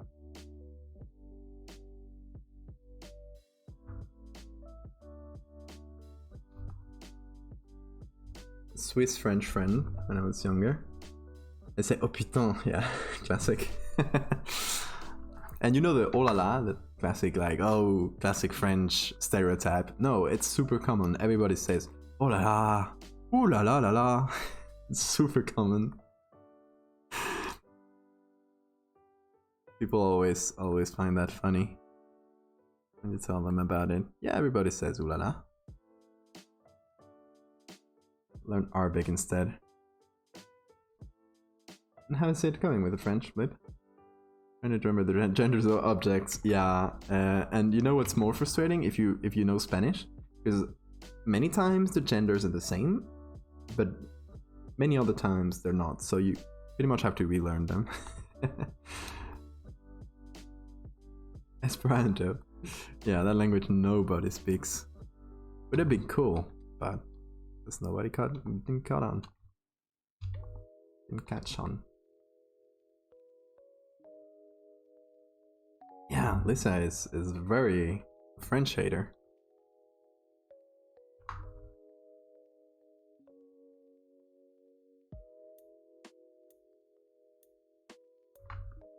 Old Norse. That must be cool to learn, even if might be completely impractical. Or however you say that one. We'll change gender and speak foreign languages. He's used there all the time. But if I recall correctly, genders in German are different, right? A different system. I might be talking out of my ass here. Probably am. You know, I want to add some different textures here just to make it a bit more interesting. So it's flat right now. So let's see if we can get something from this one, since we've said it's not very good quality. But from the OG, from our boy here, it got deleted. This lion got cancelled. So we're bringing him back. And let's see if we can get some of those textures. I think the leg is cool. There's some pretty like soft lighting there. Just trying out some different places. In Spanish, I just decide for myself. Yeah, you just gotta learn them. It's kind of one of the sucky parts of Spanish if you don't come from a language in the same family. That does have gendered nouns. It also makes it extremely hard to make the language more gender neutral, like has happened to English with like bigger use of the singular they that we're seeing. I'm all for, but in Spanish we don't have a good way of doing that. And you know, doing like Americans, who's instead of saying Latino or Latina, say Latinx, Latinx or something like that. That is not. I'm sorry, Americans.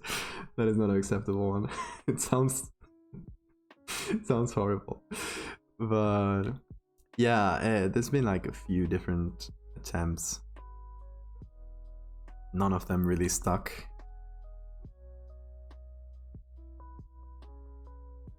Oh, Long Story by Willer. Yeah, Germany has 3. Oh yeah, that's different. That's a das. I think I'm good in German. Actually, my English is better than my German. Sometimes I feel like that with Spanish. When I'm trying to write something, I'm trying to be like all serious about it. So I was playing Airsoft and I am very steep hill. Didn't learn my weight and gravity with one arm because the other was holding the gun. Oh, you got your shoulder dislocated. Is that how you say it in English? Came back when I turned around. Yeah, I can spontaneously like just re-lodge and not be any problem. That's actually probably the most common thing. The problem is when it kind of stays that way, and that's when you gotta go and they do that thing where they pull in it, and it must be extremely painful.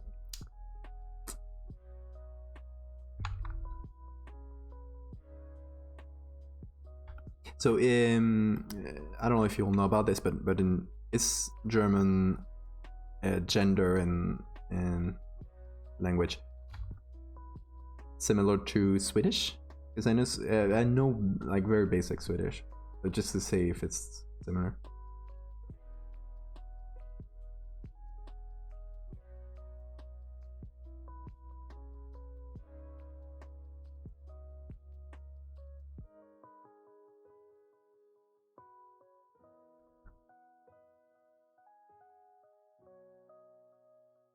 Yeah, sorry, that's what I'm trying to do here, with the texture. A game called Valhalla with the dialogue is in Old Norse. Oh, that sounds dope, actually. Valhalla, gotta try to remember that one.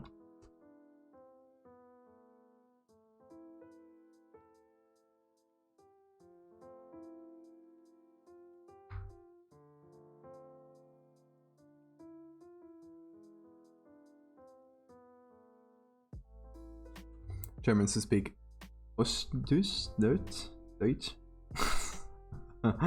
Proper German, pretty snobby. Really? Well, I guess you could say the same about people in Spain and proper Spanish. They can be pretty snobby.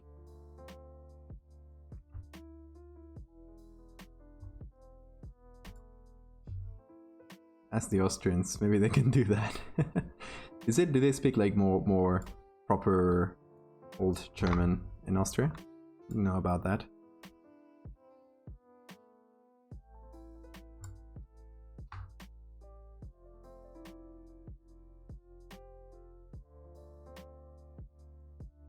Got a frozen shoulder from retouching with bad posture. Oh, that kind of sucks. Yeah, frozen shoulder. Yeah, shoulders they're a bitch. High German. That sounds like Elven. I speak High Elven. Thus I am superior.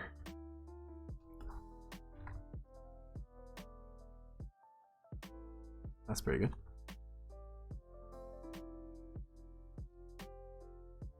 Oh, we got a leg here. Runaway leg.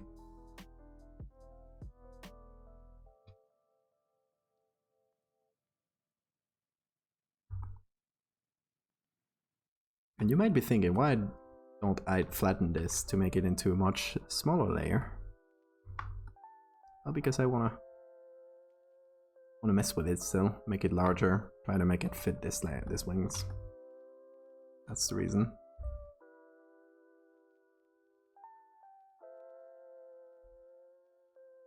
Oh, actually, how about I do this?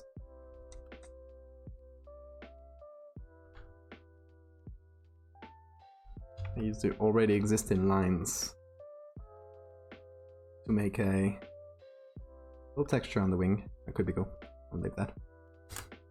Oh, I missed a lot of messages.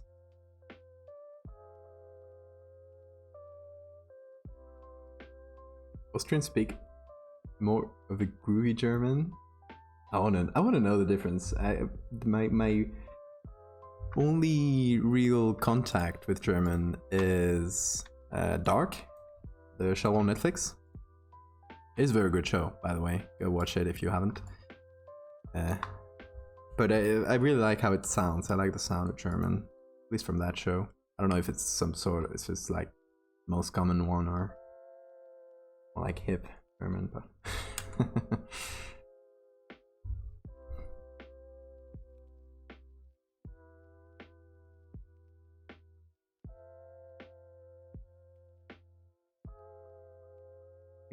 groovy and funky with regards to rhythm or the language. I don't know anything about German, so any specifics that you tell me, I'll probably get lost on me. Oh, wrong one. Dark Season 3 is coming soon. Yeah, I've heard that. Oh, they're about to do some crazy shit, I'm sure.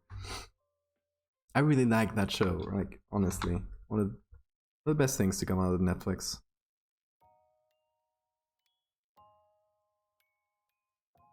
Of course, apart La Casa de Papel, which is a great iced show if you haven't seen it. Really, really highly recommended. Yeah, there we go.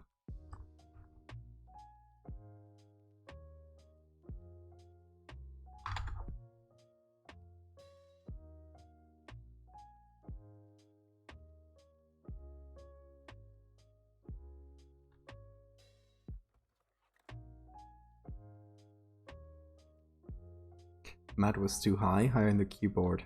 Oh, yeah. I struggle a lot with the posture, and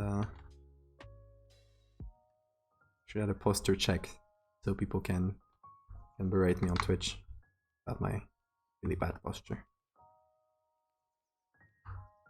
Let's move it a little. That's pretty good. Yeah, we got some. I don't like the colors here, so I kind of, I'll simplify the colors. Since we have a line here that's pretty good already, we'll kind of make use of it and then move this to back a little. And in the color layer here, we'll again do this, and we color here. Oh, wrong one. Here. How about that? Pretty cool.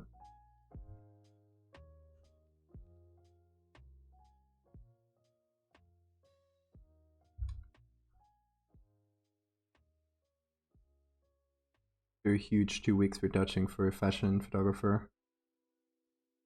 Older by 10 is oof. We lost retouching clients. Yeah, that sucks. That's like professional injury level.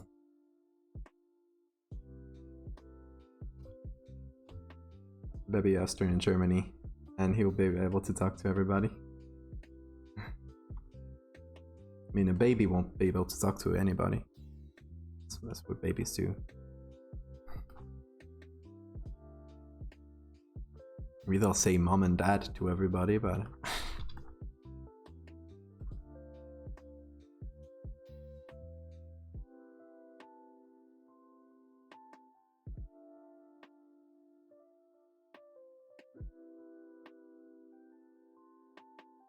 the audacity.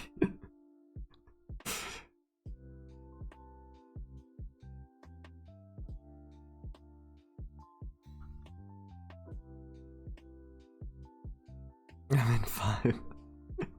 I guess so.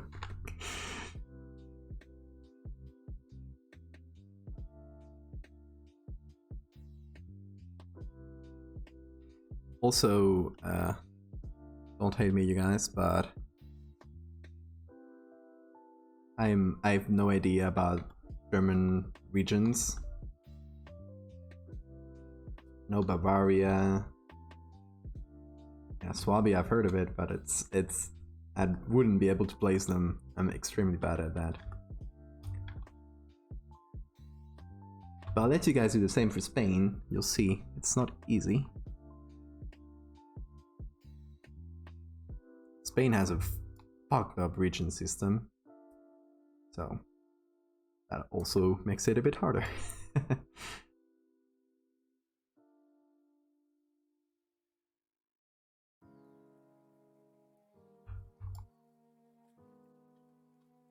Kind of hard to fit this one. That's pretty good. Don't know what's going on anymore. They're discussing language in German.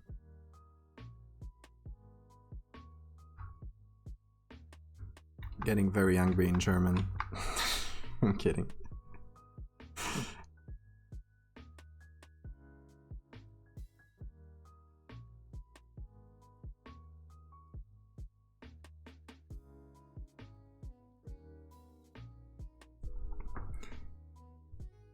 If you are retouching skin while walking, that will help enormously. Up enormously with stairs, elbow down and not shoulder. Oh yeah, but you also shouldn't use your what's the name of this in English? I'm blanking. Help me. Wrist. Your wrist. Your wrist can get really fucked up by drawing and by extension retouching. If you do all your movements with the wrist, you should always do them with the arm. What I learned in the few years I tried drawing at least. Switzerland would speak French, Italian, and German. Yeah, that must be a mess, honestly, for Swiss people.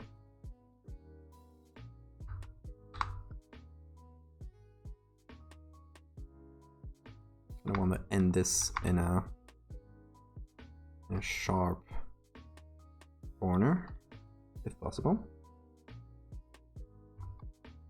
Oops. Discontinue it a little.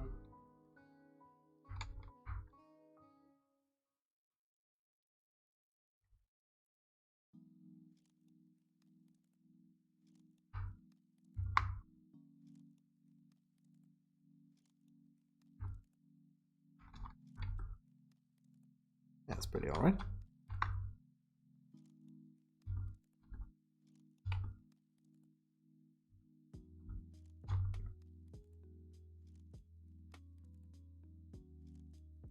Whisper German is not a dialect like Austrian, is a new language. Really? Oh, it was just a dialect. But is it like language like I don't know. It's a good example. Is it language like Spanish and Catalan are, or Spanish and Portuguese?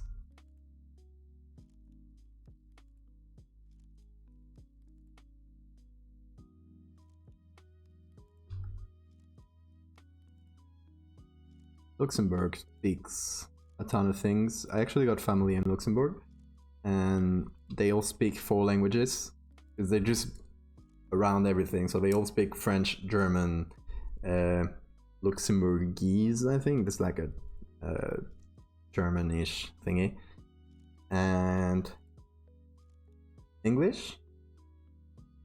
Oh, hang on, French, German, Luxembourg is English.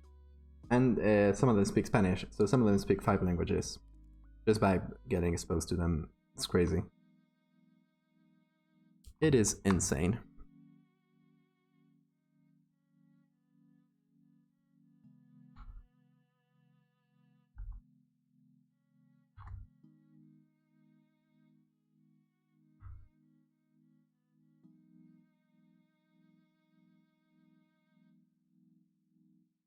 Can you check the other Photo with high-res tiles again. You want a smaller fish on the upper left corner. Hang on. On the fishes.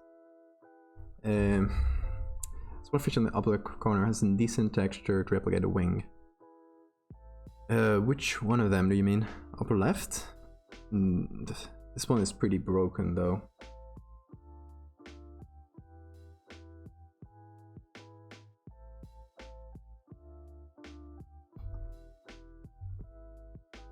British and just German slang. I'm gonna strangle somebody. Chill, Lisa.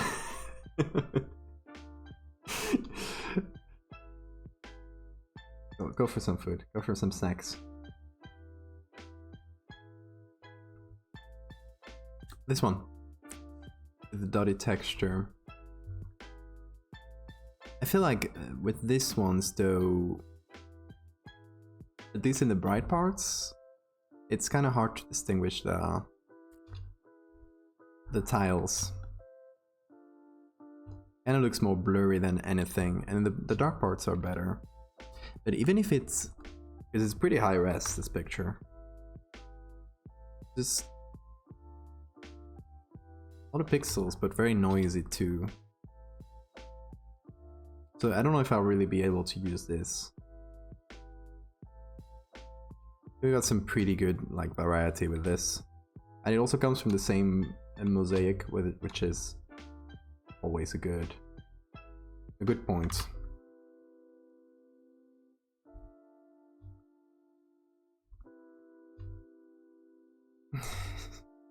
You'll go for some snacks.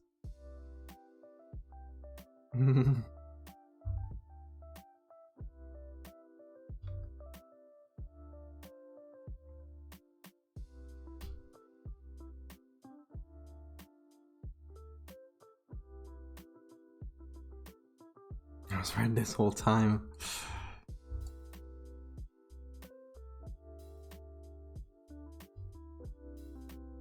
Okay, so I got all main things here. On the bug at least. I feel like the darks are still a bit too dark. But you know what?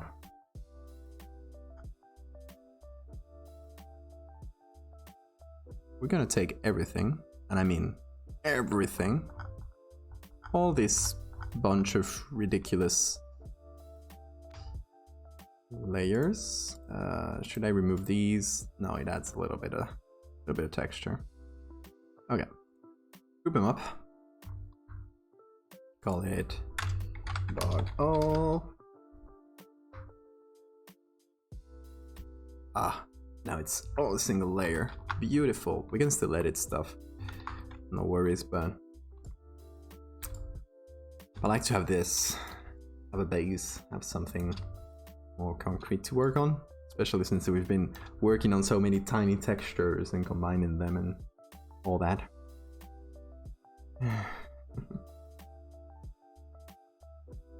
She doesn't have shoes. Who? Oh, I guess those could be sandals. If I had to guess. Alright, there is something on the shoe. Oh yeah, I guess sandals. One of those that cover the back, have a little string, and cover the... I think that's what they're trying to do here.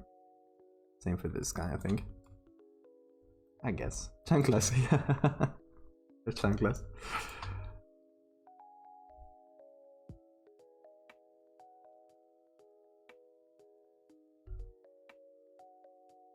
You mean the bug? The bug doesn't have shoes. We can add some. You know, let's do a sketch just to see how it look. I guess this bug is pretty. Would wear like high boots, right?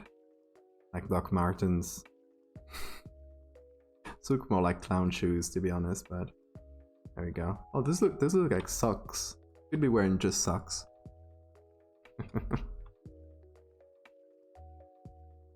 Stiletto heels. It's pretty much like there, like we just do a how do stiletto heels work?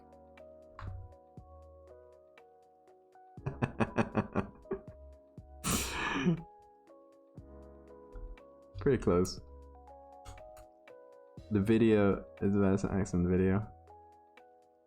Is it the one with the woman speaking Spanish? Baltimore accents. No, I don't think I've seen this one. Hang on. Let's put it on browsers. Iron earned and iron earned. Okay. I said Baltimore accents, say this phrase out loud. Iron earn and iron earn. Hold on, earn. Aaron earn and iron earn. Man, what the fuck? We really talk like that? Hey, hang on. Anyone in chat can send me that video we've seen on Midnight's stream a few times. Probably somebody's seen it in that stream, where with the woman speaking Spanish and she's so bad at it. Oh, that American woman speaking Spanish. I think I saved that one. Let me know if anyone has the link, because it's just delicious. It's so good. Oh, hang on, that's another one. Hello, buenas. Sí, buena, Brea. Hey, ¿quién anda ahí? Arturo Merán. Arturo, ¿de dónde, brother? Estamos aquí de Saicedo. De Salcedo. Saludos para toda mi gente de Salcedo. A mi gente. Brother, cuéntamelo todo. Oh, there it is, there it is. No, yo lo que quiero es pedir a ver si tú me pones una canción. Claro que sí, mi brother, la que tú digas. Sí, yo quiero que tú me pongas la canción que dice, ¿esos son Reebok o son Nike? Sí. Pero, ¿cómo se llama? ¿Cómo se llama? Esos son Reebok o son Nike. That one, right? A ver, compláceme, que me gusta mucho esa canción. Está muy pegada esa canción. Esos son Reebok o son Nike. ¿Será esta, brother? ¿Será esta? Esa misma, Brea, esa misma es. Cuídate, mi hermano. I didn't know that one.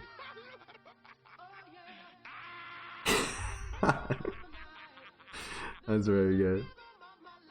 Hang on. Let's do this one because it's so good. This one, yes. Hola.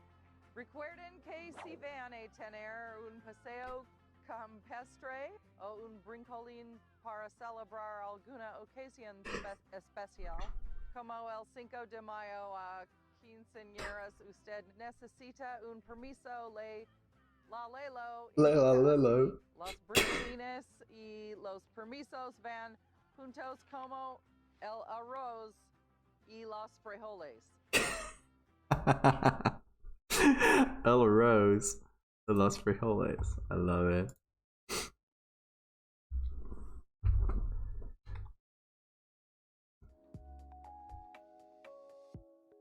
Oh, it's from a TV show. From a TV show. They did it so well then. Lilo. She just says nothing for a while there. You know what it was? Okay.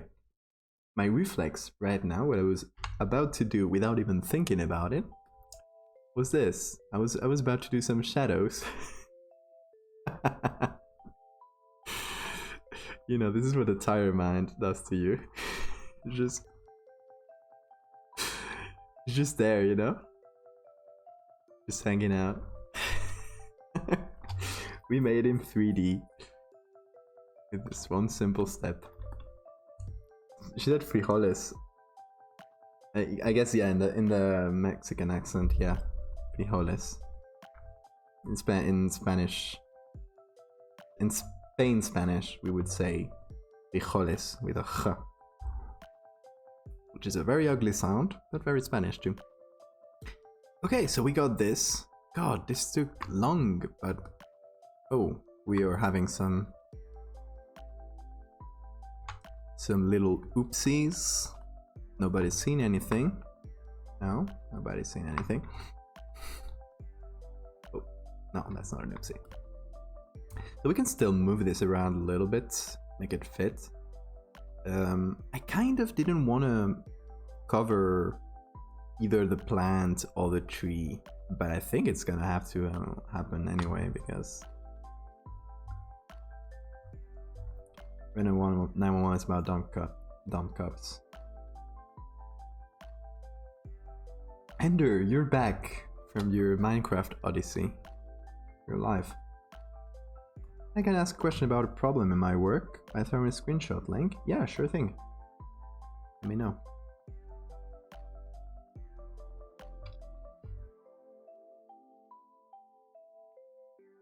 Okay, then on top of the bug, even though I could have done it before, but I don't know.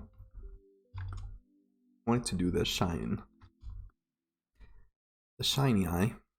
So I was thinking maybe... No, maybe more irregular, like this. Like this.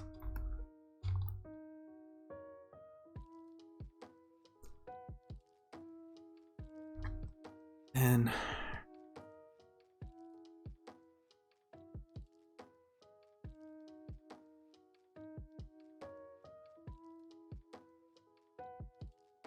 we do like a strip like this, thin strip.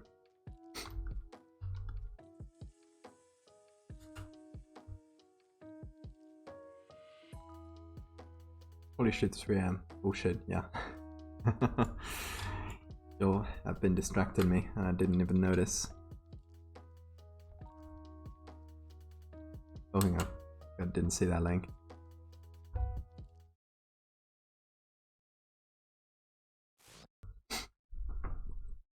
You're actually a redstone AI ender. To post random puns. Then keep those puns coming.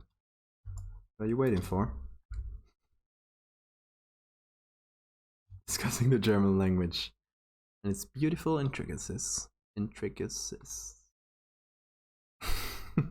However you say that. Can't make this look good, do I? Okay, hang on. Maybe we can resort again to one of the base images. Oh, music.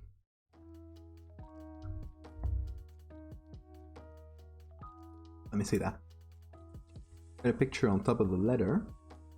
And it becomes transparent. I want the letter... Hang on. I'll copy the screenshot on here so I can understand what you're saying. Where is it? Hey, where's my screenshot? Oh, below. Okay. So you got a picture on top of the letter. And the letter becomes transparent. What do you mean by that? But I want the letter to be like G. I don't know what you mean exactly.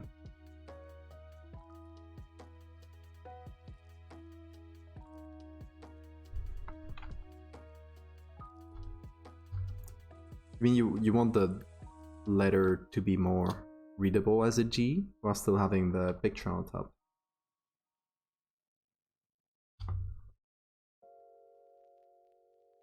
Okay.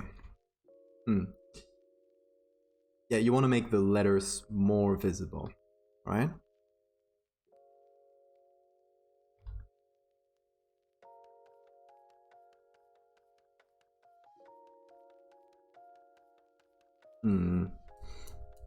Also having pictures on top.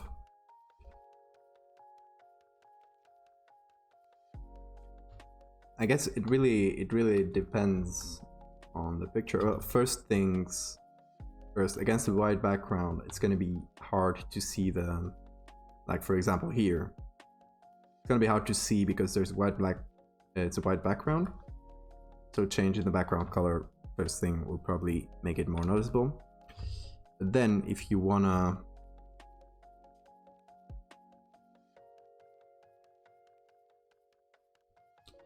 do, say, A, B, and this is a random one of those downloadable fonts I got for a client, and you want to do, say, this picture, let's let Photoshop selected a little bit faster for us. Couldn't find an object. Oh, hang on, I'm on the wrong layer.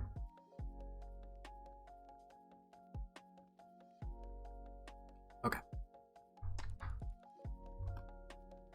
So we got letter, and we got, and I guess this is an H because it's Hulk, right? For accuracy's sake, it's an H. You want both the letter and the image to be visible. What you did here is already, like in the Iron Man here, is already pretty good because you're clipping one with the other, and I guess it could be a bit more readable as a G.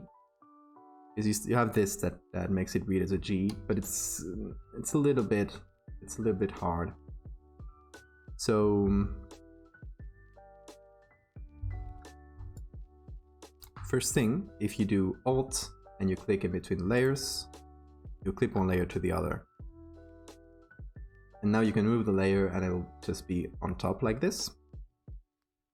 So playing with this mainly, you can probably get pretty good results depending on the picture you're using. Like maybe for the age, I'd have the face stand here in the middle so you can still read the face and read the arms. But maybe you want, for example, this face to go over the age so you can see it better. Then I would take the H here, I'd select it by doing control click on the layer icon, and I do this to make a layer mask. So it's the same thing, but it's more personalized. Like now you can play with a layer mask on its own. And you can draw on this layer mask. And like this, make it visible. So I'd play around with that, basically. Play around with those effects. So the layer mask here, if you're not too familiar with layer mask, for everyone in chat that isn't, the most useful thing in Photoshop, pretty much. If you put a layer mask, and we can see it here, if we do alt click on it, in the layer mask, black means it doesn't show, it is transparent, and white means yes, it appears. So if we, and it's being annoying here, if we just tell this layer to appear on the edge and over here, it'll do this. That's what I would do. And it'll change for each of these letters. Like, I don't know, this is a, I guess this is for an E, right? So this one might be a bit harder.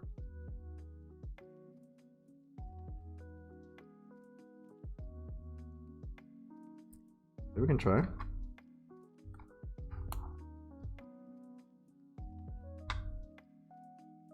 And this font is pretty much random.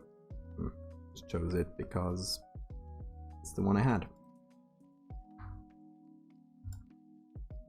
But if you don't mind changing the font, using different fonts for different effects will probably be pretty useful. So for this one, maybe I'd go somewhere like this, where you can see the posture, you can see the face in the middle. Or here.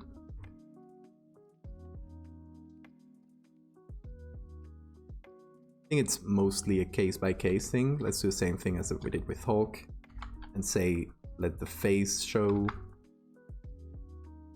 and maybe let the arm. It kind of looks like it's coming out of the letter.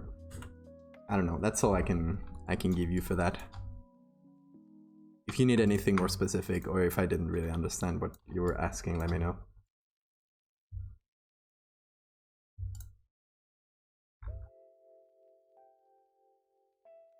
Yeah, no problem. Good luck. And if you want to show us the result later and I'm still live, I don't know how much how much longer I'll be live, but better brain always win. No, it's not about brains.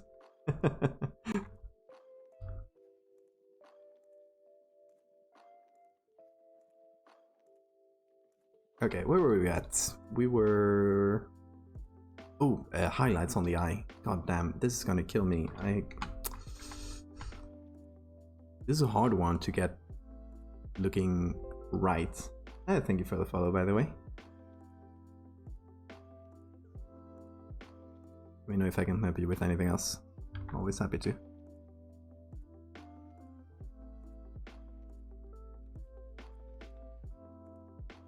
Maybe some overlay, soft light. Overlay is pretty good, actually. I wouldn't expect overlay to be good with this. But here we go. It still looks tiled. It feels like it just used the different colors of gray and white. Oh god, I will sleep until 11 AM. Oh boy. I sleep until like at least 1 PM every night. I have a very messed up... We talked about it on stream before. Who had that again? Who had that too? Sirid, I think? I have a very messed up internal clock, basically.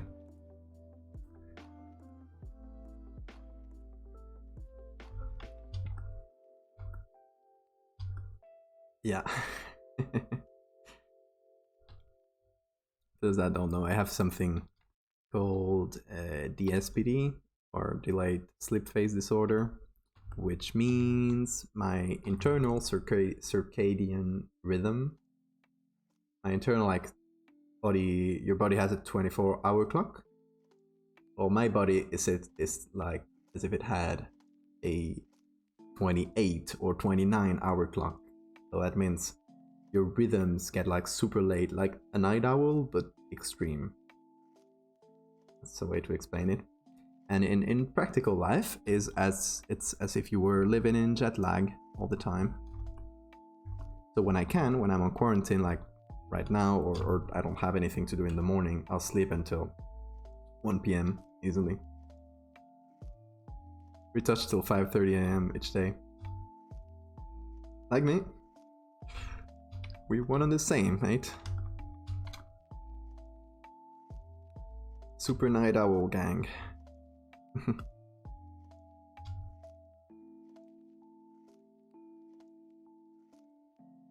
Yeah, but if you live better in your terrible schedule, maybe that's just because it's their natural schedule.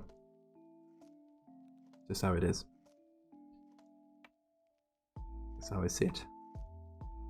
Got like 12 different 24-hour clocks. I just don't know which one it is.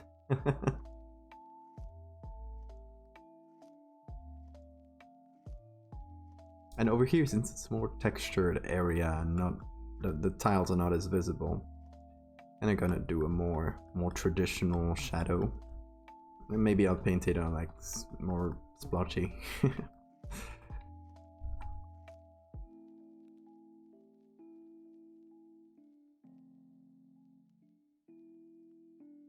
This is how I discovered Twitch. Yes. Exactly. Blip, where are you from, by the way? Are you European? You an enlightened European like Sirit and I that enjoy the latest hours of night? Hell yeah. Night Owl gang. Happy to see this more. One of us. One of us. Yeah, I'm that's why I'm hanging around a lot of American Twitch. Because it just matches very well.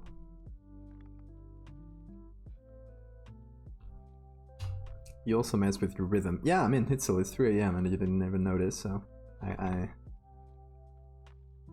also know that I can work most effective at night. I think Twitch is a really, it's like a meeting place for people like us, because it's like 24 hours on, because there's always going to be someone around the world streaming, you know? So it's like good for people with messed up time schedules, sleeping schedules.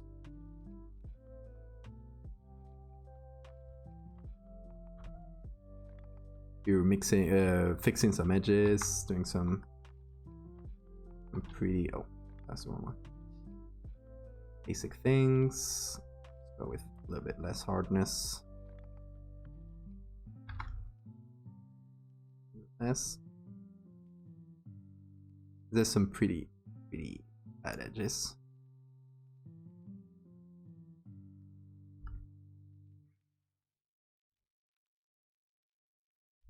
Hell yeah, all the Night Owl gang is here.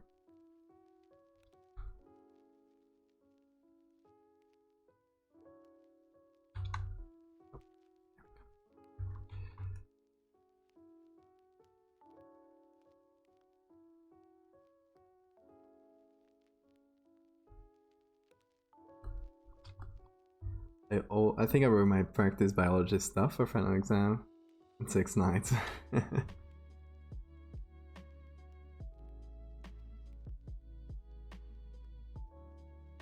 Yeah, I think we should do some. Mess with this a little, even though you can see that the blacks are pretty much as black as the one in the base image. Actually, no, let's not mess with levels. Let's mess with curves. Where are you? Okay. I think the very dark here, very dark colors, need to be a bit more, redder, I guess. Need like a touch of red. They're very blue right now. I don't like to spend the whole night editing, but it's the best time because everyone's sleeping and nobody pisses you off. Exactly. Night is time for editing. I think it's also one of the reasons I got into this, because it's a very cool and relaxing thing to do at night. Okay. Those reds up, just in the very darkest. Actually, no, in general a little.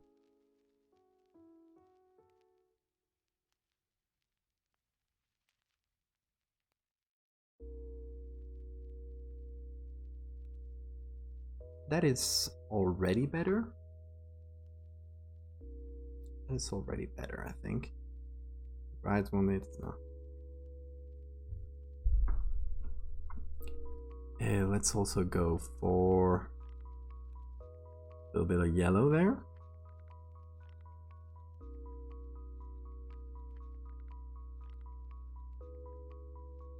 And there to check the levels. What did you do? Did you take a capture and check the levels? None of the streamers are following streaming. Yes? Here, one.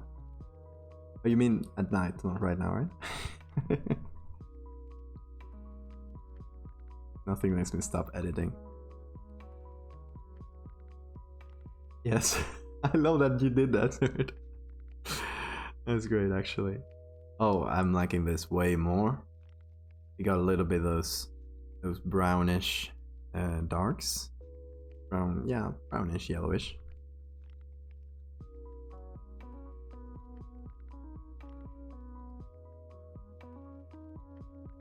While still getting that blue coming through, especially around here, obviously here, but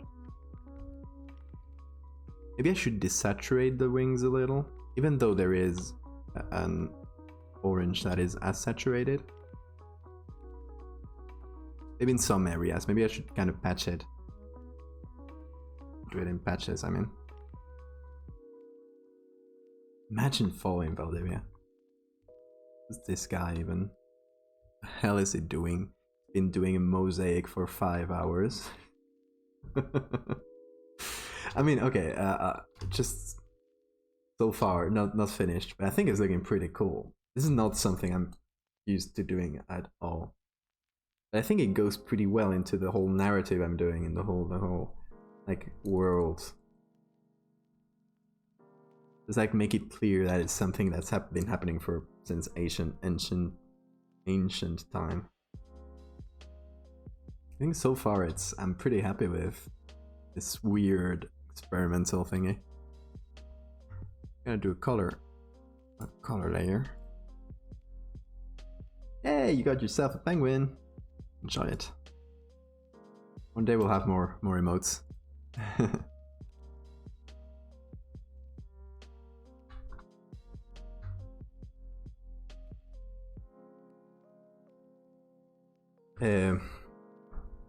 No, Will, how you properly nerd check the levels? I know how to nerd check the colors, but not the levels. Threshold to isolate darks, and then compare the attribute values with the eyedropper in the info panel. I never did it like that. Hang on, let me try to replicate your way. So you do threshold first. Isolate the darks. And then compare the RGB in the eyedropper. Ah, okay. Yeah, pretty.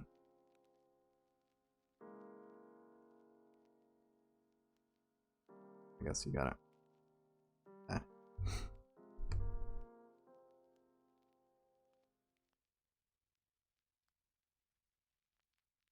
Okay, that's actually pretty a quick way of doing that. That's good.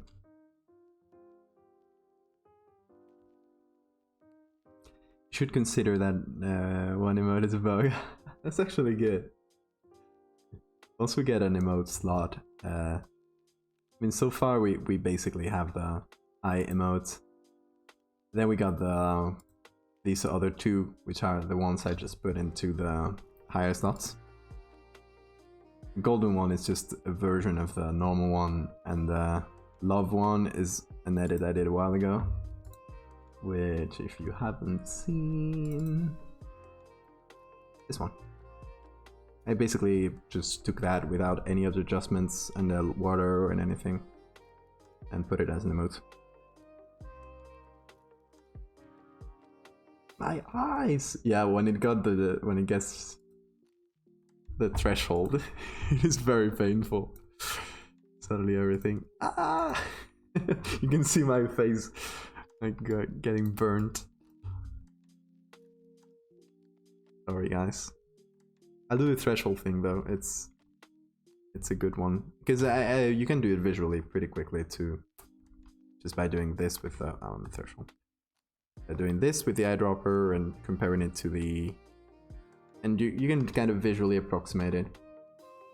And that's what I'll usually do most of the time. I'll just go with it visually and guess my way to it. Might not be the best way, but it's quick. It's a quick one. Oh, we got some bad edges. Bad edges. These are not tiles.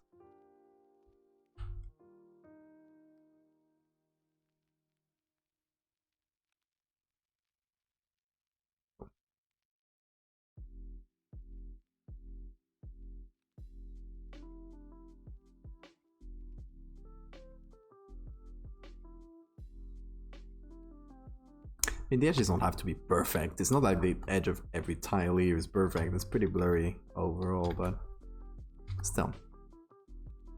You know me. You know how I am. How I like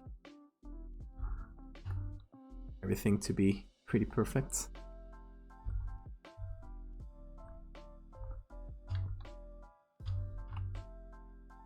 What would you do with a bug for emote though? It's kind of hard to show any emotions with a bug.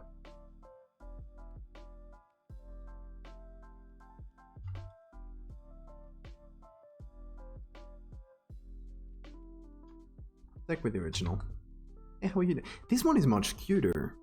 Those little shines on the eyes did really give it a little bit more cute, actually.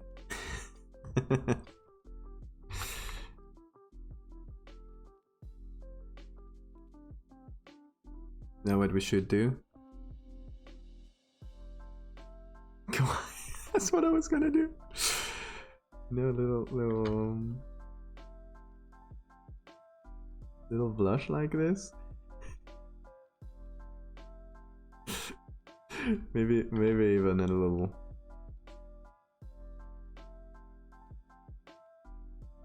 this.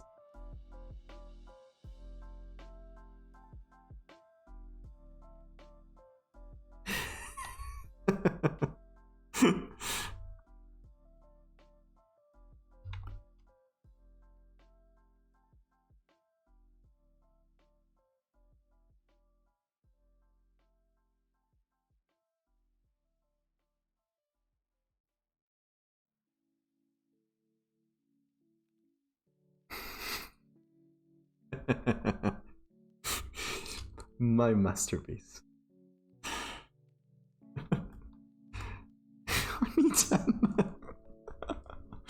Oh no.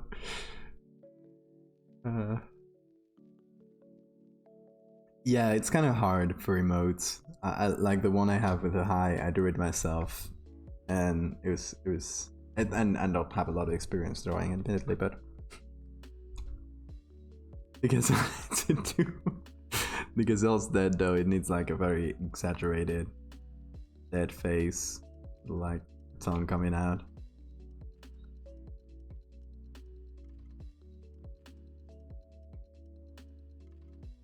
Oh no.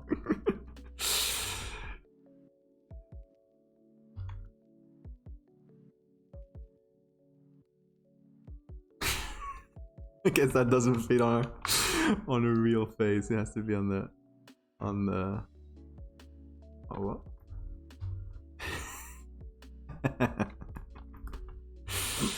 Oh my god.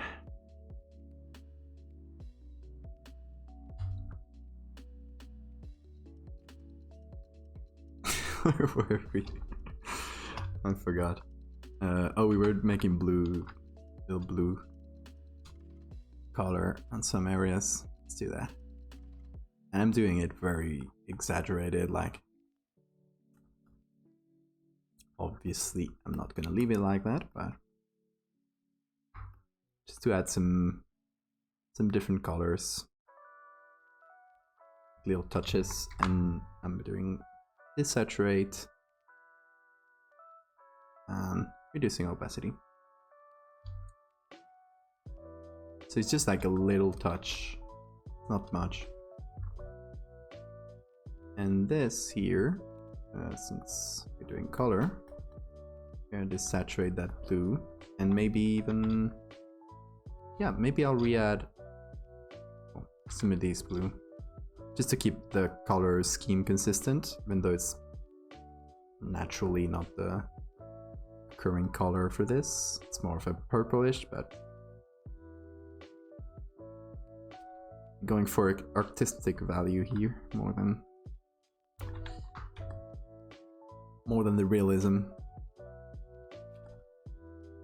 Because I mean, I imagine this was painted or made by a guy that didn't see it. It's second-hand accounts by probably this guys who commissioned it. That's my headcanon. See how this compares to the lion. I think it's pretty good. Got all the main things correct, like the hard 2-tile edge pretty much all around. Maybe some parts don't. But some parts also have a thinner edge.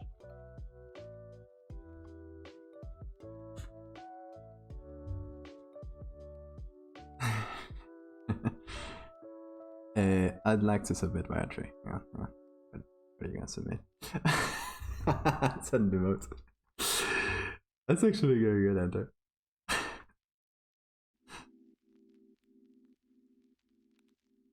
Oh no, you clipped that.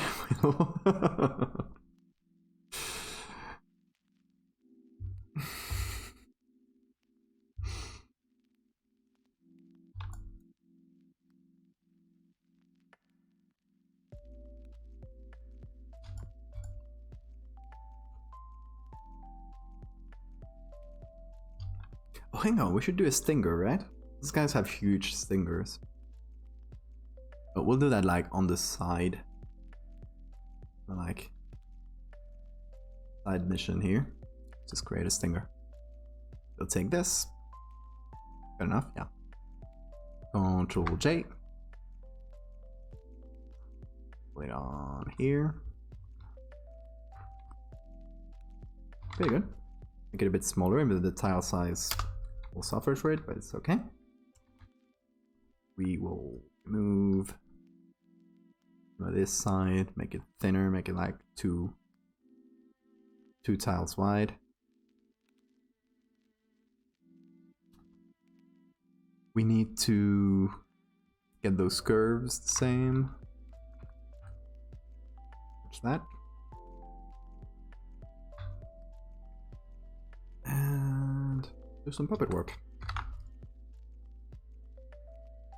Since these singers are not, they're more like curved from what I've seen in these nightmare creatures. You know, let's actually follow this. I don't know if it's realistic or not, but this looks cooler. Follow the curve of the body. And don't let it touch that object. There we go.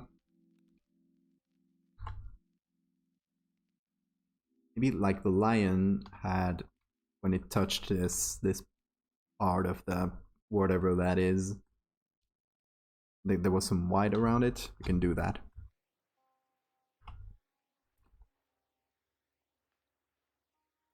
Yeah, I think that's good, right?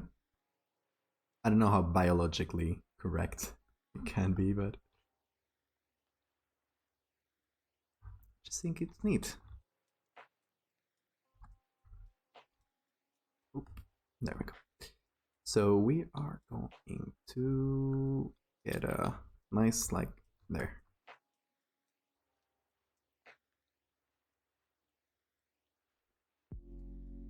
There we go. Like a strip. Now. Keep going a bit longer. There we go. I wanted like a strip in the same direction as a stinger to kind of put it around it.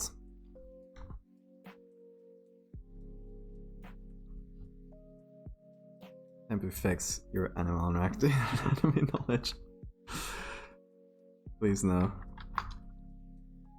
And I keep getting, whenever I post any of these, keep getting people that are very into insects, like saying, "Oh, that is a something or other." I'm like, yeah, that's it.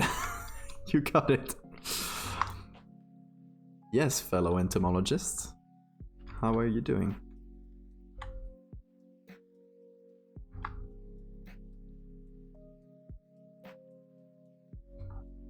Something like this is what I was thinking about.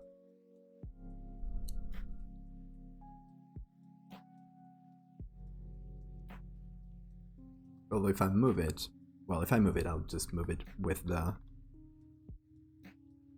stinger. That's no problem. I think it's actually straight, but they move there, but in the direction of their enemies. Exactly. Although this kind of implies, if this implies the direction it's gone in, I don't want to think where that stinger went.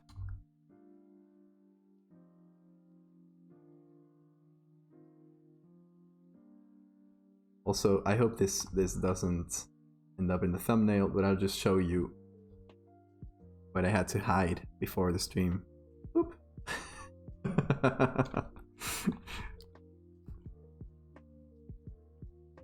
Don't tell anybody.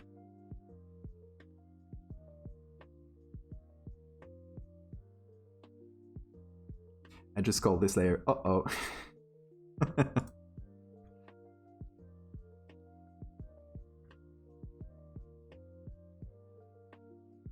I definitely have that on my Philip. Who wouldn't? Why is this not showing? Oh, it should be over the lion mask. There we go.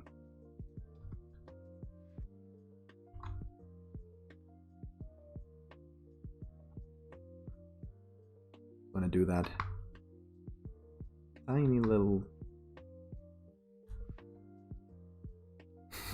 tail just to finish it. I wasn't gonna leave it like this, you know. Oh god, we need to sign this before we forget. So guess everybody here has been before, but for everyone that doesn't know, I always sign my pictures and I always use the same symbol. I try to hide it in sometimes smart ways, in like incorporate it into the edit, I guess. And this is the symbol.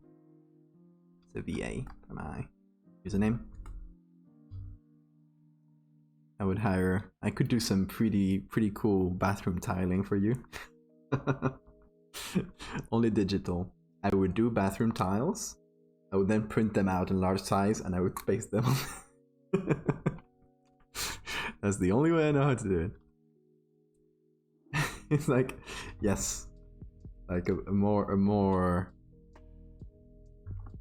sophisticated Pepe. Because I mean, he like just puts them on and on low opacity, or so. But I try to, I don't know. In this case, I'm gonna draw it with tiles. Yes, and that is exactly the first thing I thought about. Put it on top of the uh-oh layer.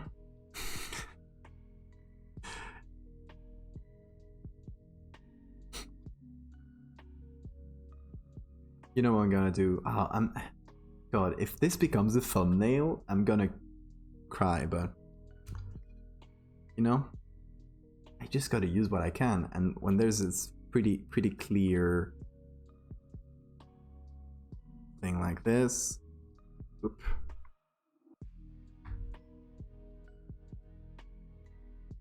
There we go. I guess it's not entirely.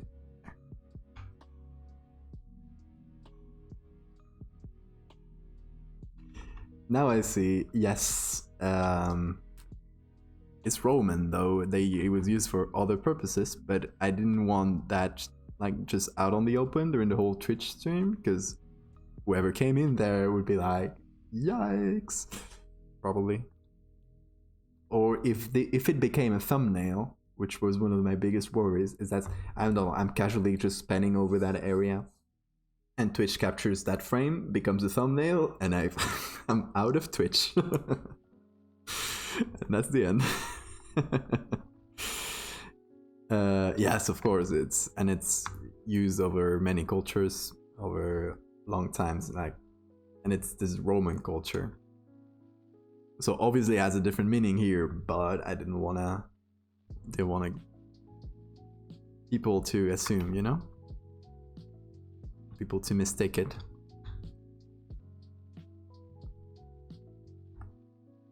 Because if I'm making a fake thing in the tiling like this, it could just say, oh, was this in the original? Or did he make it? Don't want to risk that one.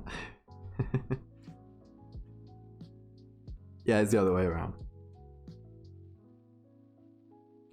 We're just gonna do 2 like this, 1 like this. I'll make a bit longer.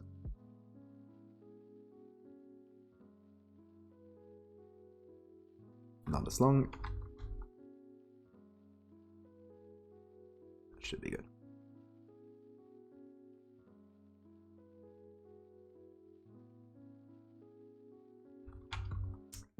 Now we need to make the diagonal part, which...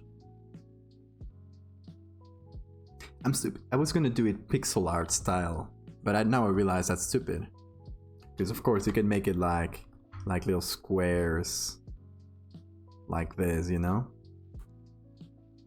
But this is not a pixel art thing. This is tiles you can orient in whatever direction you wanna, and you can cut them. So yeah, that would be stupid. So I'll just copy this, turn it,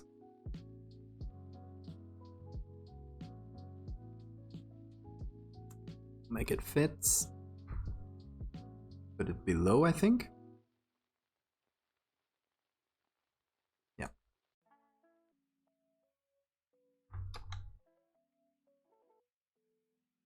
Remove these corners, and then hang on. Yeah, this one.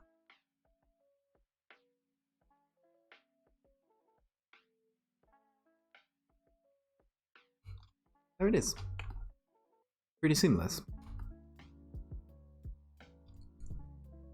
Maybe I'll just make it slightly thinner in general. Just take everything here, call it sign signature.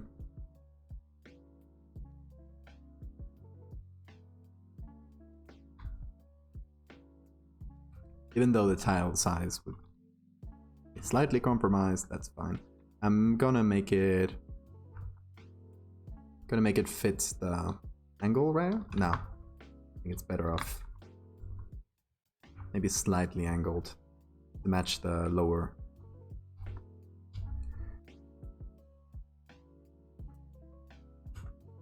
You've been retouching since morning. What time is it?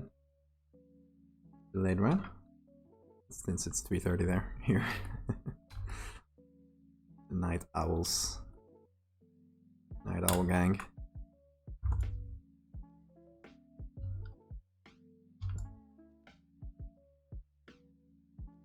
So you know what bothers me? Like first glance of this, and the wasp is a bit too dark.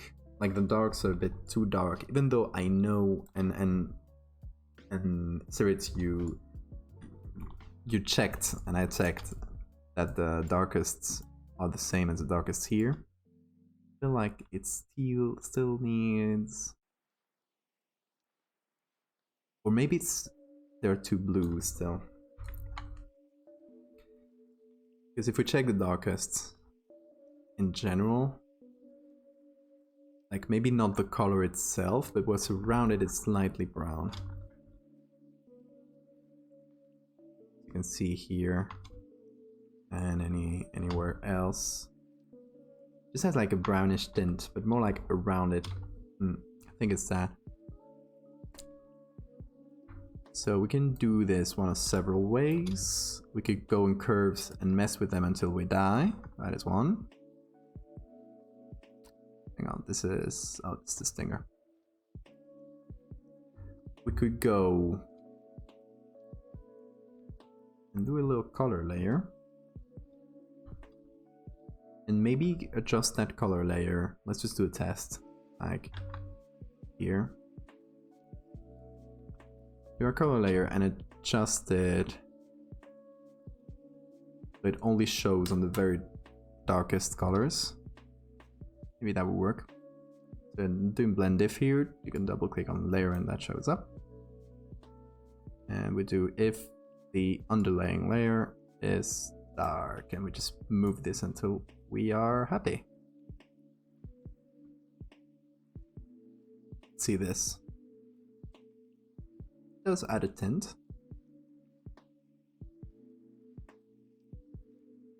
Let's go all over. God damn it. Hang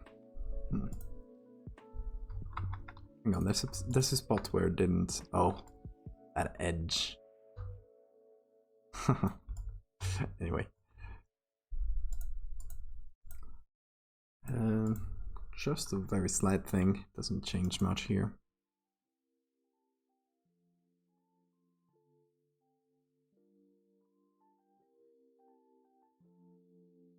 The more we push this though, the more it will start affecting other colors, like the blues. It's actually dope blues that are all over.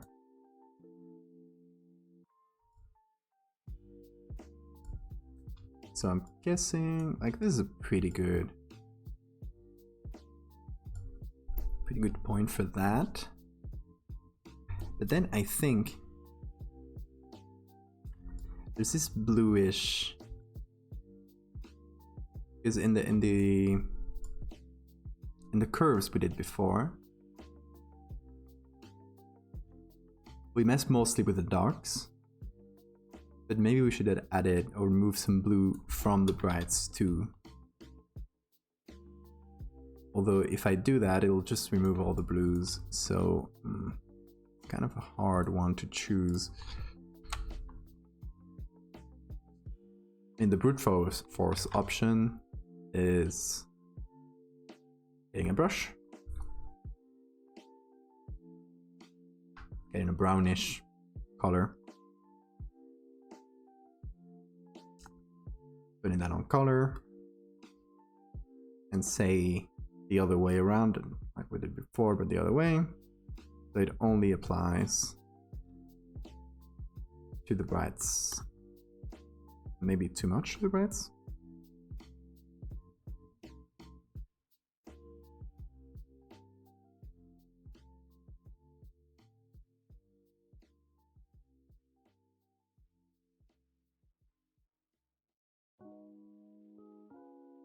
Something like this.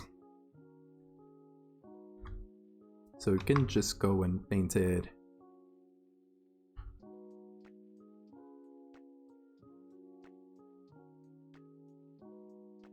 over the edges mostly, which is the parts that bother me the most.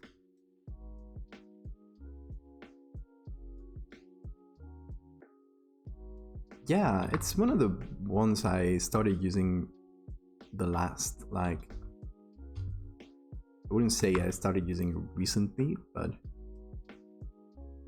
in the learning curve, my personal learning curve, it wasn't until pretty late that I started doing blend diffs. And I just call them blend diffs because they say blend diff. I don't know if the real name is just blend. Oh, blend diff. Yeah. I read just blend at first.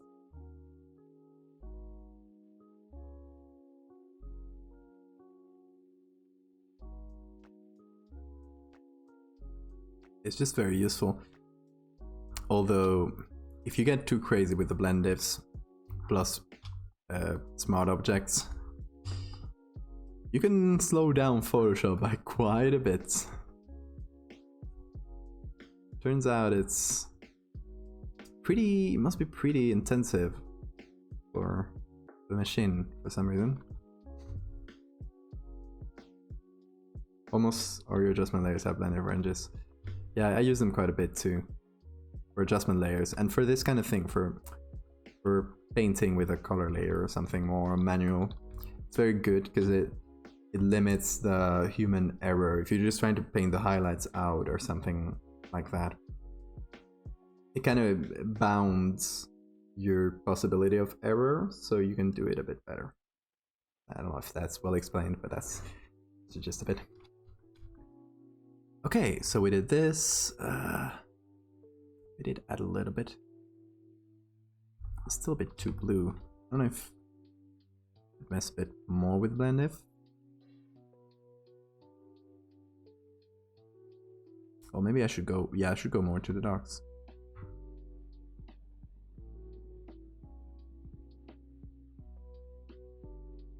Like, leave the very darks out. It's a bit better. Let's see. Okay, this one I'm gonna erase from this area. Messing all the blues.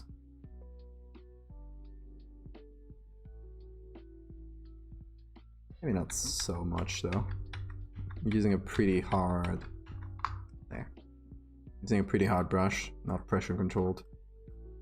So now I'm gonna do the same thing but with a pressure controlled brush, which should be way softer. When you use an adjustment layer like color balance, select highlights. Non-highlights will be, oh yeah, that's true. Although I don't usually use color balance. There was a time where I used it a ton, and for some reason I stopped using it. Sometimes you just change your workflow and don't really know why. The client sent me photos of children with their parents. The fire has vitiligo. She's asking if it can be removed. Is it okay? I mean, if they are asking for it, yeah. It's something that unprompted I wouldn't do. Because it's something that, I don't know. And you can see like some actual models with vitiligo that are pretty well known. I don't know, there's one that's very well known, I don't know her name. But I think that's like pretty cool because it's very common, and it's good to make it a bit more normal. But if they ask for it, yeah, give it.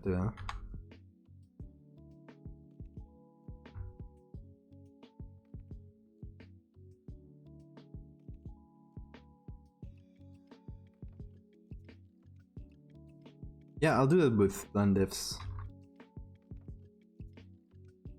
Next time I do that. This is like a pretty good one. Here though, we're doing a very flat image. And this is weird because it like I did before. You saw me, I was about to literally put a shadow below it because it's like your instinct. I'm kind of trying to fight a lot of these instincts to make it more 3D, you know? It's funny. Okay, I'm gonna do the same thing here too.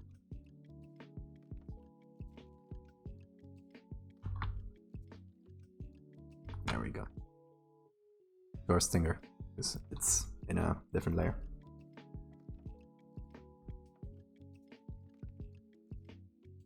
I don't want to do it. Yeah, it seems hard to do.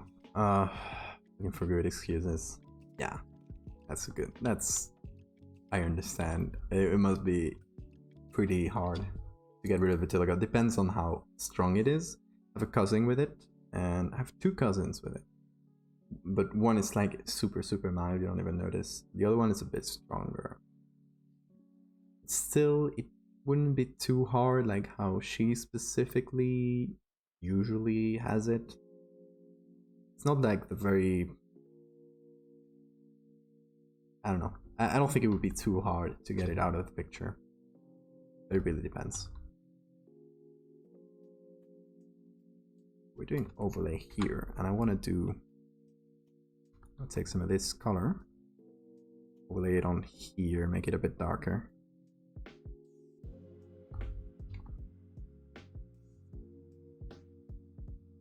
No, this is unethical. Please stop. God, do you know what you're doing? You know how you're setting back everyone with vitiligo in the world? That is rude.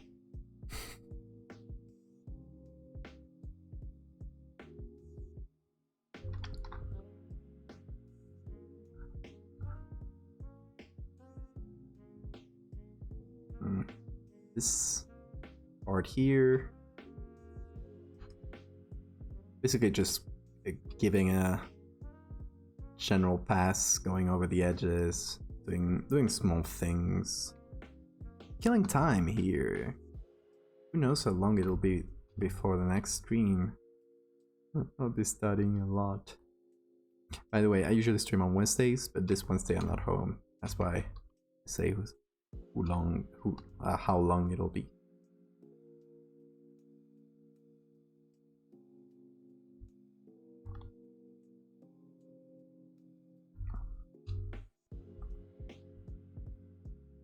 Got a long one too. Thank you. Very nice.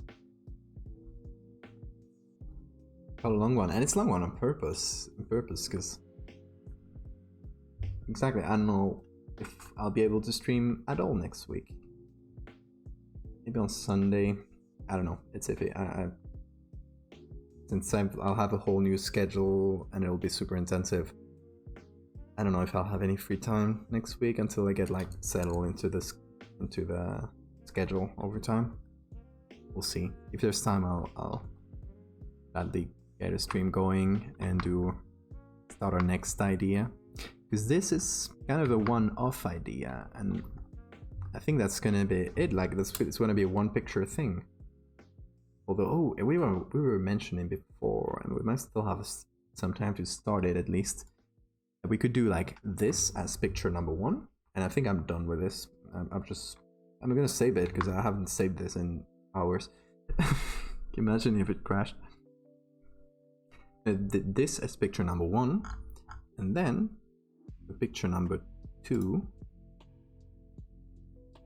and just do Ctrl-Alt-Shift-E, my favorite ridiculously long keyboard shortcut. Smart object. Oh, before that, let's just give it a little pizzazz. So darken slightly, reduce exposure, and vignette. Maybe just give a little grain to the picture to, I don't know, it's old, grainy. Old dark rooms. You'd always remove items if the client specifically asks for it. Yeah. There's no way around this one. Oh, I hope I can catch it over even. The thing is, I'll be outside, like in the countryside, with kind of bad internet, not enough to stream, obviously, and I'll also be on my laptop. But I hope I can catch it. If not, I'll definitely watch the VOD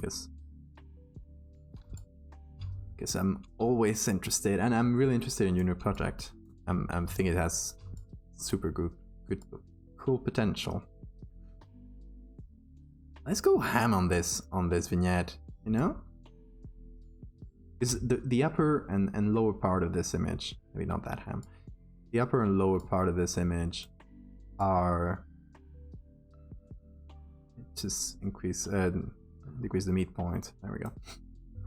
Are a different image, and it's much lower quality, as you can see here, and just want to hide it a little, to be honest. But okay, we can do this as picture number 1, and as picture number 2 we can take this, maybe give it, and I'm doing this in the same layer and the same document. I hope it doesn't become too heavy. For now, Photoshop is all breezy, so shouldn't be a problem. So since this is a flat surface, we can just flatten it and put it like below a bunch of dirt. How about that? And change of perspective. We can do something like this. Well, I don't know the perspective. This is smart object, so who cares? And kind of put it in a context, like they're digging it up, and make it like desaturated, a bit dirtier. I couldn't escape from Metallica. I had no other choice.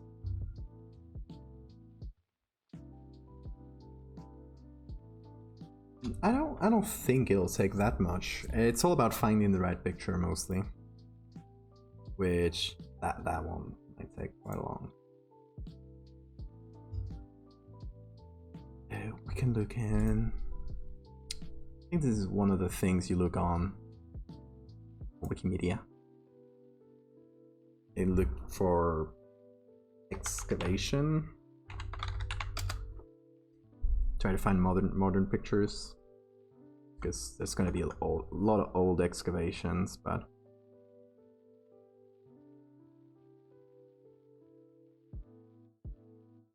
way to discover the vanishing point to Photoshop.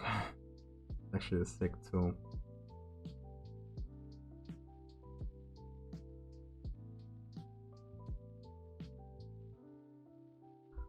This is not an excavation.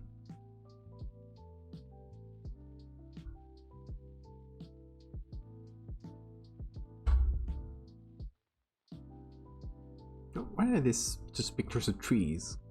Come on, you're laughing at me. I want something like this, but actually this is a color picture. I was thinking it was a black and white. But this is pretty good, actually. I don't know if it'll be the right one, but it's pretty large. I don't really love that it's this brown, because it looks like a black and white picture that was just very aged, you know? Whatever, let's put it on and switch.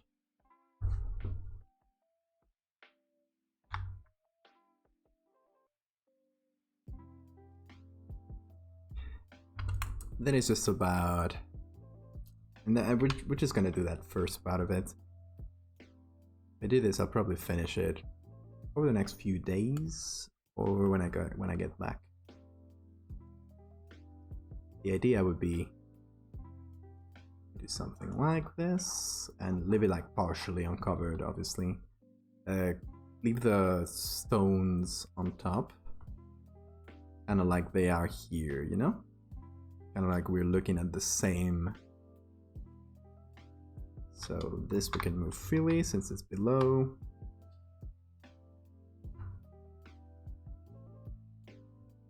And I guess we'd really just be seeing a corner. Hang on.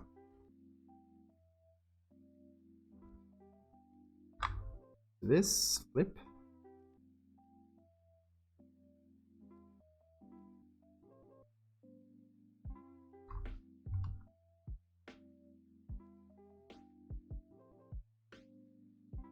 Let's make this rocky part like the same. Something like this.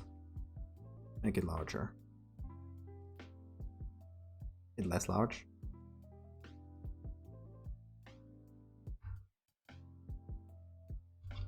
This is the idea. I think this one works pretty well, actually. Just very quickly tested, but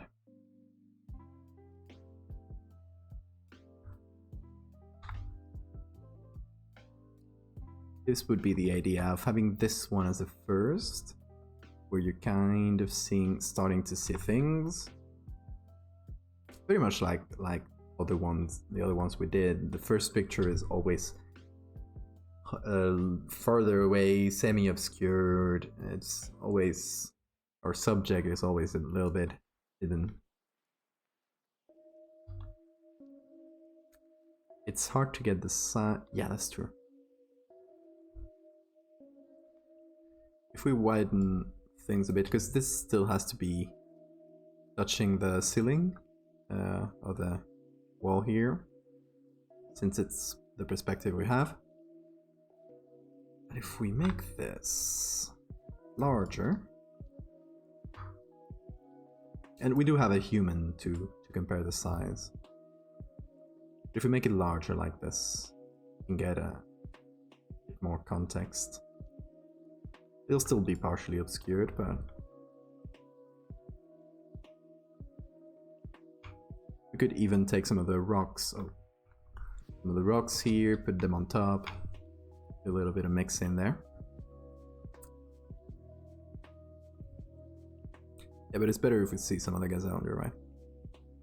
Just put this slightly like, yeah. Hey, PG Kate, I guess. Oh, we're making some fake old mosaic. We usually do pictures, we usually do photo manipulation, and we did this mosaic by using those techniques, by using what I know how to do, photo manipulation.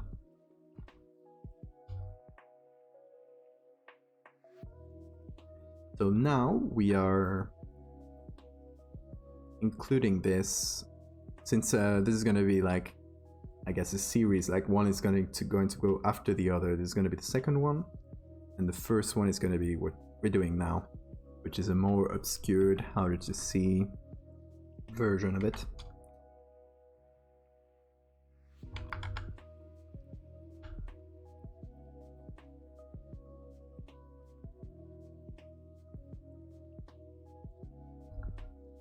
I don't mind that the rocks aren't exactly the same. Just only nerds will look at that. You looked at it, you're a nerd.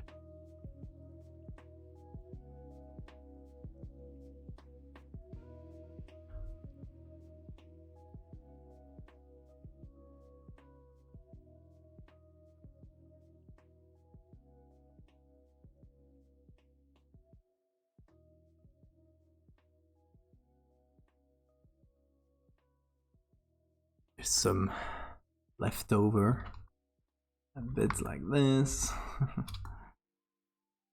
I'd probably put some dirt on it in general. Although here, just Control M to do curves. And yeah, remove this. We can see what we're doing. We need to go to the reds and do something about them. Ah, much better.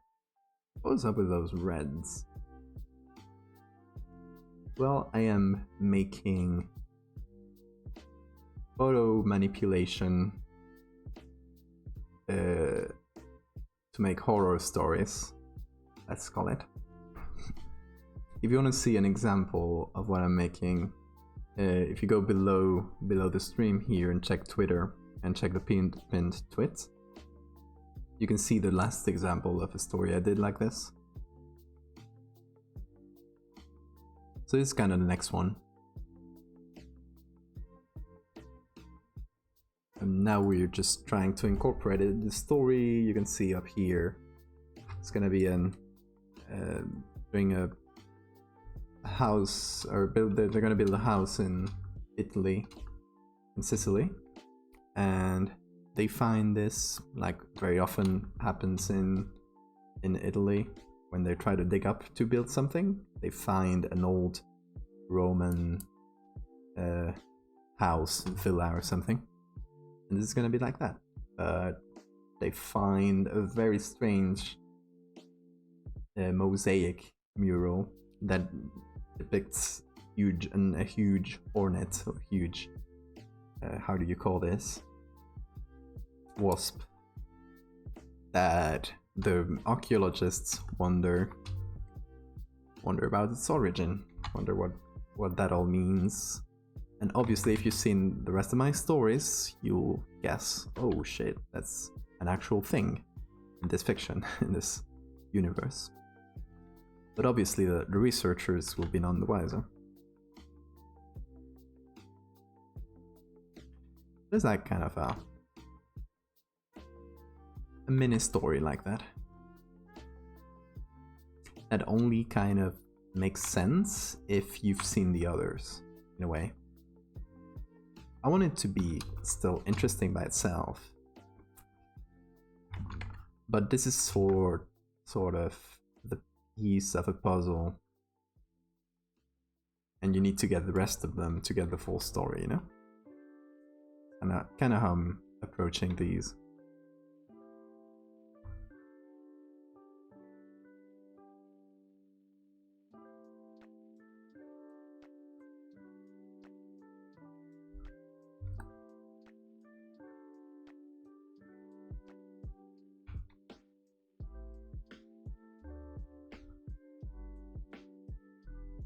This is a very weird thing to do for me, because I've never done something like a mosaic. I've never done something remotely similar to this. This was pretty cool to make so far. It's been actually very fun, and I'm pretty happy with the results. Because obviously I wasn't gonna make a mosaic myself.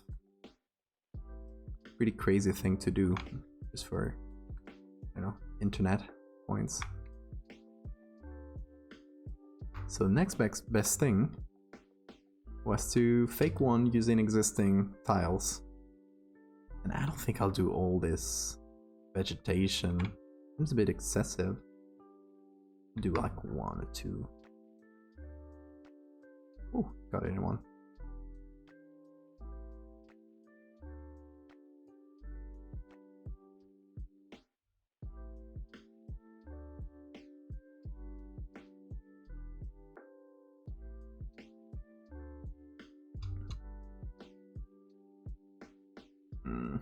There's a lot of vegetation here.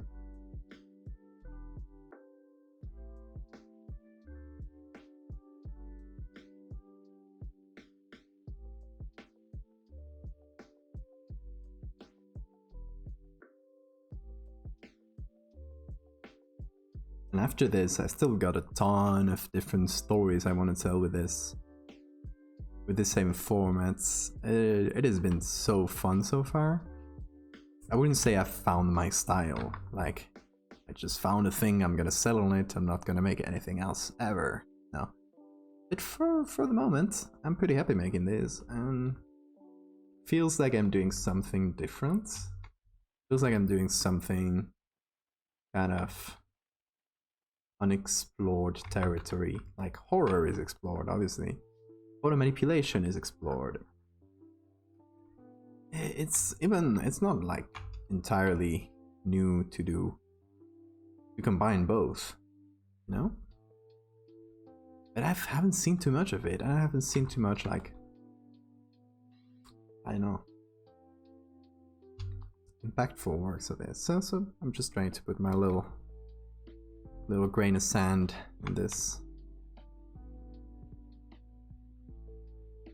Yeah, I'm also, yeah, I guess it's kind of the mentality of the times. It just makes me go a bit darker for a subject. And it's been refreshing, because all my stuff is always being like very light and kind of surreal but fun, and you know what I mean? It's much more. Not something you think about, or something that can be fun that you can look at and move on with your life. It feels like a bit more, in a way.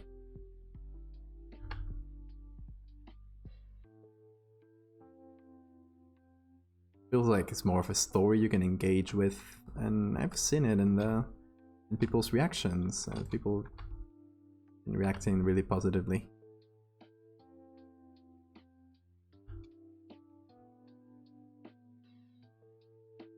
I think that's half of it is writing, though, and I'm still not very good at writing. I'm kind of flying off the seat of my pants here.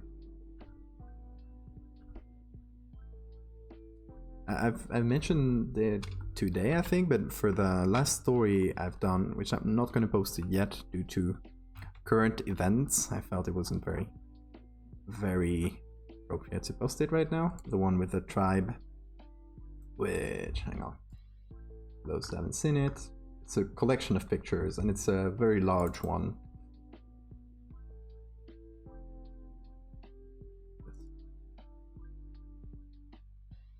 This. By the way, I decided to go blurry with this last one. It still leave a few parts a bit more in focus, like the markings. So it's still like more clearly visible what they're doing.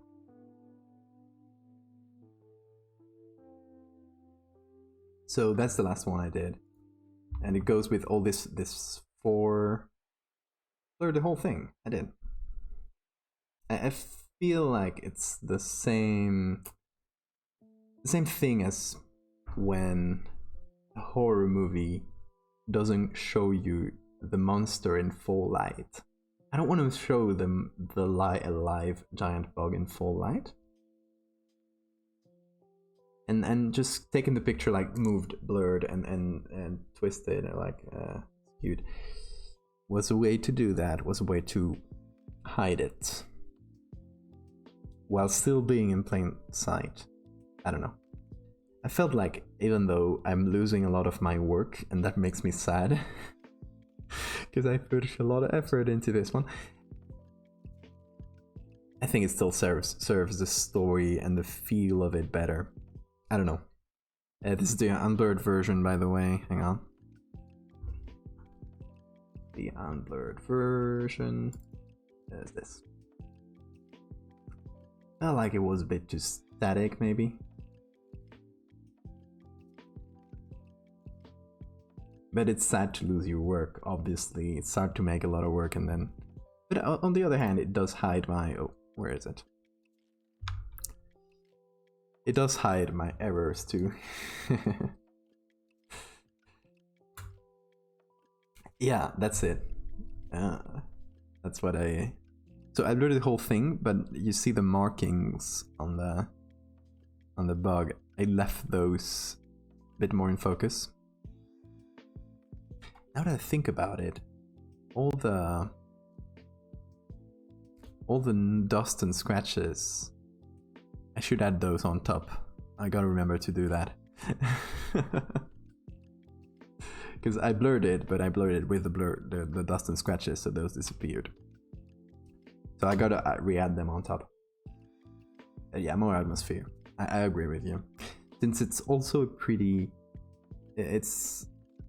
I mean, this whole story is way more chill in general. It's not like the guys are in danger. They're not like super... the guy specifically, our protagonist, it's not like in a hostile environment in the middle of the Antarctic. It's kind of going chill. It's visiting this tribe. And they have these kind of weird things going on, but it's not like overly weird. It's not like, oh, these guys are gonna kill me and whatever, or doing sacrifices or that kind of more stereotypical thing. But I wanted to do something like more impactful for the end of the story. That's why I went with that. Something a bit more action. Yeah, I blurred the whole thing. Bottom line. Yeah, I felt it was not too respectful to post it, especially since it's in the climate of social media and you know, American social media mostly, but that's the people that follow me. So, but in any case, since I was a bit iffy about kind of missing my mark and being disrespectful to all these cultures and all that with that story, I sent the whole story draft and all the pictures to a really nice guy from Kenya on Twitter, a teacher from Kenya, so neighboring country, like very close to where the story is taking place, who was super nice, who like gave me some tips on like getting the more like the cultural reality out there, like stuff you wouldn't even think about. Like I mentioned in the story, I went to this guy's tribe, and I don't know the exact wording, but it was like something like, I was invited to this guy's tribe. And he was like, you know, people, and especially like small tribes in Africa in that time, would be really mistrustful of just the white dude that showed up, you know? I was like, actually, yeah, that makes sense. So I added a line to reflect that. I was like, oh, I insisted, I asked them to visit, and they were reluctant at first, but then they warmed up. Something like that. Imagine artists like Salvador Dali and that Dadaist would love the potential of Photoshop. Yes, they did a lot of traditional collage, so they would have loved this. You seen the color matching technique? Yes, actually have a little action I made. Like this. Color matching. This is a technique Wheeler sent me. And this is crazy right now, but let's separate it. So first you do a 50% gray layer in luminosity layer mode. All right, this one is in luminosity right now. So we're seeing the colors in a like just very plain way. You then do a hue saturation that really increases that in a crazy way. And then you go below that. You do a selective color. And you can go to the darks, the blacks, the neutrals, and the whites. Kind of go to those specifically. While you hide this, I'm trying to match right now the mosaic to the background, not the other way around. I could also do it the other way around, but let's try to match it with the background. And it clips, yes, sure. That isn't included in the action, obviously, because I can't do that. Anyway, we're trying to see in this like super crazy psychedelic view, in the background, the darkest colors. What color are they? It seems like deep red. Alright, so we're gonna do in the selective color. And let's try... And let's see what we are targeting. It seems like the dip, like obviously the edges of the bug will be the deepest arcs. If you need to take photo manipulations in 1900s. Yes, I did see those in Victorian ages times. There was a lot of it.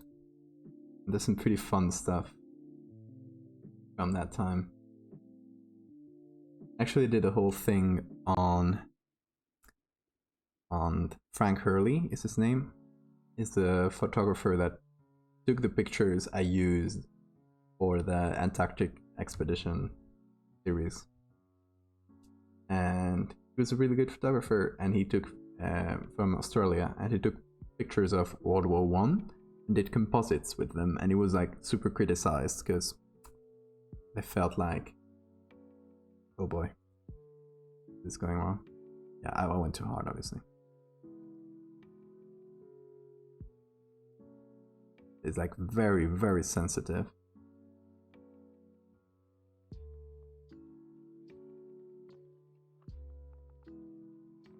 But this is already more like it.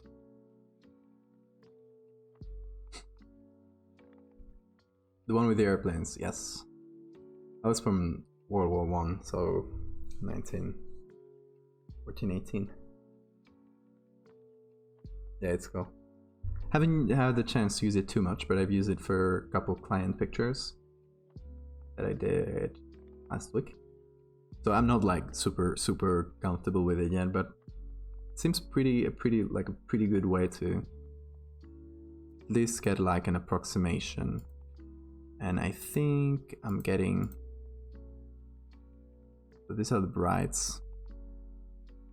Okay, let's go for the brightest here, which are orange and turning towards yellow. And we are messing with the background here. So let's trend it towards yellow a little.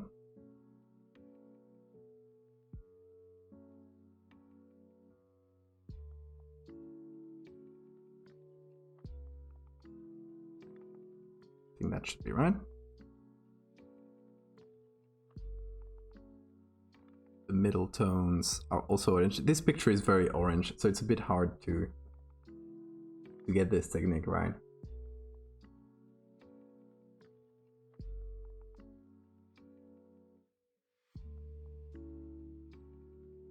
And for the middle tones, which is basically everything, I just need to make them more orange, to be honest.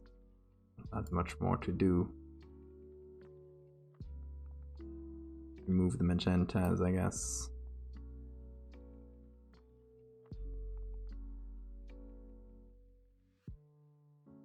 No, there's still some magentas here. I think I'm part of this. I don't want to go too hard on this because it'll get funky. Actually, not that funky. But I was breaking it if I went too hard.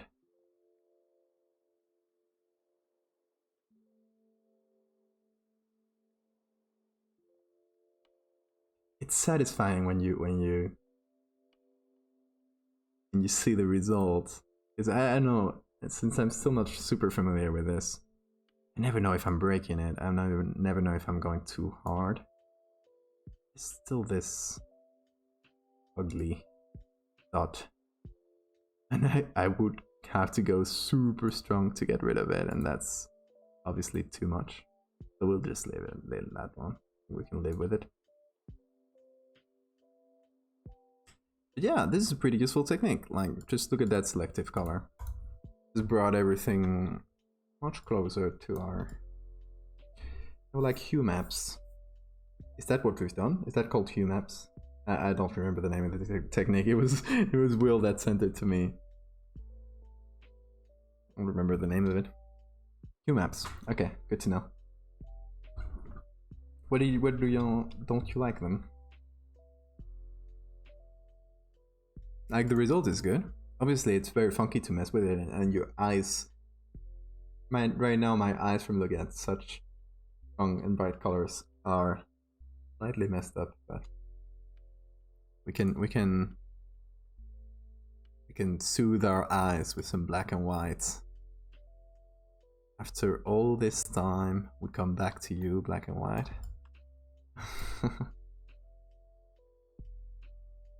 I think it's they did a good job there. Doesn't feel great to use, but it's good when you remove it and suddenly you see the result and it's like, oh, that's better than I expected. That's what's good about them. Okay, so let's remove this color matching. Right. So this already has a camera raw filter that did a whole vignette effect on it, which already helps us a little, but I want to do more shadows. So this is kind of supposed to be under this rock. It's sort of kind of crushing it. This picture, where's the light coming from for you? No. A little bit from here. Not very strongly.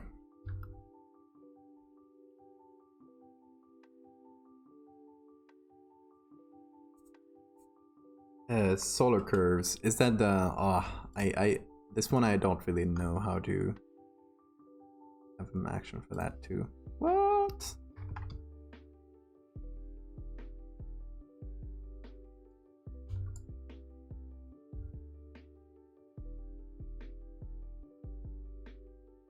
It's crazy. It's a bit too crazy for me.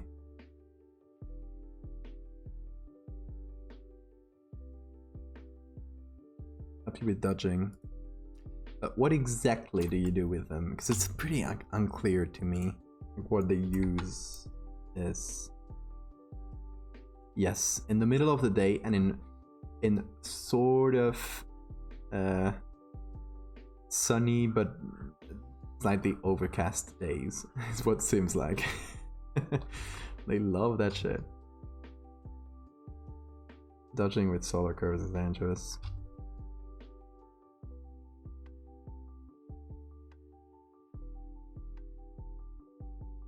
I think it might be a funky one, the one I have for the action.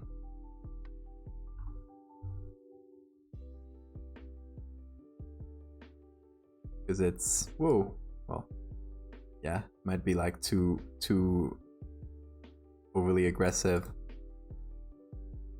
to get me a better one.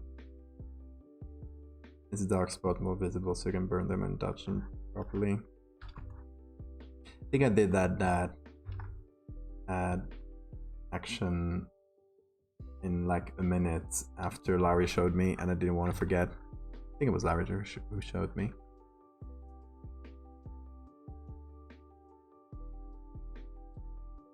Oh. Yeah. Woo. Properties. It's like that, right? That's solarization. Probably super wrong, because I never use this. It's a retoucher thing. It's a shitty one. Okay, then I'll delete the action.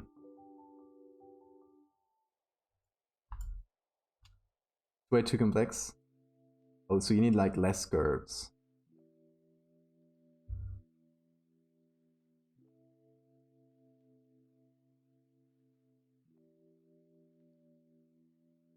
Send you a simpler one.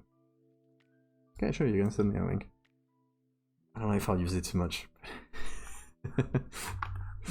It's good to have. I'm a digital hoarder.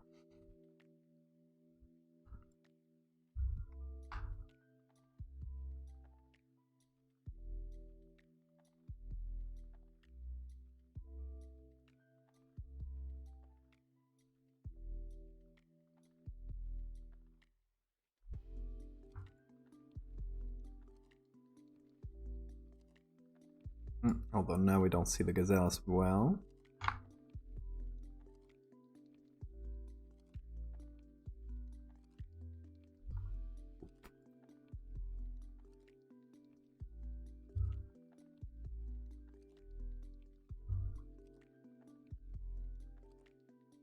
Of course, there's 4 pieces and 8p variations, and that's like the number of curves. What is that? Wrong.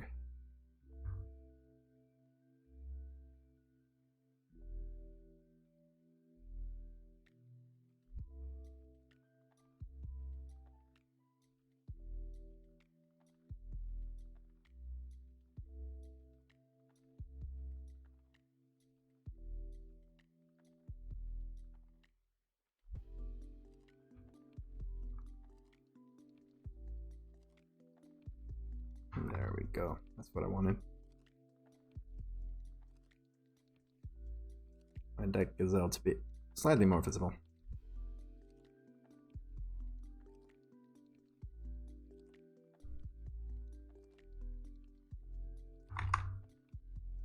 And this has to be.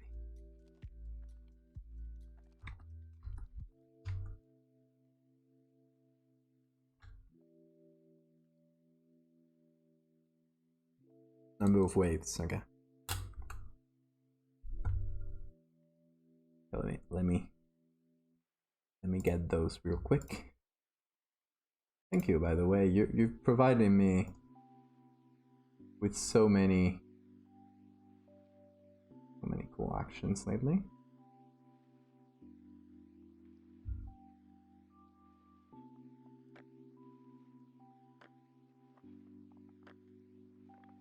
Okay, and then with Photoshop, I think that should automatically get it in here, right?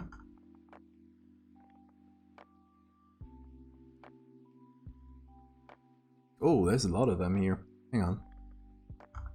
The paper. And I'm gonna leave very soon because I just realized it's incredibly late. Okay, so we got 4 points. Solarization. Oh, I guess this is on top of that. Yeah, that's way more usable. Ah, yeah, there we go.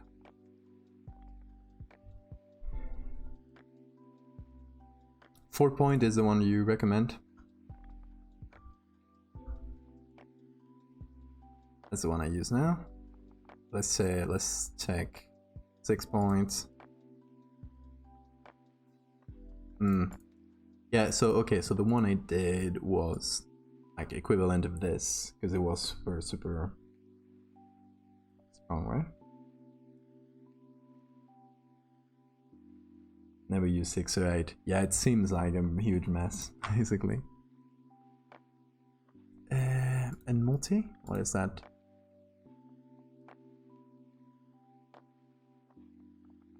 Oh, it's... Okay, so this one is separated by RGB. What's the difference there?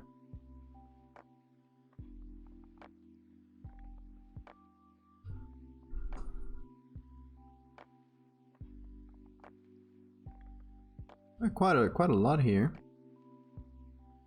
Check layer setup. Hue map is the one we did right now, right?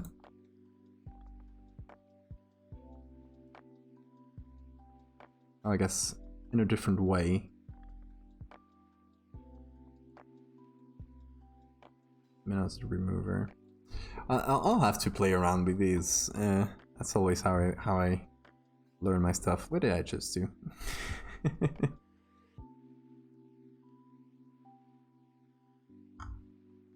Oh, that's saturation. It was just a bit above. I was like, what?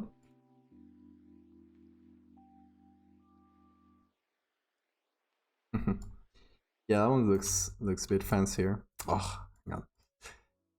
Looks fancier. I'll mess around with them. Actually, it seems pretty useful. Obviously, I will have to Google the names while I do, but it's how I like to learn things. It's more like hands-on, you know?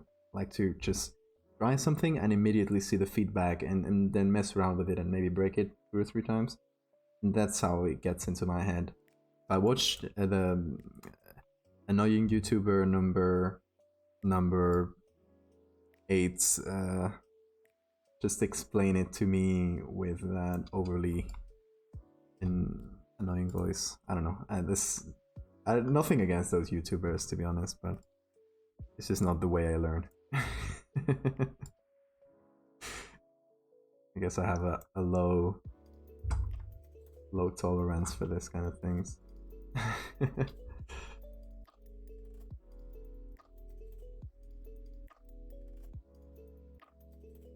Okay, I'll do some cleanup there. I gotta clean up actions in general. There's a bunch I don't use. And then PD and lookup tables. Okay, I think we'll leave it at that, guys. We've done so much today, guys. So much. It's late. Let's see. 1, 2, 1, 2. That's all I'll let you see. No, for real. It's been real fun today. Super nice chats. Excluding that conversation about German, which I honestly didn't get most of. There was a lot of people talking, so I couldn't follow a lot of it. But yeah, this bug. Yeah, it's been real. We'll see. I don't think there'll be anyone live this late, right?